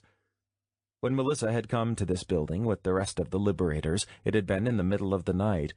From the narrow shafts of light shining down into dust and debris, she guessed the sun had risen over an hour ago. The sunlight revealed that the area that used to hold the cyborgs looked completely different. The entire ceiling had collapsed, leaving nothing but the skeleton of the building above it. A massive hole was visible on the outer brick wall. Melissa assumed Purity Force had made a new entrance into the building instead of using the existing ones. The dust was beginning to settle, and figures were slowly moving between the chunks of concrete and exposed beams. From this distance, Melissa couldn't tell who was a cyborg and who was part of Purity Force. She crouched at the top of the stairwell while she decided what to do. On the other side of the holding cell, an altercation was taking place in the stairwell that led up and out of the building. It was the same set of stairs Melissa had used with Jake and the rest of the liberators. She couldn't see what was going on, and she couldn't understand what anyone was saying over all the shouting. Near Melissa's feet on the floor, she noticed a green light blinking in the darkness. Her stomach jumped when she realized the light was from a Purity Force gun. A LED indicated the gun had power. She had never used one before, but she had spent time on the range with a few pistols at home. If there was a trigger, she could figure it out. The weapon was heavy and poorly balanced. Melissa slightly staggered when holding it. She had to balance its weight on her arm, using one hand to grip the muzzle tightly as she fumbled at the trigger. She didn't want to kill anyone, but she might be able to maim one or two of them and stop them from hurting the cyborgs. Heading into the frenzy of soldiers and officers, Melissa squinted in the dim light. She spotted the redhead cyborg who Thunder had marked as his leader. He rose out of the debris and started recharging his gun, ready for the fight to resume. Melissa wasn't sure if he saw her or not. She would have to take her chances. The commotion on the staircase at the other side of the room reached a crescendo, and she heard several weapons discharge. Bodies fell backward, either dead or unconscious. She would have to go through the firefight to get out of here. Melissa pressed her back against the wall as she made her way through. A new group of Purity Force officers dropped through a hole in the wall. They landed in front of her with a thud, shouting directions at each other. "Get to the stairwell! That's where they are!" Melissa tried to follow them, but a large hand wrapped around her forearm. She looked up to see the familiar dark eyes of the cyborg who had summoned Thunder from the storage room. It seemed like a long time ago. She hadn't liked the way he looked at her then, but something was different in his eyes now. "Come this way!" He had to shout so Melissa could hear him over the racket. He pointed at the wall opposite to where Purity Force had made their entry. The brick had crumbled, and the structural beams had collapsed in a way that formed a makeshift ramp. Purity Force was busy in the stairwell, and they paid no attention to the human woman and the cyborg at her side. She tried to yank her arm out of the cyborg's grasp, but she couldn't pull herself away. His grip was too strong. "I'm not leaving without Thunder." The cyborg shook his head. "Thunder's terminated. Purity Force killed him a few minutes ago." Darkness came over Melissa's vision that had nothing to do with the lack of light. Was Thunder dead? She couldn't believe it. She had known fighting with Purity Force had risks, but in her heart, she didn't think anything would happen to them. If her lover was dead, what would happen to her?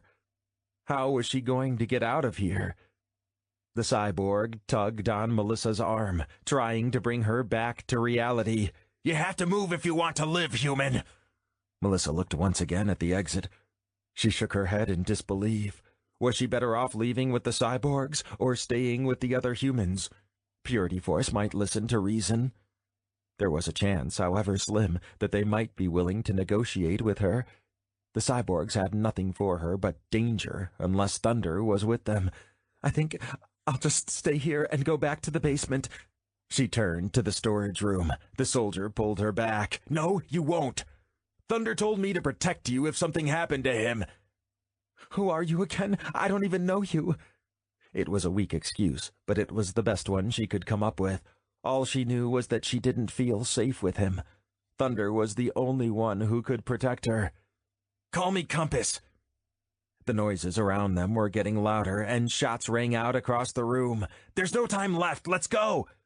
Compass started to drag her, and a few other cyborgs followed them. They made their way up to the hole in the bricks and managed to pull themselves onto the sidewalk. Melissa blinked in the bright daylight, but she didn't have the luxury of letting her eyes adjust to the sun. Compass was leading her down the concrete path with the other cyborgs at their back. Melissa started to cry when she looked over her shoulder at the big brick building that had changed her life in a few hours. She had met the man of her dreams, fucked like she never had before, and had it all taken from her.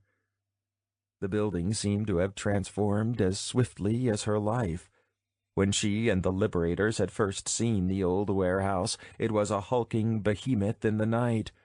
Now it was a crumbling edifice, falling apart on the outside like she was on the inside. Purity Force officers swarmed around the other side, paying no attention to the small group of people escaping down an alleyway. She sobbed freely, not caring if the engineered soldiers saw her crying. Thunder had meant everything to her. The other cyborgs had taken it upon themselves to get Melissa out of harm's way. She didn't know if they were honoring Thunder's wishes, or if they had plans of their own. Chapter 15. Thunder tried to make his plasma gun charge faster as Purity Force ran down the stairs. There were too many of them for a single cyborg to defeat. He knew he would never get out alive. Even though his mind focused on fighting for his life, he worried for Melissa. If he died, there would be no one to protect her. He had an idea about what the other cyborgs would do to her, but he didn't want to think about it. Looking up, Thunder could see the collapse of the main floor had compromised the structure of the building. Maybe he could blow his way out of here. The cyborg fired a ball of plasma into the ceiling above the stairwell. It hit and cracked the plaster, leaving a pattern reminiscent of a spider web. The humans barely had enough time to look up before parts of the building collapsed on top of them. A few cyborgs came into the stairwell behind Thunder in time to see his accomplishment. Savage ran behind him and gave a roar of triumph. "That's the Thunder I know," he exclaimed. "I knew you would come around." Thunder was waiting for the dust to clear, but he knew the cyborgs were going to win. "We've managed to whittle their forces down to almost nothing. I'm going back to get Melissa before we go." Savage grabbed Thunder's arm before he could take another step. Thunder spoke immediately. "I know you told me to leave her, but I can't. I'm the one who brought her into this mess. It's my duty to get her out of it." Adrenaline pumped through his body, urging him to take action and retrieve Melissa before it was too late. But he knew he had to get through the cyborgs first. He couldn't fight all of them at once. "That's not why I'm stopping you." Savage looked at the other cyborg slowly before turning back to Thunder. You can't get her, because she's dead. Thunder looked at the other cyborgs for confirmation. They stood silent and rigid behind their leader. For the first time, he didn't know what to do. His programming, which had become so much a part of him that he didn't even think of it as software, had always led him to the next step of the battle. But if Melissa was dead, there wasn't a battle to fight. What happened? When he had left her, Melissa was safe in the storage room. He imagined he could still see her there, waiting for him. The other humans killed her. Savage's square jaw went rigid as he gritted his teeth. They found her, one of their own, and cut her down without saying a word. Purity Force is even tougher than we imagined if they're willing to kill their fellow humans. Did you do anything to stop them? Thunder demanded. They were losing precious time needed to get out of this miserable place, but he wanted answers first. He knew it was possible for Savage to stand idle while Purity Force murdered Melissa. The cyborg leader wanted all the humans dead. Savage put his hands in the air to ward off Thunder's verbal assault. There was nothing I could do about it, brother. By the time I got to her, she had vanished. The blonde cyborg positioned himself on the stairs to tower over Savage. I'm sure you'll understand if I don't believe you. You wanted her dead all along. No, I didn't, Savage reminded him. I wanted to use her in negotiations. I didn't care what happened to her after that. What I do care about is you, brother. If I had my way, I would have kept her alive if only for your sake. But she's gone now. Thunder pushed his way past his commander. I want to see her body. The other cyborgs blocked the doorway, and Thunder raised his hand to shove them out of the way. Believe me, you don't, Savage called from behind him. It's messy. We've got to get out of here. He hesitated for a moment. All of a sudden, Thunder wasn't sure if he wanted to see Melissa's dead body, even if she had died peacefully. It would be easier to remember the way she had looked when he left her, with love in her glistening eyes. But he needed to know the truth. Thunder, it seems like you don't believe me. Savage could read the cyborg's thoughts from his body language. Why don't you ask Dagger? He was there too. Thunder's eyes sought out the mechanically inclined cyborg. Out of all the other cyborgs, Dagger was the one most likely to sympathize with Thunder. He remembered both of his lives and knew what it was like to be human. With a surprising pang of regret, the blonde cyborg wished he had thought to introduce Melissa to Dagger. They would have gotten along well, and Thunder wouldn't have worried that the skinny young soldier was after his lover. Dagger looked up at Thunder and nodded his affirmation. That was all he needed. Letting out a howl that reverberated through the crumbling building, Thunder fell to his knees. He had come to this horrific place to rescue his fellow cyborgs. Even though there was still a chance of achieving the goal, he had gained and lost too much. Melissa had made the cyborg realize there was more to life than killing. Now that she was gone, he was starting to question his purpose. A new wave of Purity Force soldiers blocked the light at the exit above the stairwell. They were shocked to see the bodies of their fallen colleagues littering the steps. They raised their guns to shoot down Thunder and the cyborgs behind him. When Thunder had left the storage room, he hadn't wanted to kill anyone else. He hoped to look like more than a killer in Melissa's eyes, and thought there might be a chance for cyborgs and humans to live together peacefully. He needed a truce if he wanted to be with Melissa without consequence from either side. But the fantasy had died with his woman, and there was no longer a need for caution. He charged his plasma gun and started firing freely, knocking down the members of Purity Force like bowling pins. They fell against each other and down the stairs. Thunder stepped over their bodies as he made his way up toward the sunlight. He didn't care if Savage and the others were behind him, or if they had turned back. Thunder was prepared to take out as many humans as possible until his body couldn't move. A white, intense rage drove him now. Anyone who got in his path would regret it. For every human he killed, it seemed like 2 more took their place. They multiplied quickly and looked identical in their uniforms. The humans might have been clones of each other. Thunder took them down by firing rapidly and consistently. When he began seeing shots come from over his shoulder, he knew his brothers were behind him.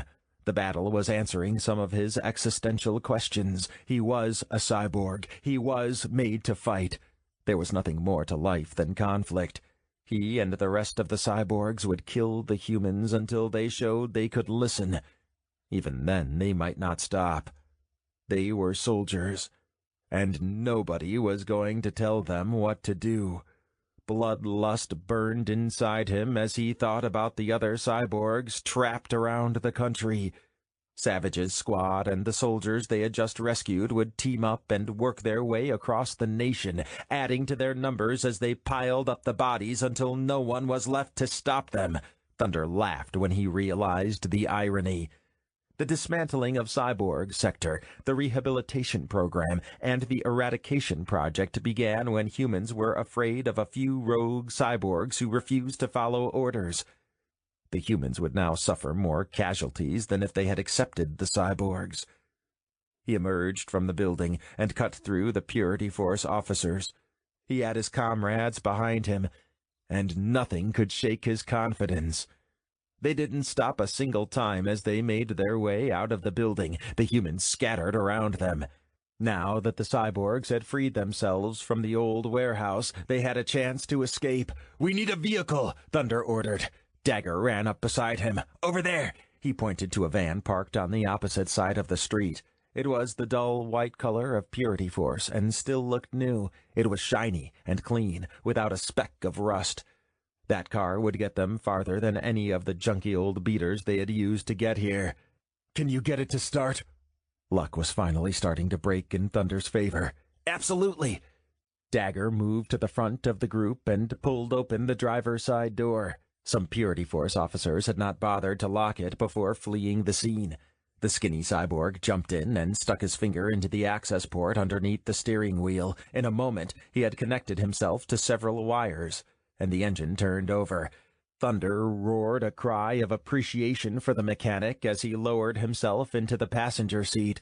He heard the back door slam as more cyborgs piled in behind him. The van zoomed down the road. Once they had cleared the industrial area and headed for the highway, Thunder turned around to congratulate his brothers on a job well done. He noted several of the rescued cyborgs, as well as a few from his old unit, but he was surprised to find the commander hadn't come with them. Thunder was still angry about Melissa, and hadn't bothered to verify his location when they left the building. "Where's Savage?" "He went with one of the other groups splitting off from us. I think 3 different teams were trying to get out of the building at the same time. It was hard to keep track of everyone." Thunder nodded and turned to the front of the vehicle. Dagger was guiding the van up a ramp that led onto a highway, matching the speed of the other vehicles around them. If they were lucky, nobody would come after them immediately. He could understand his fellow cyborgs' confusion. The scene at the warehouse was chaotic, and not all of the cyborgs knew each other. They had planned to split up, but there hadn't been time for specific group assignments.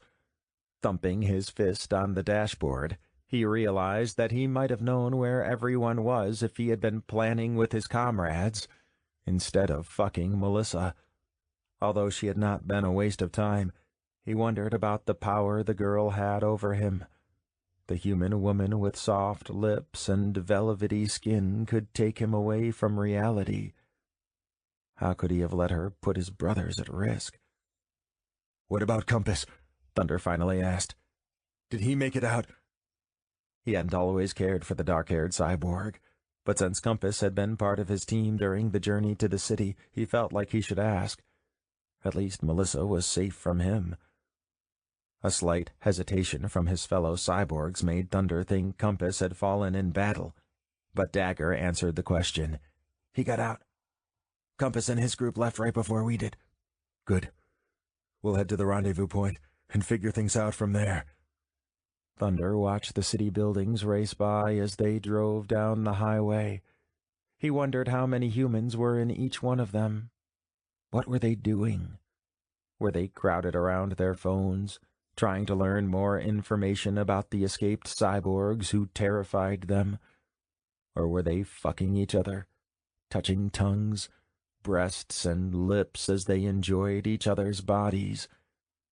Shaking his head in an attempt to free his mind from such thoughts, he turned his speculation to the cyborgs. How many of them remained in the city?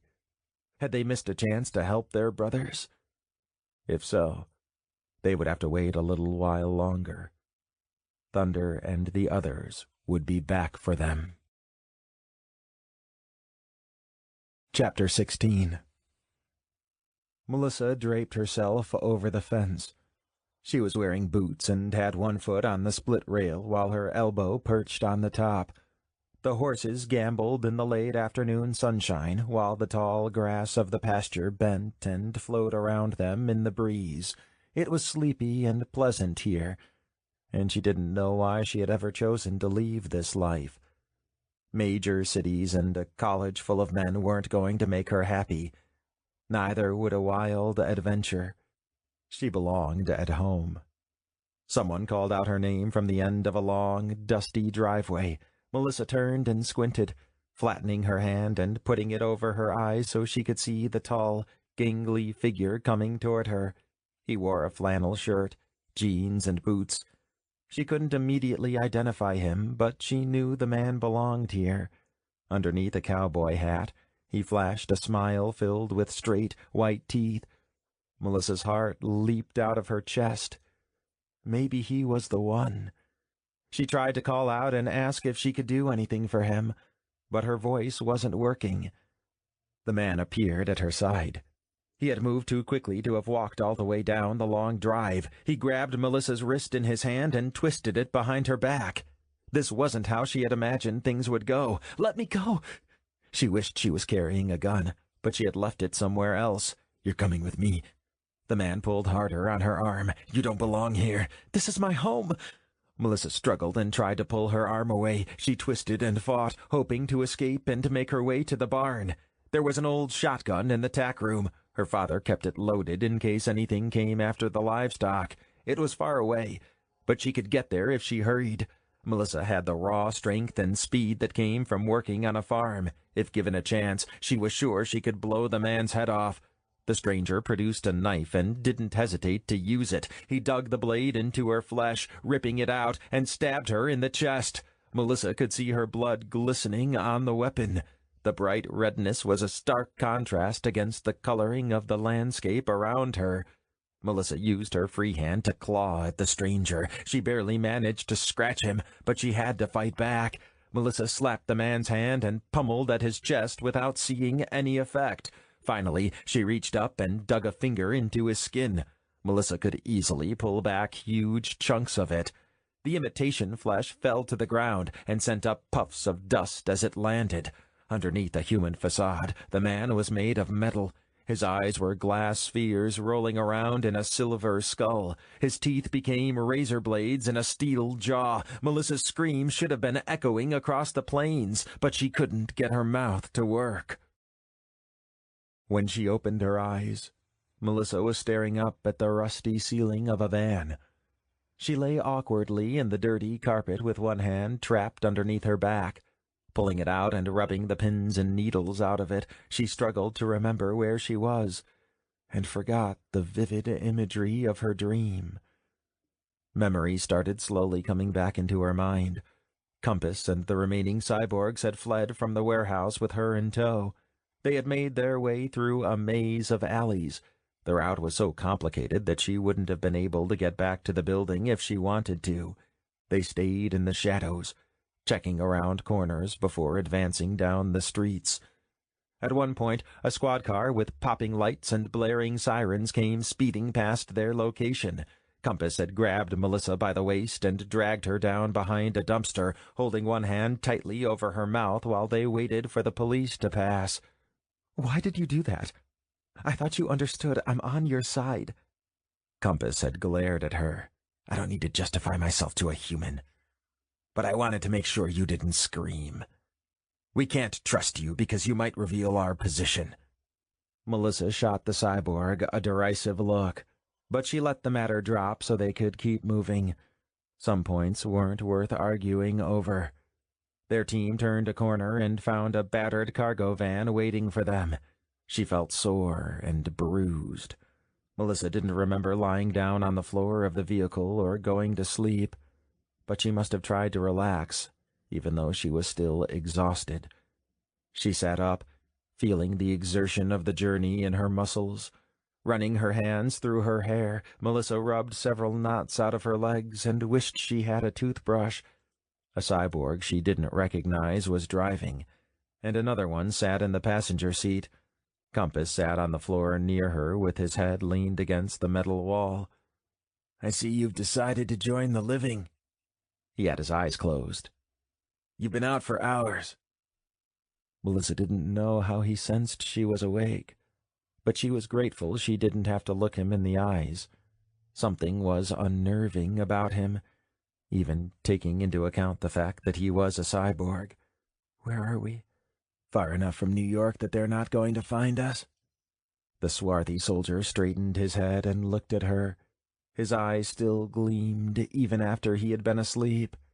We make a loop before we turn around and head for the coast again. The coast? Where are we going? It was hard for Melissa to believe they had been traveling for so long. She would have thought that Purity Force would have tracked them down by now. Compass smiled, but the expression seemed artificial. That's for me to know, and you to find out. You keep saying you're on our side. You're going to have to prove it if you want us to trust you. We don't understand you the way Thunder did, at least, not yet. Despite the hunger that gnawed at her belly and the pain in her joints, Melissa still had the energy to get angry. What do you expect me to do? I'd already come into that holding cell to release the cyborgs. I left with you instead of surrendering to Purity Force. And then there's the matter of what you did with Thunder. She turned away and concentrated on the scenery that scrolled past the windows. Stop talking about him.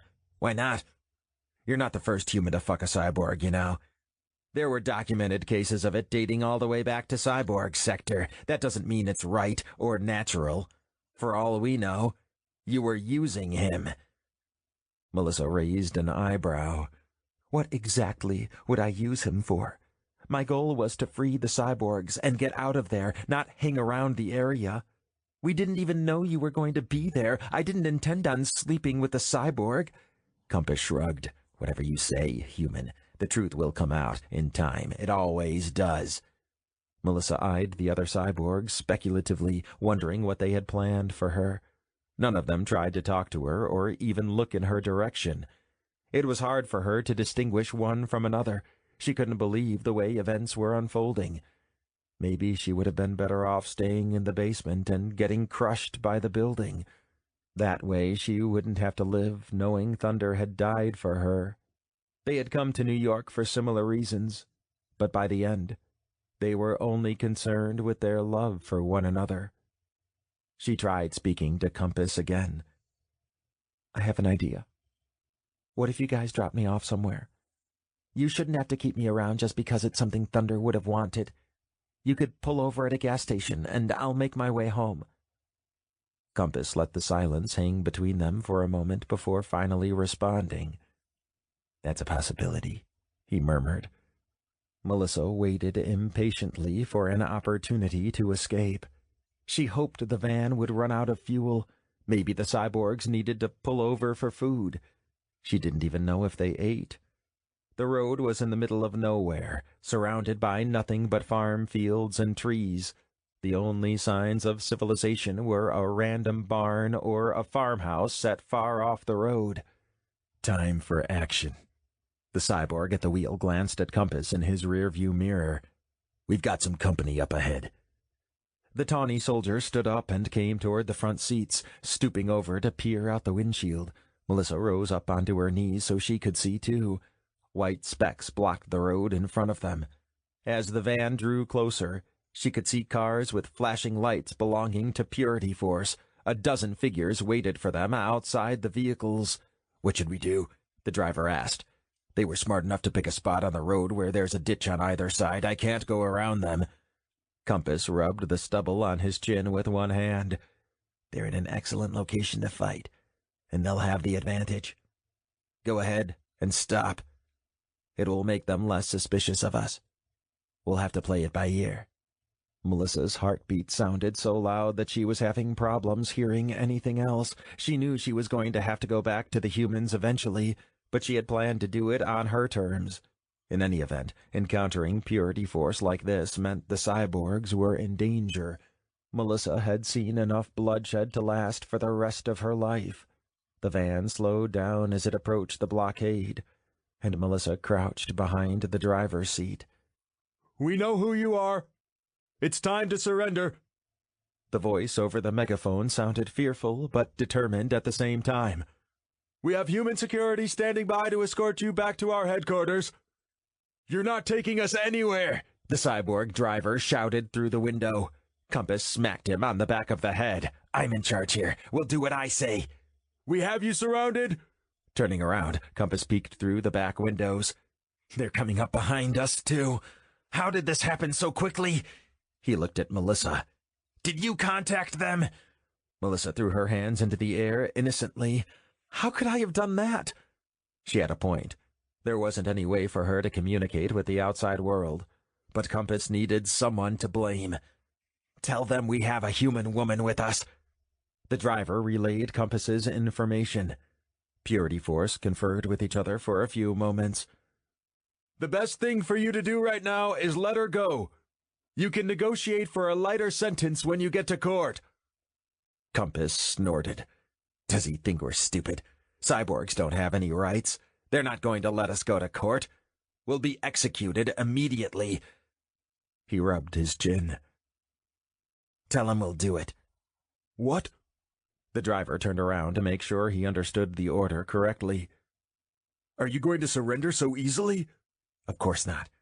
But I want them to think we will. Just do what I tell you. Say we'll relinquish her. But she's injured. They'll need to come and get her." Melissa watched the exchange in confusion. She was stiff and sore, but she could walk. Why couldn't she get out of the van herself? The cyborg seemed to have an idea cooking, and she didn't want to ask any questions. He would be harder on her than he had been on the driver. A team of Purity Force soldiers broke through the barricade, pulling a gurney along between them. They advanced quickly. Behind them, their associates had guns aimed at everyone. "When I say so, I want you to move as quickly as possible." Compass looked out the window. "For now, slowly drive forward." The van began rolling, and Melissa wondered what was going to happen to her. It was one thing to say she would turn herself in, and another thing entirely to be given up against her will. Compass grabbed her around the waist and hauled her to the other side of the van near the double doors. "The cyborgs thank you for your service. Floor it!" He swung the door open as the van pulled up to Purity Force and casually tossed Melissa out of the van. She flew through the air, and time slowed down for her. She could see a look of shock on the faces of the people around her. Some reached out to catch her. None were able to do anything about the van racing toward the blockade. Melissa smashed against the side of the gurney and fell onto the asphalt, scraping her knees against the hard ground. Gloved hands covered her and lifted her up onto the stretcher. Too many people started asking questions and poking at her. Melissa felt under attack by the volume of questions and couldn't answer anything. She watched the rusty van crash through the barricade, sending the members of Purity Force fleeing as the van sliced off the front end of one of the squad cars. The humans fired several shots at the cyborgs, but they all either missed or didn't do any damage. The van kept moving. She collapsed onto the thin mattress, squinting up into the brilliant blue sky and allowing anyone to do whatever they thought was necessary. She wondered if her situation had improved. Chapter 17 The crashing of waves on the shore was a sound soothing for humans. For Thunder, it made his muscles grow tense. He and a small group of cyborgs had reached their rendezvous point a day ago, and he hadn't calmed down from the escape yet. They were on an island free from humans, but it had too many seabirds which consistently squawked. The area had once served as a military compound. Thunder didn't bother asking how the cyborgs acquired it. Thick, concrete walls created a solid defense curtain, with several smaller buildings nestled inside of it. Some of these structures had crumbled over time. Anything that didn't fit inside was put into one of many tents erected inside the wall. It had been easy to occupy his mind by focusing on tactical strategy as they fled from Purity Force. Now that there was nothing for him to do but sit around and wait, he found that his mind kept drifting to Melissa. Thunder walked around the exterior of the compound. He wasn't sure what to do with himself. Each soldier had specific duties to perform, but he had already finished everything assigned to him.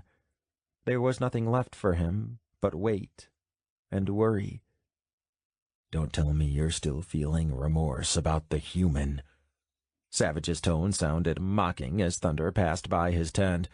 It was the largest of the canvas structures and stood at the center of the cyborg sanctuary.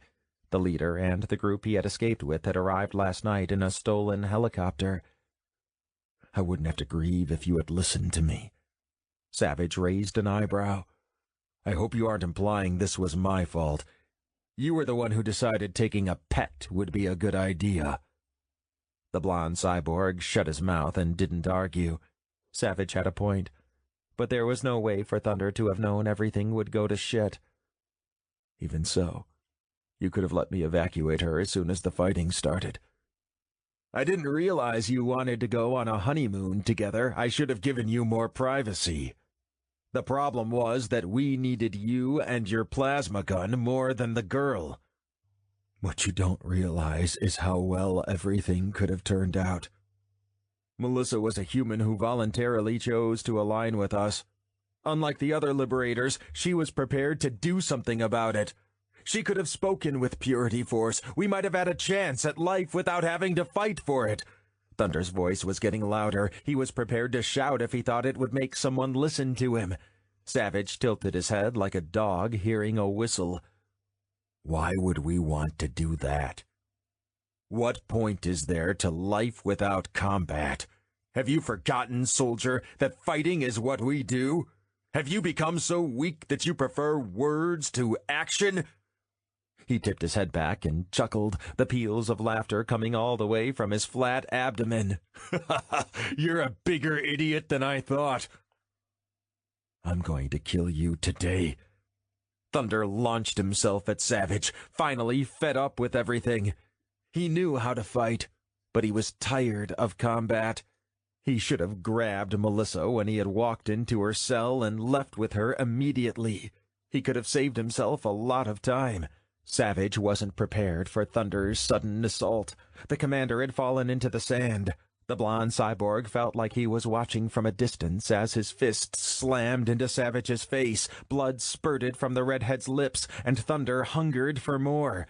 Hands clamped around Thunder's arm and dragged him away, pushing him down and pinning him to the ground. Savage loomed over Thunder's body, blood dripping down his chin as he scowled at the wayward soldier. I hope you enjoyed it. That's the last time you're going to touch me. Do you really think you can march in here and do whatever you want? It doesn't work that way, Cyborg. I'm in charge here, and I'm not going to let you change anything. I don't care if you'll throw a fit if you don't get your toy. I should have killed her as soon as I saw her.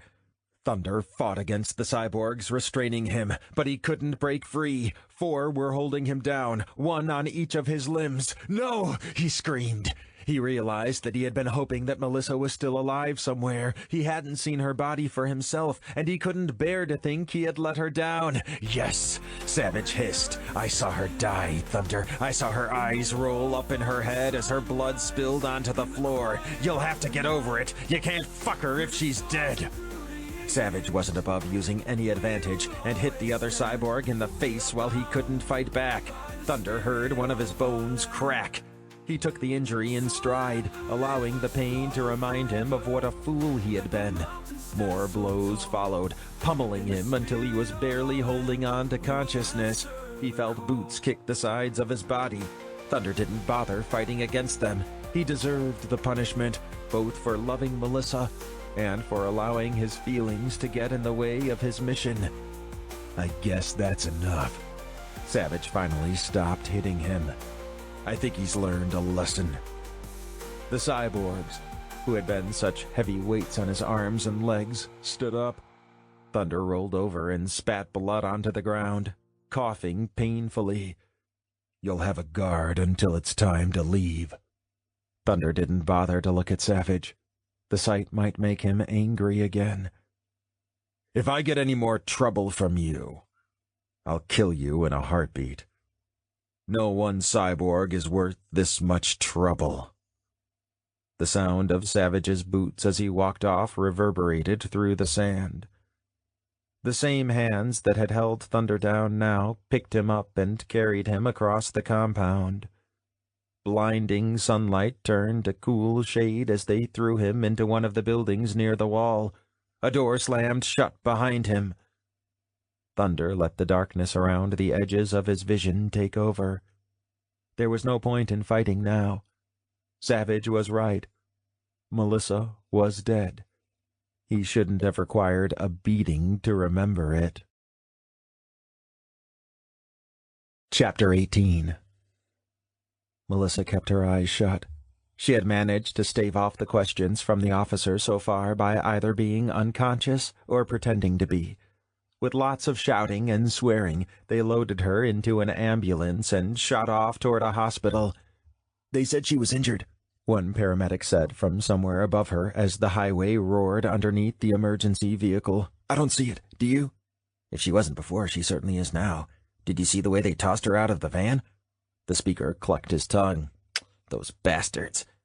It's not a surprise. Those damn cyborgs think they can do whatever they want, and we can't do anything about it.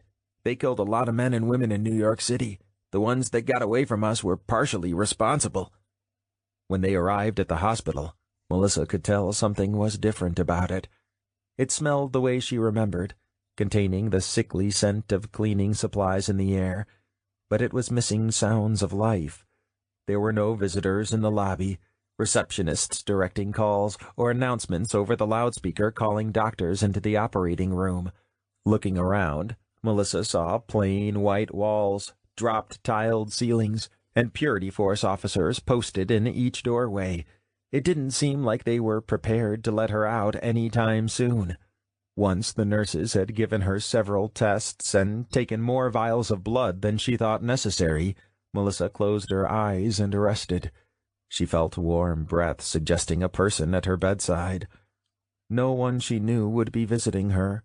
The rest of the liberators were probably back home by now, hiding in their dorms. If she was lucky, nobody in her family knew she had gotten involved in this fiasco. Even if they did find out about her trip to New York, her parents didn't know where she was. "Melissa, it's time for you to open your eyes. I know you aren't asleep." The voice belonged to a female, and it was the first girl she had heard in a long time. She popped open her eyelids out of surprise more than desire.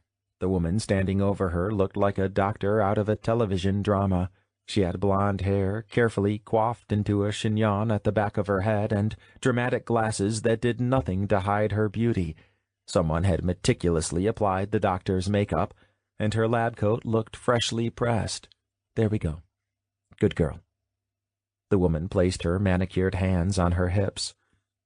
"My name is Dr. Bridget Brown. You're at the Center for Pure Science, a Purity Force hospital. We're going to evaluate the injuries you sustained over the last 2 days while in the custody of rogue cyborgs in New York City. Does that make sense?" Melissa's brain felt a little foggy, but she understood every word and nodded. She noticed someone had put her in a hospital gown and realized it must have happened during a time she was truly unconscious. Wires and tubes rose out of her skin and snaked their way around the bed to a monitor working quietly in the corner. Melissa stopped being curious about her surroundings and quickly looked away. She didn't like blood, needles, or hospitals. "We believe your name is Melissa Quinn. Is that correct?" Thankfully, the doctor brought Melissa's attention away from her physical condition. She acted kind, but the look on her face suggested that she could become nasty in a hurry. Melissa nodded. There was no point in lying. "Thanks for confirming our information. There are a lot of questions we want to ask you. I believe you are healthy enough to do so. Do you agree?" Dr. Brown reached up to adjust the monitor, and a whiff of perfume hit Melissa's nose. The only thing she had smelled recently was a sweaty Cyborg, and the sweet, floral scent made her want to gag. "Do you think I can have some water first?" It had been a long time since Melissa did something normal, like eating or drinking, and some food. "We'll see what we can do for you." Dr. Brown gave a quick command to a nearby nurse and opened up the curtain surrounding the bed. Several Purity Force officers came forward, flanking a man in a suit. He seemed so old that he should have retired by now. He had carefully combed back his silver hair and looked at Melissa with disdain. "You know, before you eat, there's someone I want you to meet. Director Sullivan is the head of Purity Force, and he thinks what you know can help us," Dr. Brown explained. "I'll be standing close to you and monitoring your condition, but I won't stop the interrogation unless I feel that it's necessary." Her words came out clipped and curt, and they suggested she wouldn't put up with any bullshit. Melissa knew she couldn't lie in front of her. Director Sullivan stepped forward, and his private security detail followed him. He made no preamble, but went straight into a list of questions. "Melissa Quinn, we believe you were in the holding facility where we kept our renegade machines when a gang of cyborgs attempted a rescue. Is that correct?" His jowls shook as he spoke. Melissa swallowed. Where were the nurse and her water? "Yes, that's right." Sullivan sat down on a hard plastic chair at the side of the bed and produced a small notepad from his jacket pocket. He started scribbling furiously. "We also believe that you were part of a group of liberators. Is that correct?" "Yes." Melissa wondered if she was on trial. The director nodded, wrote something on the pad, and brought his dark gray eyes up to meet hers. He spoke without passion, reciting each sentence as though he was a mediocre actor in a community play. "I don't usually tolerate sympathizers. People like you only exist to make trouble for people like me. You stop me from doing my job and giving people what they want. Cyborgs are a problem for humans. Only pansies like you believe otherwise. If I had things my way, we would have tossed you in jail, not a hospital." He didn't sound very excited. "But since you've managed to get yourself mixed up with a formidable cyborg group, I could use your help." The request sounded like a gleam of hope to Melissa. If Purity Force needed her, then they wouldn't treat her as poorly as Thunder feared. She wanted to ask them if they knew whether or not Thunder was still functioning. But she didn't want to make it seem like she liked one of the cyborgs. She was on tenuous ground already. "I'll do what I can." "Good." Director Sullivan nodded and consulted his notepad again. "We're particularly interested in one cyborg. Our intelligence sources says he goes by the name of Savage. Was he there?" Melissa bit her lip. Wasn't that one of the soldiers who Thunder had mentioned? "Yes, I believe he was. I don't think I spoke with him, though. The only one I interacted with repeatedly while I was at the holding facility was named Thunder. He didn't make it out." The older man scrutinized her for a moment, as though he could get more information out of her simply by staring. Melissa wondered if he knew something but wasn't saying anything. Had word gotten out about her relationship with Thunder? She could easily imagine what people were saying. "Check out that girl. She fucked a cyborg." When she offered no extra information, the director started to write. Dr. Brown stood quietly in the corner, watching the conversation and occasionally glancing at Melissa's monitor.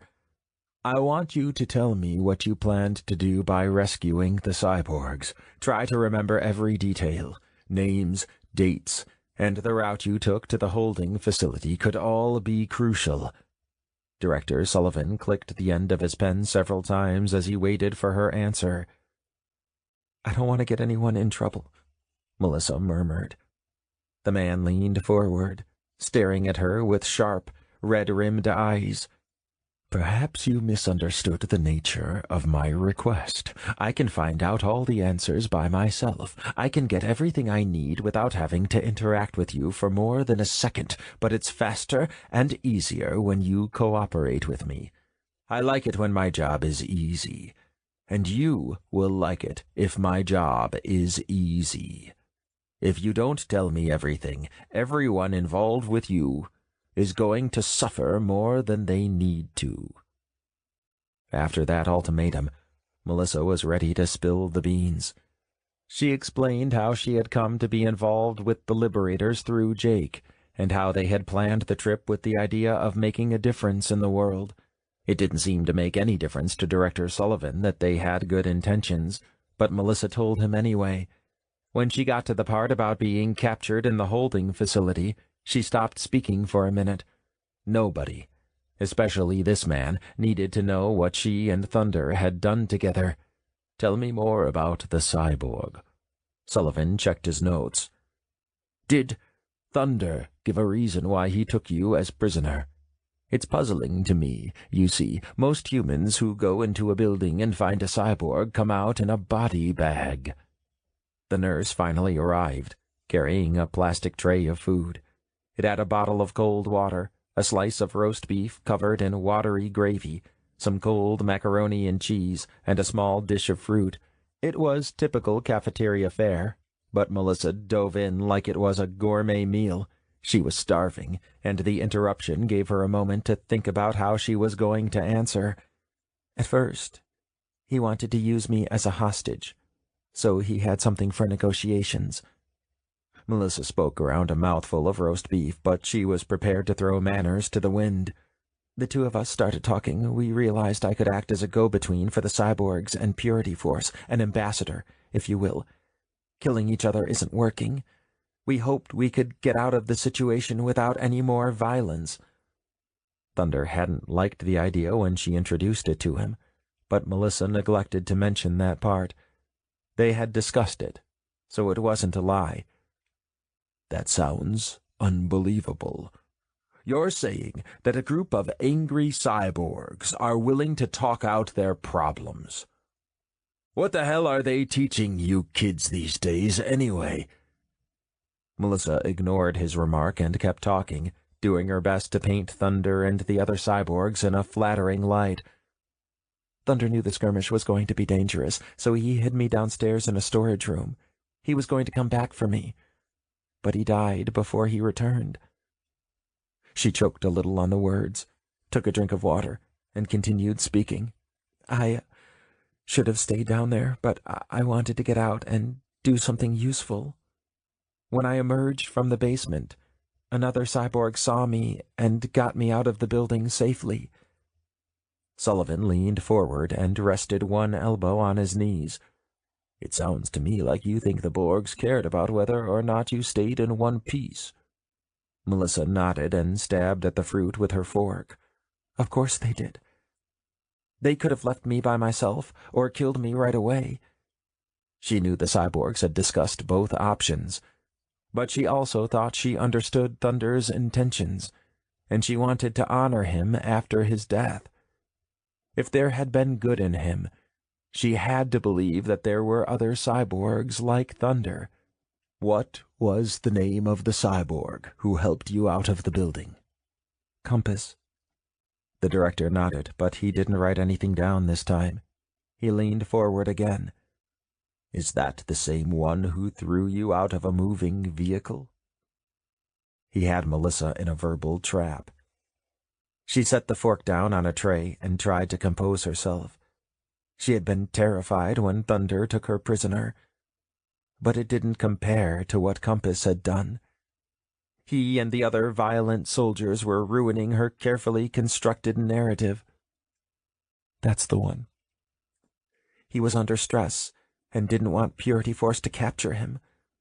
I might have mentioned that he could drop me off somewhere, and I would turn myself in.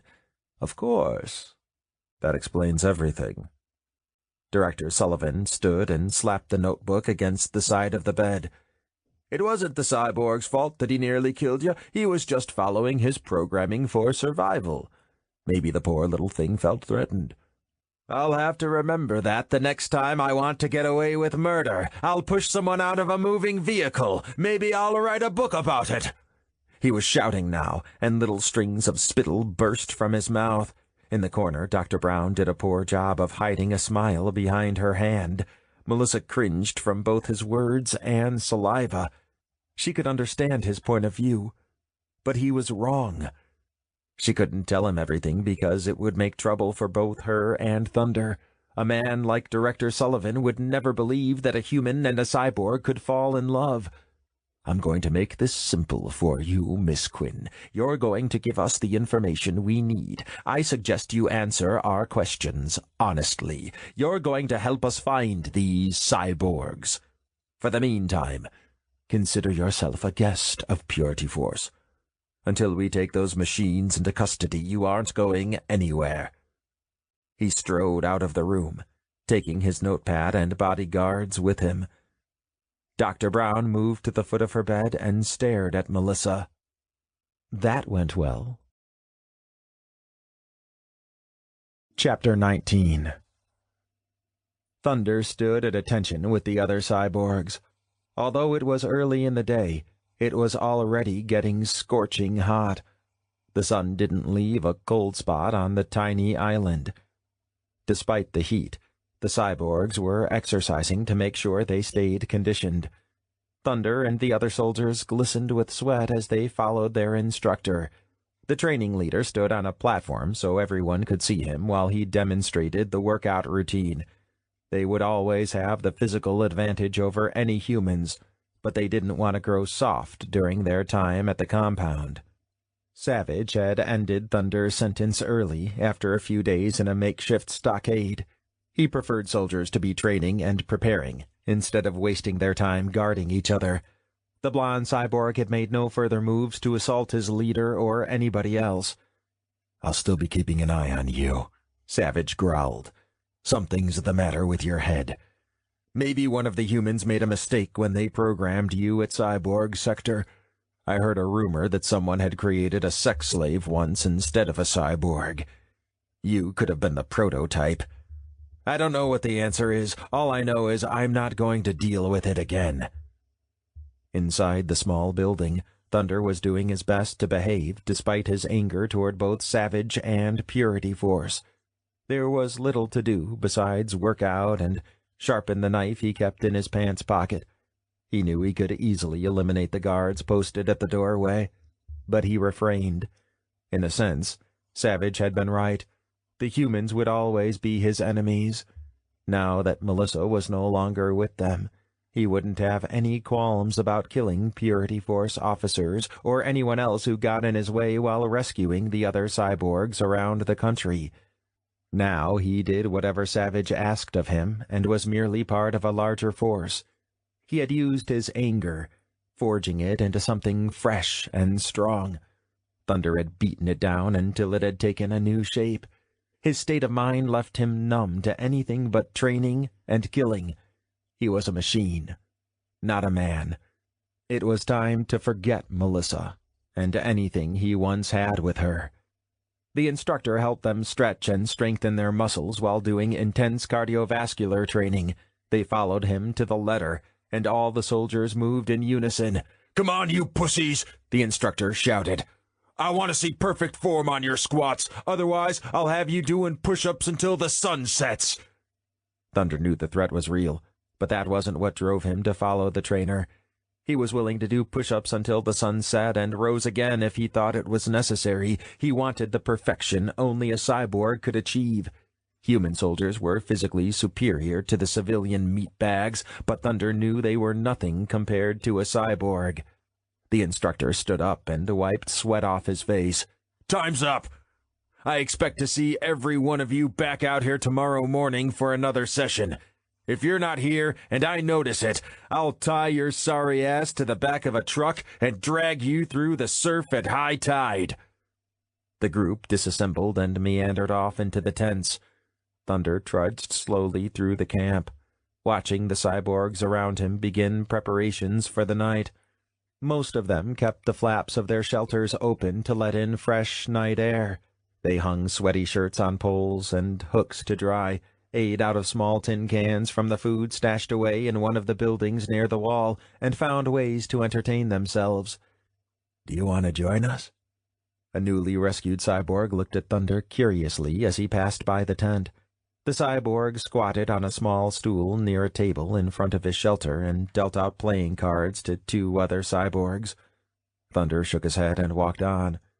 He didn't need to sit down at a table to know that he would never be able to sit still and concentrate enough to win, no matter what game they chose. There was still plenty of time before they went out again, but he was not content to wait around idly. All the action was happening at the center of camp. Larger tents were here, claimed by cyborgs who had established themselves as outranking the others. Specialized equipment filled them. Dagger had modified his canvas structure. The sidewalls didn't reach the ground. Instead, they were propped up on poles to create a pavilion. He sat inside on a low workbench surrounded by tools. A line out the door showed there were plenty of cyborgs who wanted things fixed. Dagger waved to Thunder as he passed by. The blonde cyborg gave an almost imperceptible nod before passing on. He didn't want to stop and talk. He knew the skinny soldier had been near Melissa when she died. Talking to Dagger would make the memories worse. Thunder ended up in front of the communications area. A few cyborgs had special software packages that let them monitor radio waves and television signals. Long ago, some had been equipped with hardware that let them show information on small screens. Those days died when the rehabilitation program started. Despite their limitations, the cyborgs were always interested in doing their design jobs. Inside the tent, TV monitors, computers, radios, and unidentifiable metal boxes were stacked on top of one another. The dedicated cyborgs who sat in front of them tweaked knobs and twisted dials, continuously processing information as they became aware of it. Thunder found the sound of everything together to be irritating. He didn't like hearing radio programs and television shows blast simultaneously. He paused at the entrance flap, which someone had pinned back. Cyborgs weren't particular about privacy. Anyone who wanted to watch the monitors was welcome to join communications. Thunder hadn't bothered to visit this area before. He had wanted to keep a significant distance between himself and any humans. Something made him stop today. A single monitor rested on top of a stack of equipment. It was high enough to brush the canvas ceiling and currently played a news program. In the picture, a woman sat behind a large, colorful desk and recited information humans found interesting from a teleprompter. Thunder had seen the broadcasts before, and he had never understood the appeal. He already knew what the weather was going to be like the next day. All he had to do was look at the way clouds moved through the sky. Watching sports was nothing more than a way to pretend you were active without actually getting out and doing something. The other events newscasters spoke about were boring to anyone who wasn't already involved with them. Television was typically a waste of time. This particular airing was different. The woman at the desk identified herself as Carlita. She leaned forward and spoke dramatically while a photo of the holding facility appeared in the corner of the screen over her shoulder. "Most of you will remember the showdown late last week between Purity Force and a dangerous pack of cyborgs intent on freeing 20 prisoners in New York City. The firefight proved fatal for cyborgs and humans alike. But it isn't over yet. Jim is on the scene with the story." "Make it louder." Thunder gestured at the screen. One of the communication specialists jumped up and adjusted the volume. The scene switched to a man standing outside an elegant building that was definitely not the holding facility. "Thanks, Carlita. I'm here at the Center for Pure Science, where officers have taken into custody a person who might have critical clues about the location of the rogue cyborg cell. Authorities say their leader is a cyborg going by the name of Savage. If there were a most wanted list for cyborgs, he would be at the top of it. The screen changed again, showing shaky footage of Savage and other soldiers as they made their way out of the old warehouse. Thunder wondered where they got the video. He saw Savage firing at Purity Force officers as he made his way to a vehicle. The man's voice continued over the film as it played. We've learned some exclusive information. The fight in New York City was not only between the cyborgs and the Purity Force. A small group of liberators was part of the plan. It's not clear which teams were working together, but one of their own ended up being taken prisoner by the cyborgs. They captured Melissa Quinn, a college student from the Midwest, and held her as a hostage during the grisly battle. While many sources believe she had died when the building collapsed, the Center for Pure Science claims she is alive and well. The monitor changed to show Melissa. Her hair was pulled back into a messy ponytail that didn't do justice to her beauty. She had huge, dark circles under her eyes, and she refused to look at the camera. Thunder's blood rushed through his body like a swiftly moving river, pumping into his veins and brain. He understood from the other cyborgs that the things humans said on television weren't always accurate.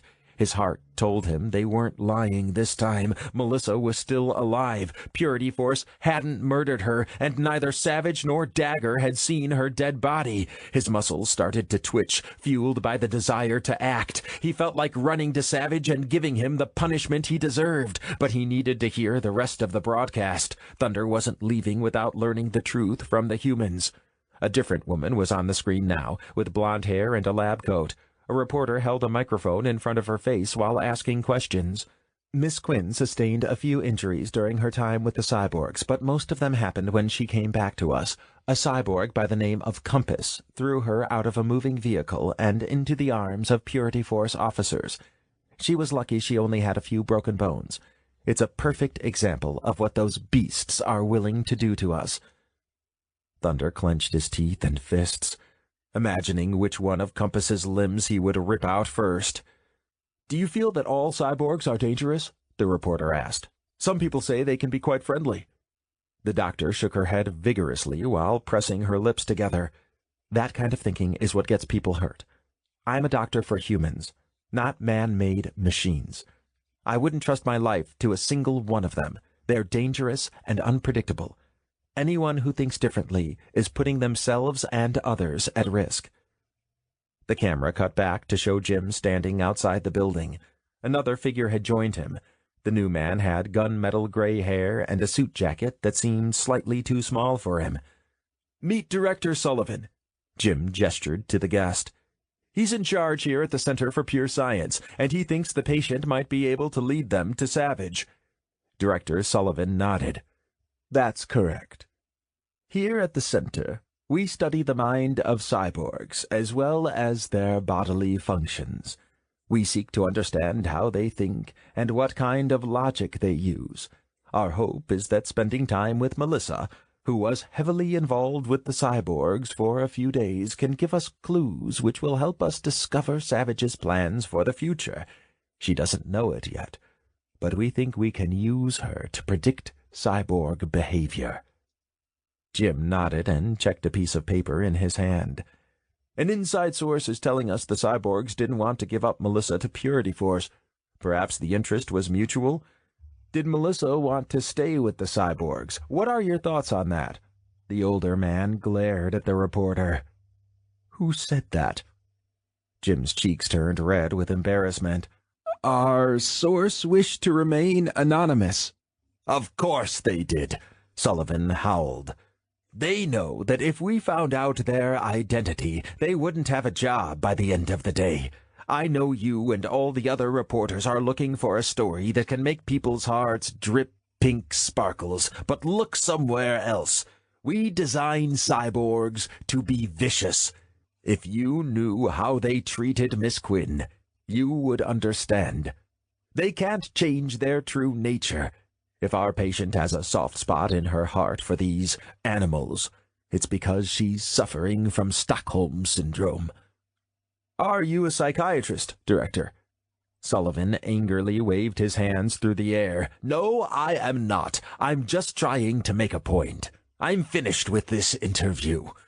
He turned his back on the camera and stomped up the steps of the medical facility, disappearing quickly into the building. Jim watched him leave before addressing the camera with a bemused grin. "You saw it with your own eyes, folks. Purity Force has not only found Melissa Quinn alive, but believes she may be able to help them locate the cyborgs who abducted her. Back to you, Carlita." Thunder had heard enough.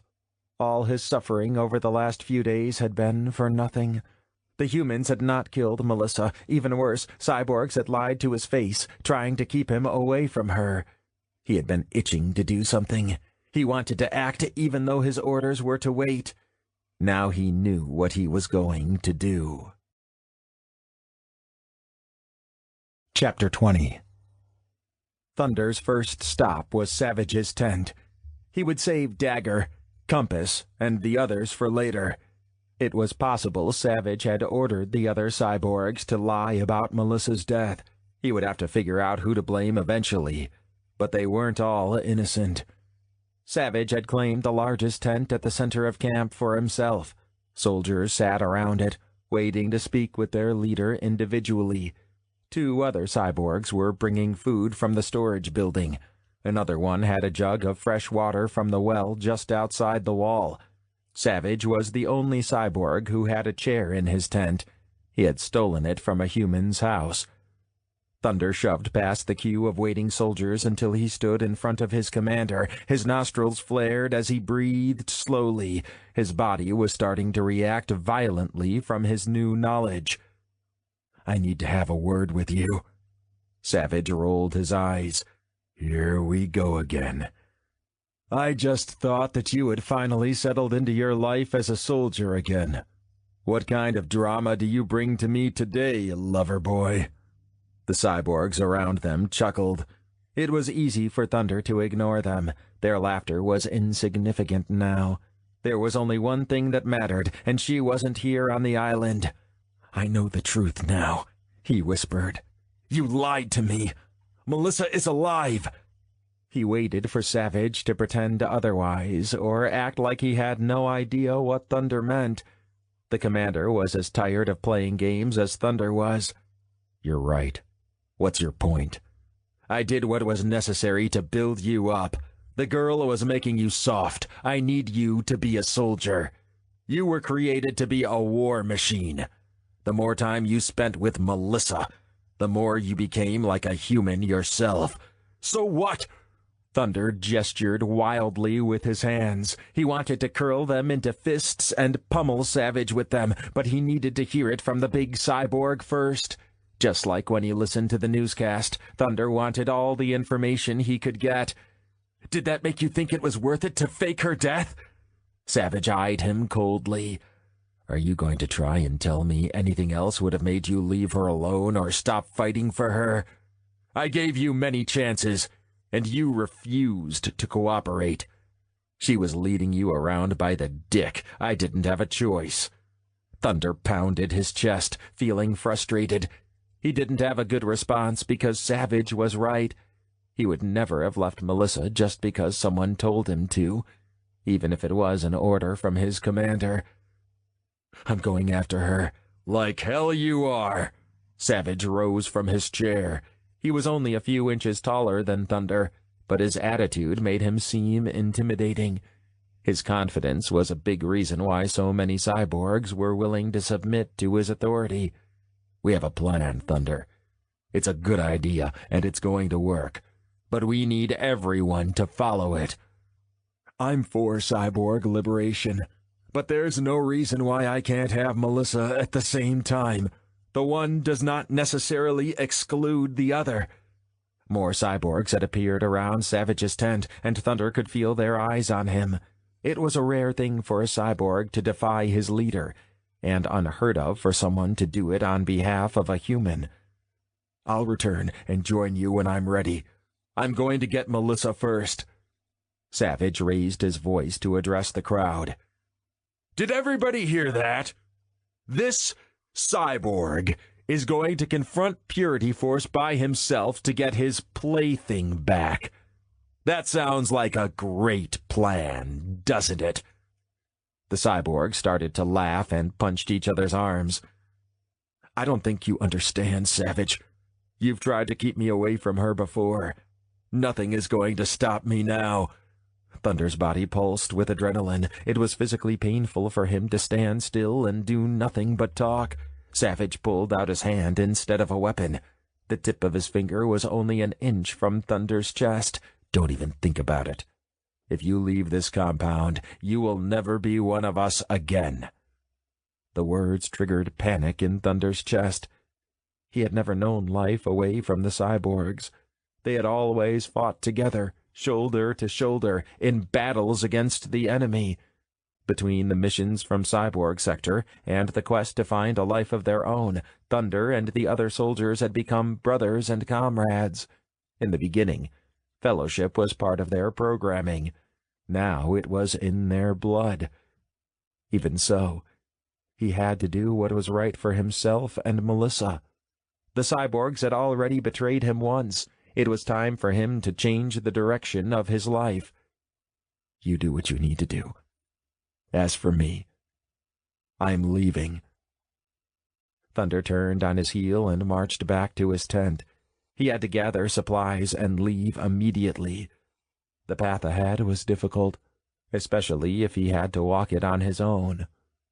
But he was determined. If his fate was death at Purity Force headquarters, so be it. Thunder might not save Melissa, but he would have the satisfaction of trying. Behind him, he could hear several pairs of boots hit the sand. I'm afraid I can't let you go. Thunder didn't bother looking up. He had nothing left to say to Savage. If you rush off by yourself without proper preparations, you're a risk to all of us. You might lead them back to the island. Thunder had reached his tent. He opened the flap and ducked inside to start packing a bag. Do you think that I'm the one putting us at risk? Thunder pulled a few tins of food from a table and shoved them in the bottom, followed by a small jug of water.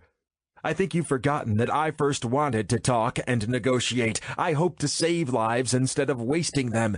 It was my idea to work things out with the humans. Thunder checked his pocket for the knife. You wouldn't listen to me. Is that a challenge?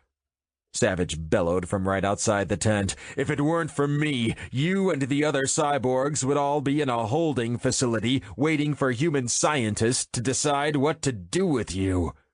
Thunder shrugged. He put a rolled-up t-shirt and a pair of socks in his pack and tugged the drawstring shut. You might be right, but things have changed since then. We aren't doing ourselves any favors by murdering the humans. There are more of them than there are of us. If we want them to accept cyborgs and let us live freely, we need to convince them that we won't murder all of them. You fucking pansy. Savage spit in the dirt just outside the tent. I will never agree with you about talking to the humans. But you've changed my mind about something else. Thunder turned his head up from his work to look at the leader. What have you changed your mind about, specifically? I'm not sure it's necessary for you to help us. If I release you to rescue the human and you come back here to help with the mission, what kind of message am I sending to the other soldiers? Everyone will think they can do whatever they want and let their feelings dictate their actions instead of following orders. We can't function that way. That's not how cyborgs have ever operated, and we're not going to start now. I don't need you if you're going to be a bad example. Thunder glared at his commander. What are you afraid of, Savage? Is the problem someone might realize you aren't as strong as you pretend to be? Do you think if the truth comes out, they might not want you to lead anymore? That's a shame. I thought you were bigger than that. Savage made a hand motion to the cyborgs at his side, who had been watching the entire exchange with interest. Thunder's not giving us a choice. Throw him in the stockade again. Challenging them with an angry stare, Thunder threw the bag over his shoulder and slipped both arms through the straps. "Don't do that if you value your life. I'm walking out the door. I don't care how many bodies I have to step over." He left the tent, pushing his way past Savage and striding toward the gate in the wall. There was some scuffling and mumbling behind him as the cyborgs waited for someone else to begin pursuit. But their commander quickly reoriented them with a simple command. "Go after him!" Thunder could sense the cyborgs moving behind him without needing to see them. As soon as he felt fingertips touch the skin of his arms, he knew they were preparing to drag him back to the building which had served as his prison. Thunder dug his feet into the sand.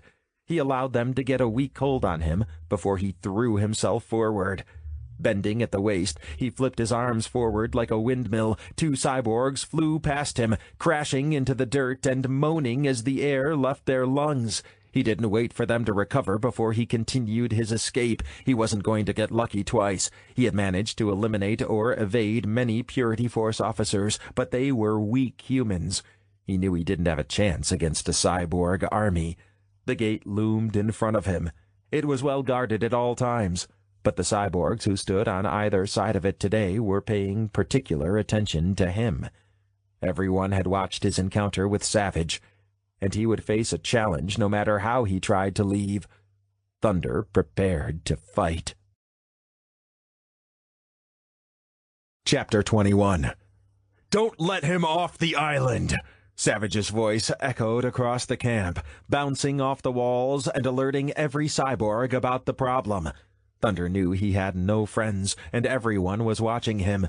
There were about 50 cyborgs now, each of them completely dedicated to Savage's agenda. If Thunder relented and decided to wait, there would be more cyborgs against him after they freed the next cell. The time for him to move was now. He sprinted for the gate. Guards waited for him with charged plasma guns. They yelled at him to hold his position, but Thunder had no plans to stop. Instead, he ran around them on the right side. The blonde cyborg nearly lost his footing in the loose soil, but it provided enough traction for him to slip by his pursuers. "He's going to the helicopter!" Thunder had never seen Savage as upset as he was now. He couldn't help smiling as he ran away. If they were going to shoot him down anyway, he might as well have some fun. The soldiers around him seemed hesitant to shoot at a fellow cyborg, even though their weapons were ready to fire. Thunder had heard the squeals of charging plasma guns as soon as he left the tent. However, no one had pulled the trigger yet. He grew more confident with every step he took. The whiz of a bullet over his shoulder suggested at least one cyborg wasn't reluctant to kill him. The projectile missed the tip of Thunder's ear by a fraction of an inch and made him run faster. Someone was playing with him. They weren't even using their built-in weapons. The shot came from a human weapon stolen from the mainland. The dirt at his feet exploded, sending tiny particles up into the air and throwing them against his skin like a sand blaster. They weren't playing around any longer. Conventional human weapons didn't have enough power to create a massive explosion. One of the cyborgs had finally made a decision and fired at him. One shot wasn't enough to stop him, especially if it didn't even hit his body. Thunder made it to the helicopter, which was sitting like a dead bird near a wall. He would never know how Savage and the other cyborgs managed to steal it and fly it to the island. Thunder suspected the leader had big plans for the aircraft, but Savage would never have the chance to use it again. Thunder leaped into the cockpit and started the rotor spinning. Above the din of the blades, he thought he could hear shouts coming from the other cyborgs. He couldn't know for sure what Savage was saying, but he had a good idea about why nobody had killed him in the pilot's seat. Savage wanted to make an example out of him. Once Thunder was in the air, someone would shoot him down, sealing his doom inside a blazing fireball. The helicopter wreckage would be a hell of a reminder to anyone who thought about following in his footsteps. It would also make Thunder's death slow and painful. The blonde cyborg was willing to take his chances. He lifted the chopper off the ground and maneuvered it sideways, barely clearing the top of the wall. It was a small aircraft and didn't move too quickly. He hoped it would be fast enough. Bullets and plasma blasts filled the air. Thunder moved the helicopter in a random pattern as he tried to avoid them. A ball of plasma impacted the metal hull. It left a melted hole, but somehow didn't affect anything else. Someone was watching out for him. The wall surrounding the compound faded away and would soon be replaced with the shoreline and ocean. Looking out to the horizon, Thunder could barely see the coastline. He knew he wouldn't be able to use the helicopter for much longer. He didn't know how to respond to the traffic controllers. Human authorities would shoot him down if he didn't identify himself. Telling them his identity would make things even worse. He was going to have to trek over land to the Center for Pure Science. The cyborgs on the island didn't give him much time to think. They managed to fire another volley before the chopper got out of range. He slowly made his way further from the compound. But the helicopter couldn't evade enemy fire forever. A shot landed successfully on his rotors, and the aircraft spun out of control. Thunder tugged uselessly at the throttle. He was going to crash into the water. Chapter 22. The TV crews hung around and socialized with the staff at the Center for Pure Science long after the interviews were over. It was evident from the way they spoke to each other that the media was more concerned with creating a good story than learning the truth. "That went great, Director Sullivan." The reporter shook the older man's hand. "I think we've got some beautiful shots of the patient, too." Director Sullivan glanced at the corner where Melissa sat quietly in a chair waiting for someone to escort her back to her room. She wasn't supposed to move unless a guard accompanied her. She didn't have the energy to resist. "It would have been spectacular if we could have spoken with Miss Quinn, though," Jim continued. "The public is going to absolutely fall head over heels for her. I was just an intern when the first story came out about humans and cyborgs interacting outside of Cyborg sector. It was sensational, and I always hoped to cover something like that." He glanced at Melissa with a hopeful look on his face. Dr. Brown and Sullivan exchanged a glance before walking the reporter and his cameraman toward the front door. "She's not ready yet." Dr. Brown's tone changed to friendly in an instant. "Miss Quinn has been through a very stressful situation. It's going to take a lot of time and patience before she's ready for anything like an interview." Jim glanced over his shoulder at the patient, but continued moving to the door. "Okay, I understand. Will you guys do me a favor and let me know when she's ready? I could use the scoop, and it will be great publicity for your facility."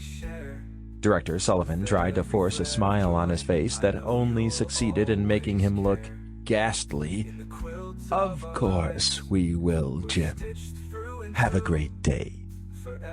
As soon as the door closed behind them, the frown reappeared on his face. "I don't like them. They're too nosy." Dr. Brown shrugged. "I don't know what you expected." He was right. It's a sensational story. We're lucky we managed to keep it from being a complete media circus. The two slowly made their way across the room toward Melissa. "I'm still not convinced leaking anything was a good idea. Once the story airs, it will be complete pandemonium in here. Everyone will be looking for a sweet story or approaching Melissa with book deals. I don't feel like putting up with that." The woman shrugged and didn't look concerned. "We can keep it under control. Since this isn't a public building, our chances are better at keeping secrets than if we were at a regular hospital. Besides, don't you think her story was going to get out eventually? She went to New York with a bunch of other college kids. They can't all keep their mouths shut." "I suppose you're right. Are you a doctor or a director of public relations?" They were talking about Melissa like she wasn't even there, but she was in no position to argue or complain. All she could do was sit on the cold, hard chair. She wore a thin hospital gown and a terry-cloth robe someone had thrown at her. The clothes provided just enough warmth to make her realize she was freezing. Sullivan had carefully instructed her to remain silent when the television crew arrived. The reporters wanted to get some good pictures of her. Judging by the guards posted by the door and lurking in the background during the filming, she didn't have a chance to escape. Until now, she hadn't truly considered it. The time spent with the liberators and cyborgs had left her emotionally and physically drained. For the first few days, Melissa had been content to lie on her hospital bed, watching pre-approved movies on the wall-mounted television and letting bags of saline solution drip into her veins. She looked up when the doctor and director approached her. "Do you think we can move her now?" Sullivan asked. Dr. Brown checked her ever-present clipboard and frowned. "I think it's safe. We don't have a reason to keep her here." Melissa knew better than to let hope enter her heart. She didn't know what they were talking about, but she suspected they weren't sending her home any time soon. The woman nodded at a nearby orderly. "Take her back to the room and help her change clothes. I'll meet you downstairs." The orderly complied quickly. He brought out a wheelchair from a nearby alcove and maneuvered it next to Melissa's chair. Glaring at the administrators' backs as they walked away, Melissa slowly sat down in the wheelchair. She knew she could walk, but it was nice to have someone push her around the building. It was like a maze in here. Although she hadn't seen the outside of the building when she arrived, Melissa knew she had moved a lot inside. "How long have you been working here?" Melissa had repeatedly been trying to strike up conversations with the staff members. It got lonely at the Center for Pure Sciences, and she hadn't seen any other patients. The orderly brought her to the end of the hallway before he turned right. Melissa looked up at him. "Did you hear me?" He was a young man, probably about her age, with short dark hair and the slightest shadow of stubble on his chin. His arms looked wiry and strong. All his muscles had a distinct outline on his body and made her think about thunder. Melissa glanced away quickly. Guiding her onto an elevator, the orderly pushed a button and waited until the doors closed to say anything. "I'm not supposed to speak with you." "I didn't realize I was such a bad influence on people." The young man shifted around nervously and watched the panel flash through the floor numbers.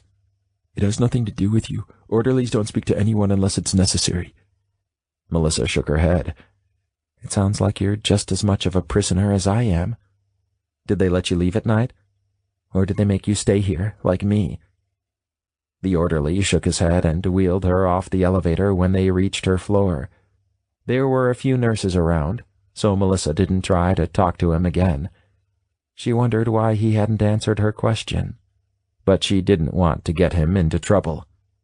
He brought Melissa to her room and produced a pale green jumpsuit from a drawer. "You should wear this. I'll be back for you in 5 minutes." He took the wheelchair and left. Melissa didn't like the look of the garment in her hands. It was hideous, for one thing. It looked like someone had placed a big order at the hospital gown factory. She noted that Purity Force had put their own spin on the fashion statement, somehow making it look appropriate for a prisoner behind bars. Melissa's empty stomach angrily growled as she realized what was about to happen. The director and the doctor had put her on display for the media. Now they were finished. It was time to put her away. When the orderly arrived again, he didn't have the wheelchair with him. He gestured for Melissa to walk toward the door. Taking her by the elbow, he strode down the hall and back to the same elevator she had been in a few moments before. Safely ensconced inside, Melissa turned to the young man in white. "Tell me something. Guy who isn't supposed to talk with me. What do you think the chances are that I'll get out of here alive? Have you ever seen anyone check out?" The orderly pursed his lips and looked around. "Please don't do this," he pleaded quietly. "I don't think anybody can hear us." Melissa wasn't ready to give up. "I haven't been able to talk to anyone except Director Sadpants and Dr. Bitchface for the last few days. Give me a break, will you?" Her reward was a brief twitch of the orderly's lips that almost resembled a smile. He recovered quickly, but couldn't keep the sparkle out of his eyes. "I just don't want to get in trouble, that's all. You can't imagine what demotion is like." Melissa chuckled, but she became serious again when the doors opened. Cold concrete walls and glowering correctional officers had replaced the sterile, white hospital walls and unfriendly nurses. The orderly escorted her down a long hallway before leaving her in the custody of a man in a white uniform. He glanced at her briefly as he released her arm, but turned quickly and disappeared. The guard was a fat man whose belly nearly busted through the buttons on his uniform.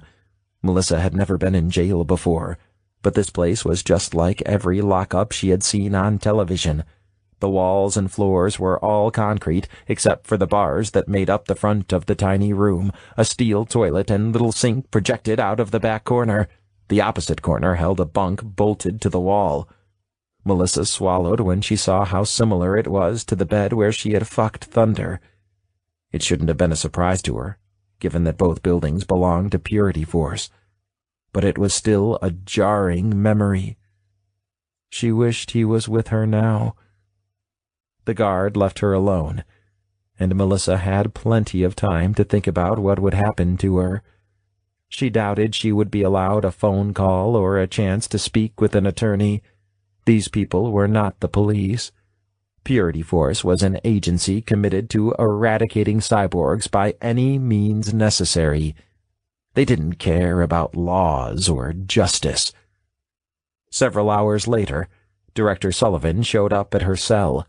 The bars clanked closed behind him when he entered the room. "What do you think about your new accommodations?" Melissa fought against the urge to spit in his face. If behaving herself had gotten her here, there was no telling what would happen if she caused trouble. "I think it's cold." "Good," the older man replied. "That means you can still feel things. It's the least of your problems when you think about it. I'm sure you'll find that your meals are sparse and lower quality compared to what you received on the first floor."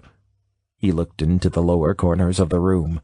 "I don't have any first-hand experience here, but I've heard rumors about rats." "Why are you doing this to me?" Melissa shivered in the thin jumpsuit and wished she had a cup of hot tea. "I want to make sure you cooperate with us. I'm not going to take any chances with you."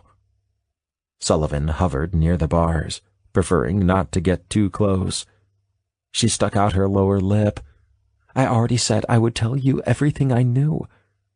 Sullivan shook his head. "I remember you saying that. But you haven't given me any information I want. I need you to tell me where the cyborgs were going and what they planned to do next. We never thought we would need to track them if they turned off their biochips and lost them in the fight. I want a precise location, so we can drop a bomb and get rid of them once and for all. When this group of cyborgs is wiped off the face of the earth, my job will be much easier." "I already told you. I don't know where they were going. Compass never said anything to me. I thought he was going to bring me with him, but he never truly trusted me." Melissa searched inside her memory, hoping she had a scrap of knowledge that would answer the director's questions. She was beginning to realize the cyborgs had kept her in the dark about everything. The older man signaled to the guard outside the bars that he was ready to leave. "I'll leave you here so you can think about it. I'm sure something will come to you soon enough." Melissa had no way to tell how many days had passed. There were no windows on the underground levels of the Center for Pure Science. A name she now knew was unrelated to the actual purpose of the building. As promised, her meals came at unpredictable intervals. Melissa suspected she only got food when someone remembered about her. Director Sullivan's visits were different and came regularly, although she couldn't be sure that he visited her every day. The hunger and cold left her feeling disoriented. She struggled to get her mouth and lips to form words when he asked her questions. "Are you ready to talk yet?"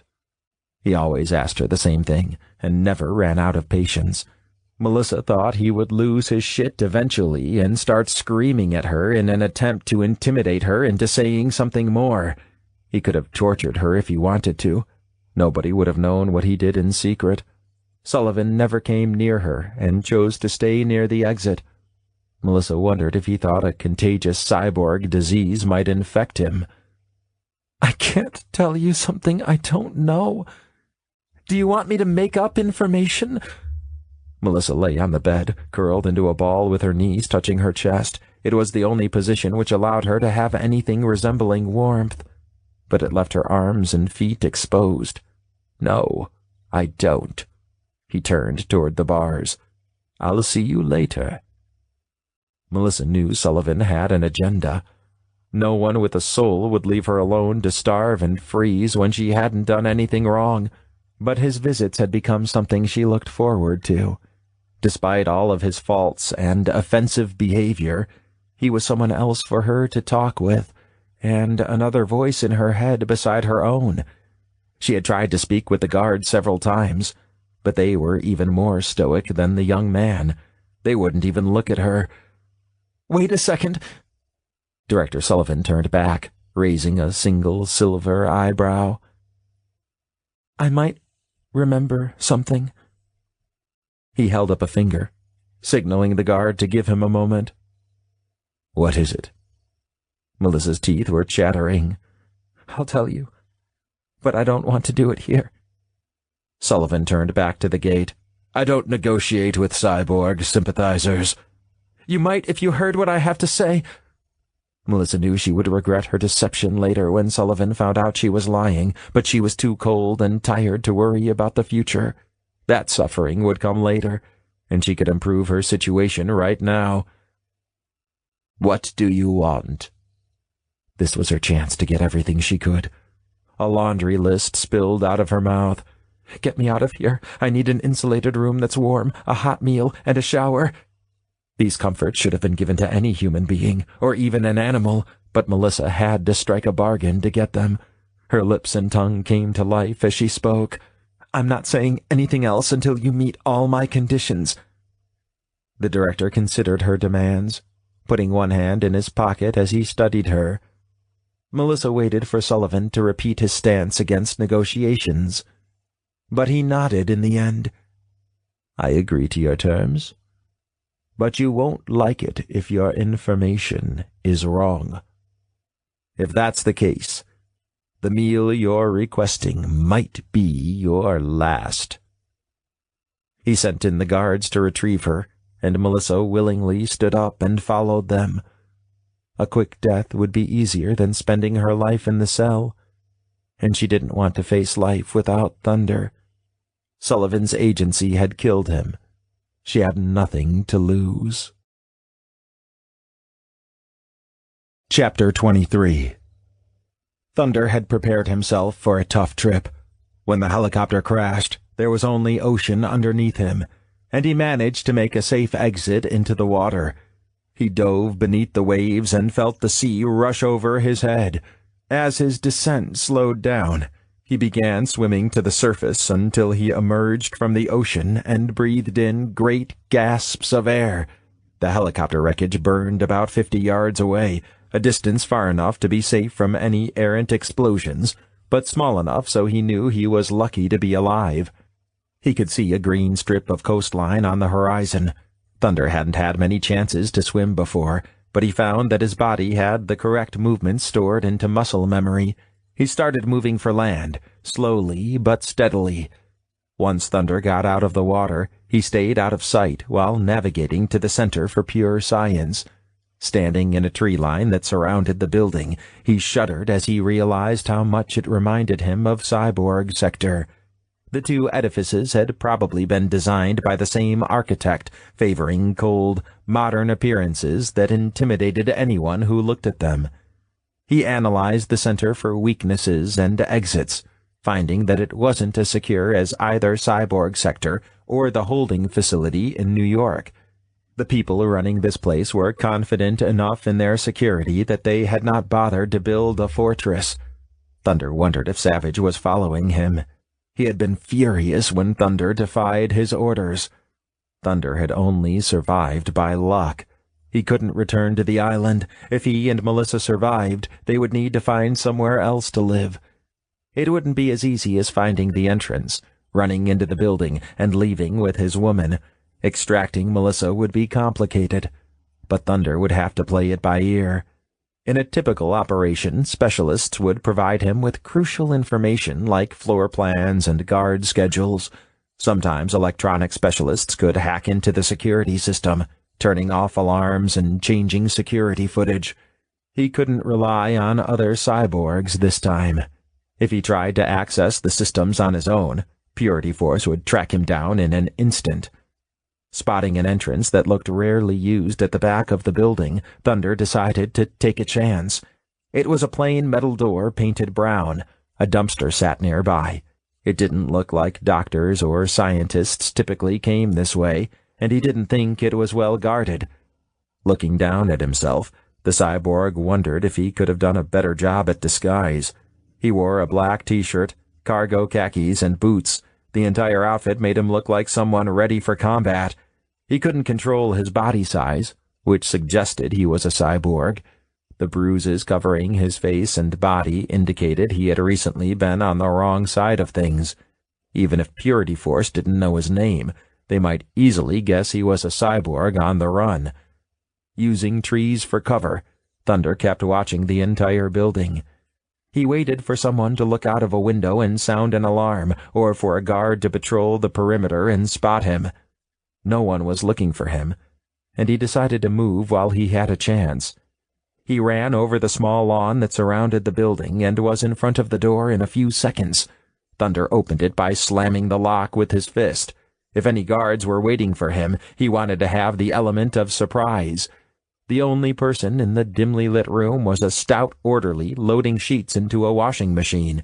He looked up in surprise that quickly turned into fear and ran toward a nearby stairway leading to a door. The cyborg raced forward and had the man in his hands before he could place one foot on the bottom step. He yanked him back and threw him to the floor, waiting for the man to put up a fight or call for backup. But the orderly cowered on the concrete with his hands over his face. "Take off your clothes."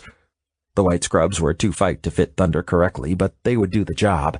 His biceps bulged against the hem of the sleeves, and the pants were a couple of inches too short. With luck, the disguise would help him get further into the building. He secured the sniveling, whimpering orderly into a supply closet. Sneaking his head out the door to the laundry room, Thunder was relieved to see that the place was practically deserted. He watched a nurse at a station at the far end of the hall hang up the phone and leave the desk, disappearing into a nearby restroom. Thunder headed for her post. He glanced at the restroom door before connecting with the computer on the desk. He was fully prepared to kill if he had to, but since there wasn't any backup, he had to be careful. Thunder didn't want too many people to know about his presence in the building. It didn't take long to get Melissa's location from the computer system. Now he had to find the room. Thunder hadn't spent much time in human structures before.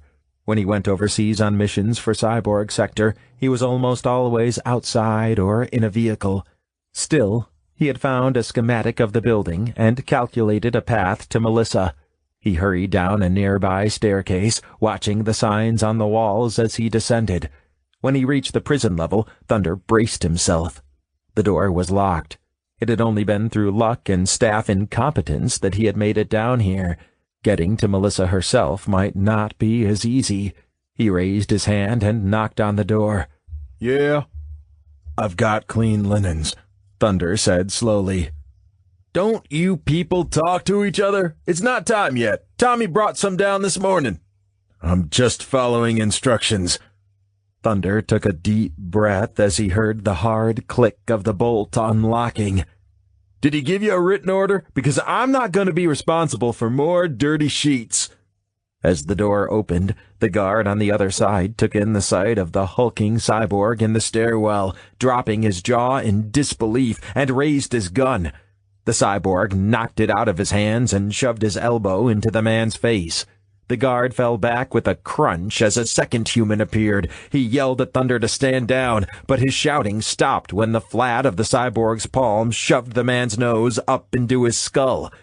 Grabbing the guard's gun and slipping it into the back of his waistband, Thunder ran down the long hallways of the prison level, glancing from side to side as he searched for Melissa. There were many cells, but most of them were empty, barren rooms that hinted at the isolation of their past tenants.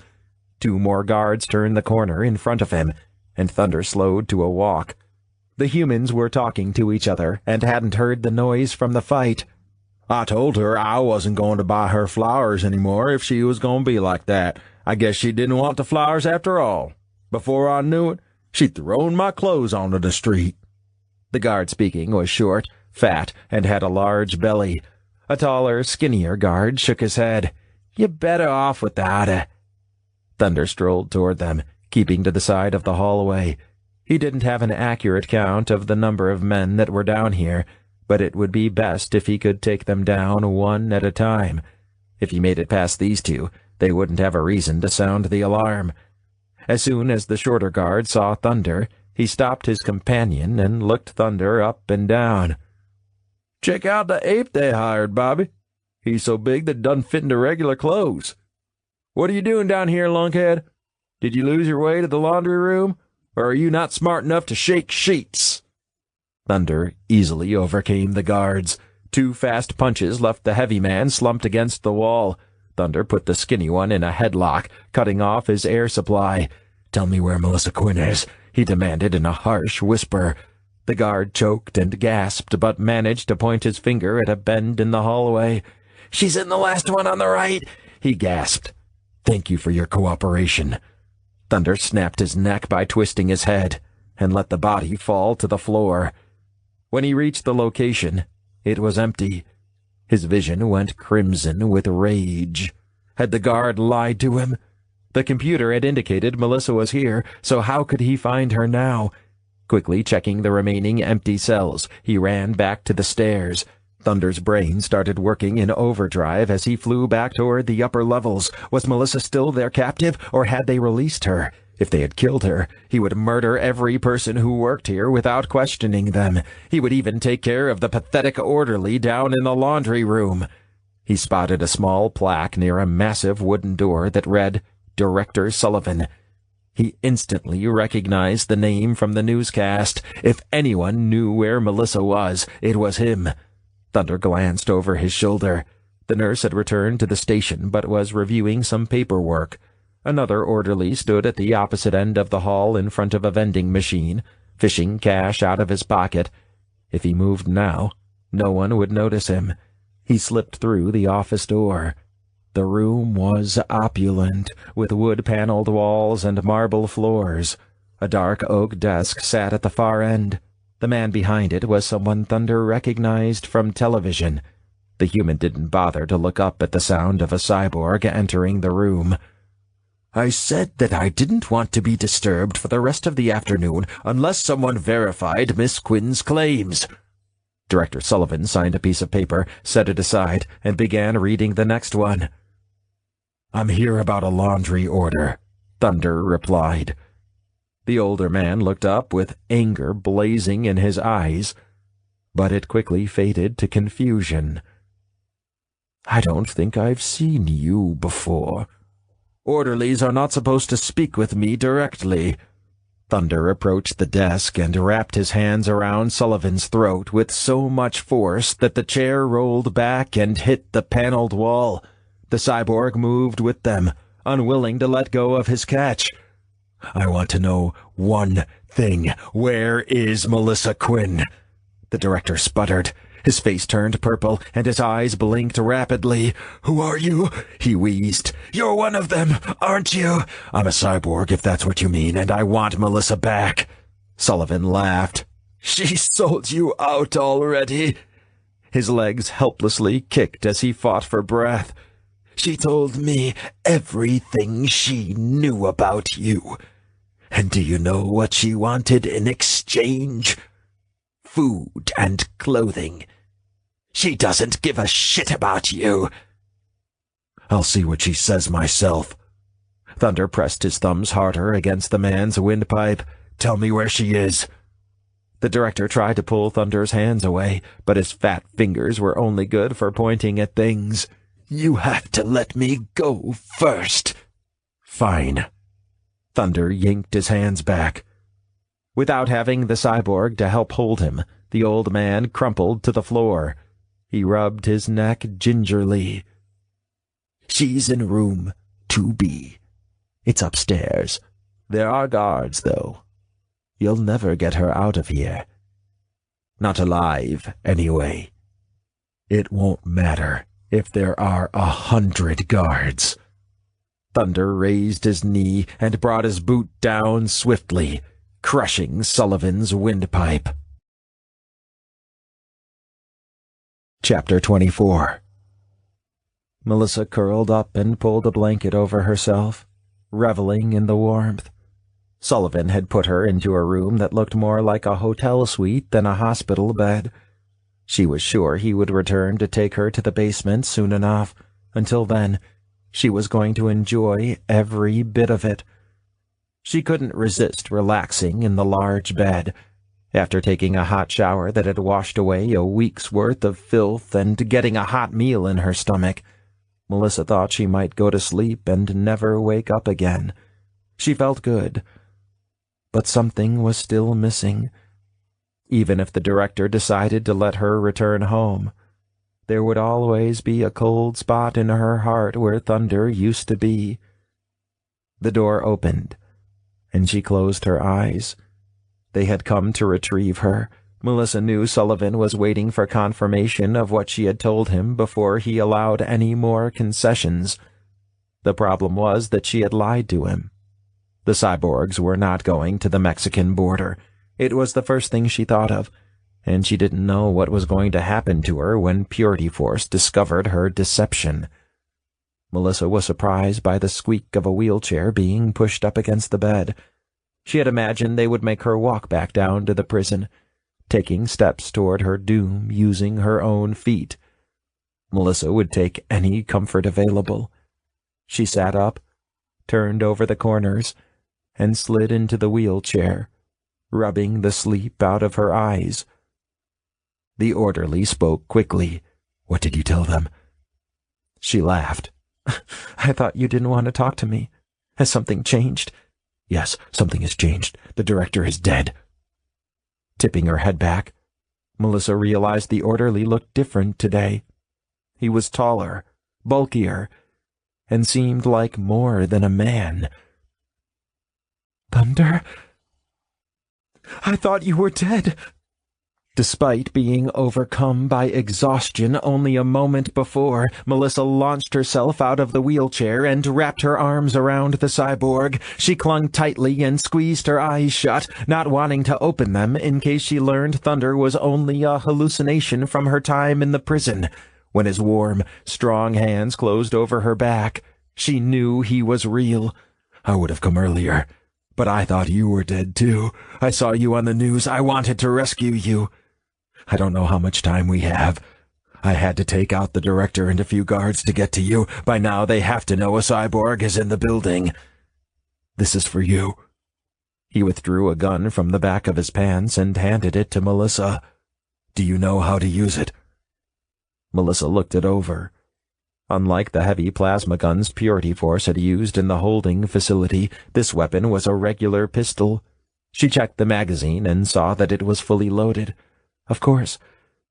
Growing up in the country has its advantages. Good. I can't imagine us getting out of here without people noticing, especially if we're moving as a pair. Stay behind me, and watch my back. Thunder moved to the door, pressing his ear against it. Melissa was finding it hard to move again. She was in shock and felt a tingling sensation through her entire body. Seeing Thunder had filled her with energy, and she felt like she could do anything. Getting out of the center would be a challenge, but if they were together, they could make it happen. The blonde cyborg opened the door. He saw a guard and immediately punched him in the mouth. Melissa followed Thunder as he made his way down the hall, walking sideways to keep an eye out for anyone coming up behind them. She cringed when he flung the next guard down a flight of stairs, but she focused on being a competent lookout. When a nurse peeked out from behind a door, Melissa shot the ceiling above her. The woman shrieked and disappeared back into the room. She started to recognize the location. They were in the front section of the hospital, where she had sat like a doll on display for the television crews. The front doors were not far away, but there would be plenty of guards in that area. Thunder had avoided using his plasma gun so people wouldn't pay attention. It was going to become necessary soon. Melissa held her breath as she waited for the firefight to start. A noise brought her attention to a side hallway. The orderly who had brought her down to the prison stood inside with an unreadable look on his face. Melissa's heart jumped. She didn't want to shoot him, and she knew that he would die if Thunder spotted him. To her surprise, the orderly made a motion for her to come his way. She tapped Thunder with her free hand. "Let's go in here." The cyborg looked uncertain and stayed poised to fight, but he followed her. The orderly swiped a keycard over an electronic lock. A door at the end of the hall clicked open. He led them down a short ramp into a large indoor garage and pointed to a white van.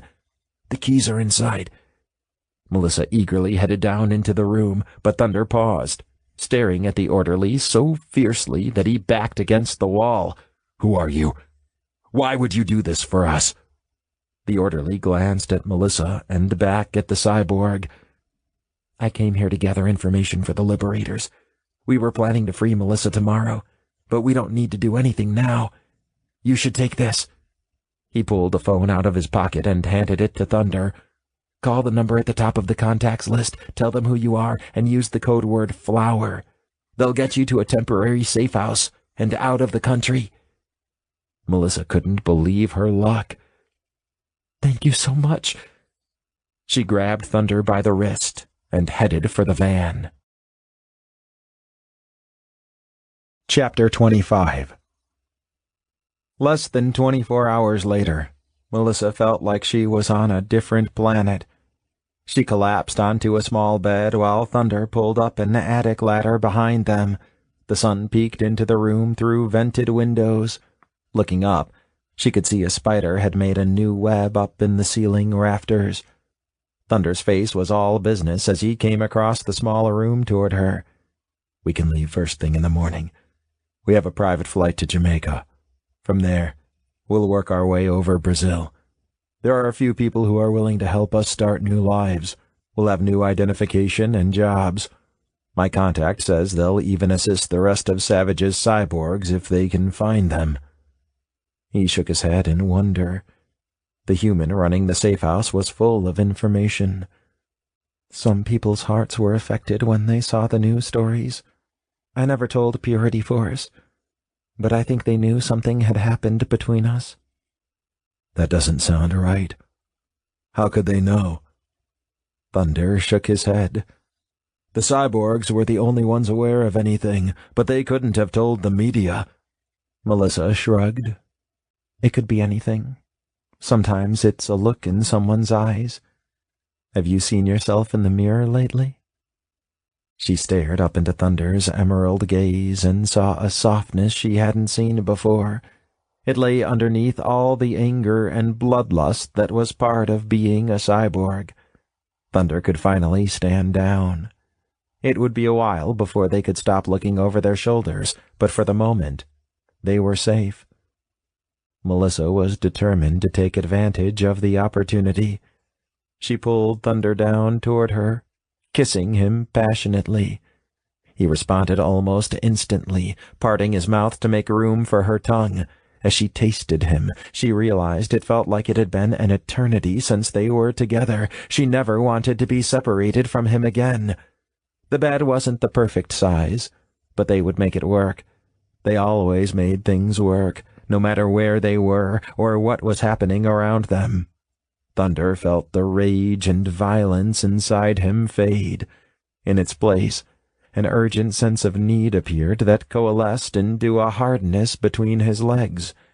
He pressed Melissa down onto the bed, letting his mouth drift slowly from her lips to her chin, exploring down her neck and to her collarbone. "I think you're overdressed." Melissa's core throbbed as Thunder ripped her ratty garments into shreds and cast them on the floor. In her state of mind, it was just as easy for her to make rags of his shirt. They had to buy new clothes anyway. It was time for them to shed anything which could remind them of the past week. She eagerly arched her back, pressing her breasts against him. Her fingers ran down the bones of his spine and spread out to explore every plane of hard muscle. Melissa was so small that it was easy for Thunder to wrap his arms around her waist and pull her in tightly. He didn't want to hurt her, but the hardness of her nipples told him she enjoyed it. His cock strained against the inside of his pants. She was ready for his dick inside her. She wanted the cyborg to slam into her and tell her she belonged to him. Melissa fumbled with his button and zipper until she finally slid down his pants. She gasped when she saw Thunder's fully erect cock. Pushing herself further down onto the bed, Melissa positioned herself beneath her lover and gently took the length of him into her mouth. She wrapped one hand around each of her breasts, rubbing and purring as she sucked. The cyborg was bigger than Melissa remembered.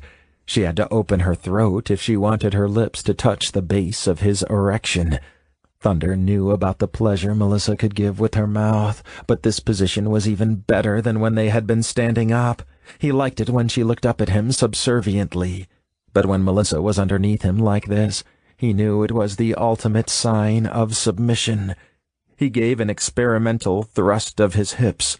When she moaned underneath him, Thunder was encouraged to do it again. His cock slid in and out of her hot, wet mouth. Melissa kept her lips firmly around him. Melissa caressed the wetness building between her legs. Thunder filled her with a pang of hunger she had never known before. It made her want to do anything the cyborg might find satisfying. Rubbing her fingers gently over her clit, she timed the rhythm of her hips to match the thrusts of the man standing over her. She moaned again, and the vibration against his cock was almost enough to make him come. He wanted to slam his dick into her face and fuck her mouth until she gagged. But there was something else he wanted even more. The cyborg had plenty of time on the island to think about everything he wished he had done with Melissa.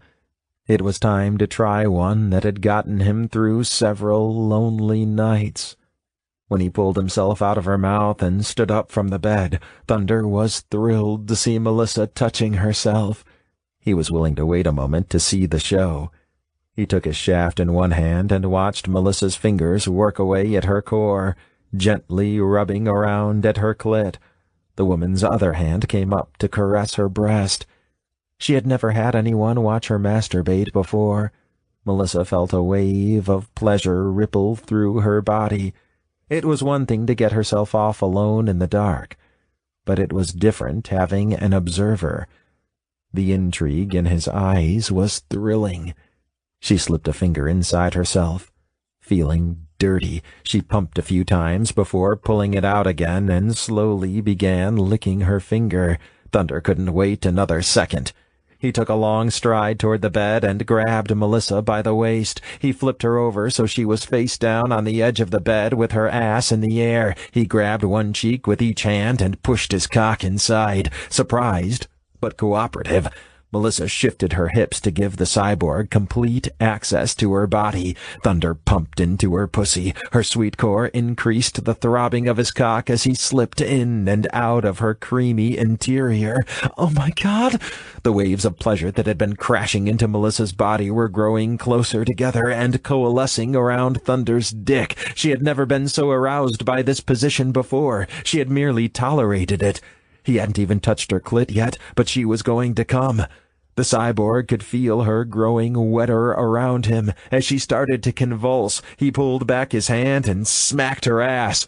It left a bright red handprint on her butt, and Melissa shoved her hips against him.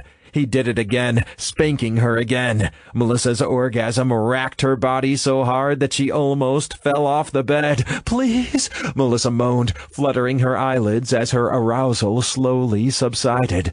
He had hit her just enough to bring her to a peak. It had been so much stimulation that she didn't think she could do it again. "I can't take any more. It's time for you to get what you need." Thunder grinned, enjoying the sight of his cock going into her body. "Trust me, I'm getting everything I need." He reached around her hips with one hand and flicked her clit, thrusting inside her again. Melissa was small, but she seemed to like it rough. She let out a cry of pleasure and shuddered. Finally, willing to give her what she asked for, Thunder withdrew and lay her down on the bed. She spread her legs wide, wrapping them around his back as he entered her. It was a sweet satisfaction to penetrate her from the top. Her pussy was slick, and it felt like he belonged there. Melissa gratefully took his weight on top of her body. No matter how many times she came, she thought she would never get tired of having his massive cock inside her. Her sex convulsed again when he slid inside, and she cried out as she dug her fingernails into his back. The cyborg drove into her, making the bed pound against the wooden walls of the attic. Melissa's core had swallowed his entire cock, and he still wanted to go deeper. His balls hit her flesh, and her tits bounced against the cyborg's chest. With one final thrust, he exploded inside her.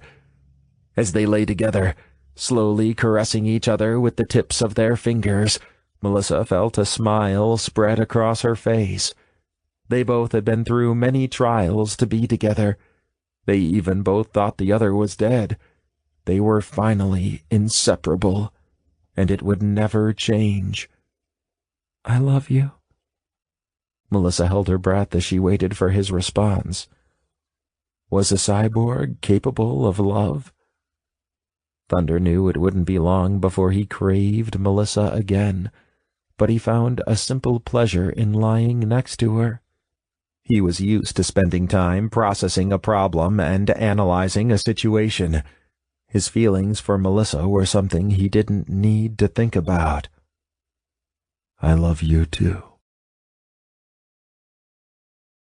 This has been Cyborg Warrior, a science fiction cyborg romance, Burning Metal, Volume 4. Written by Lisa Lace. Narrated by Michael Pauly. Copyright 2017 by Lisa Lace.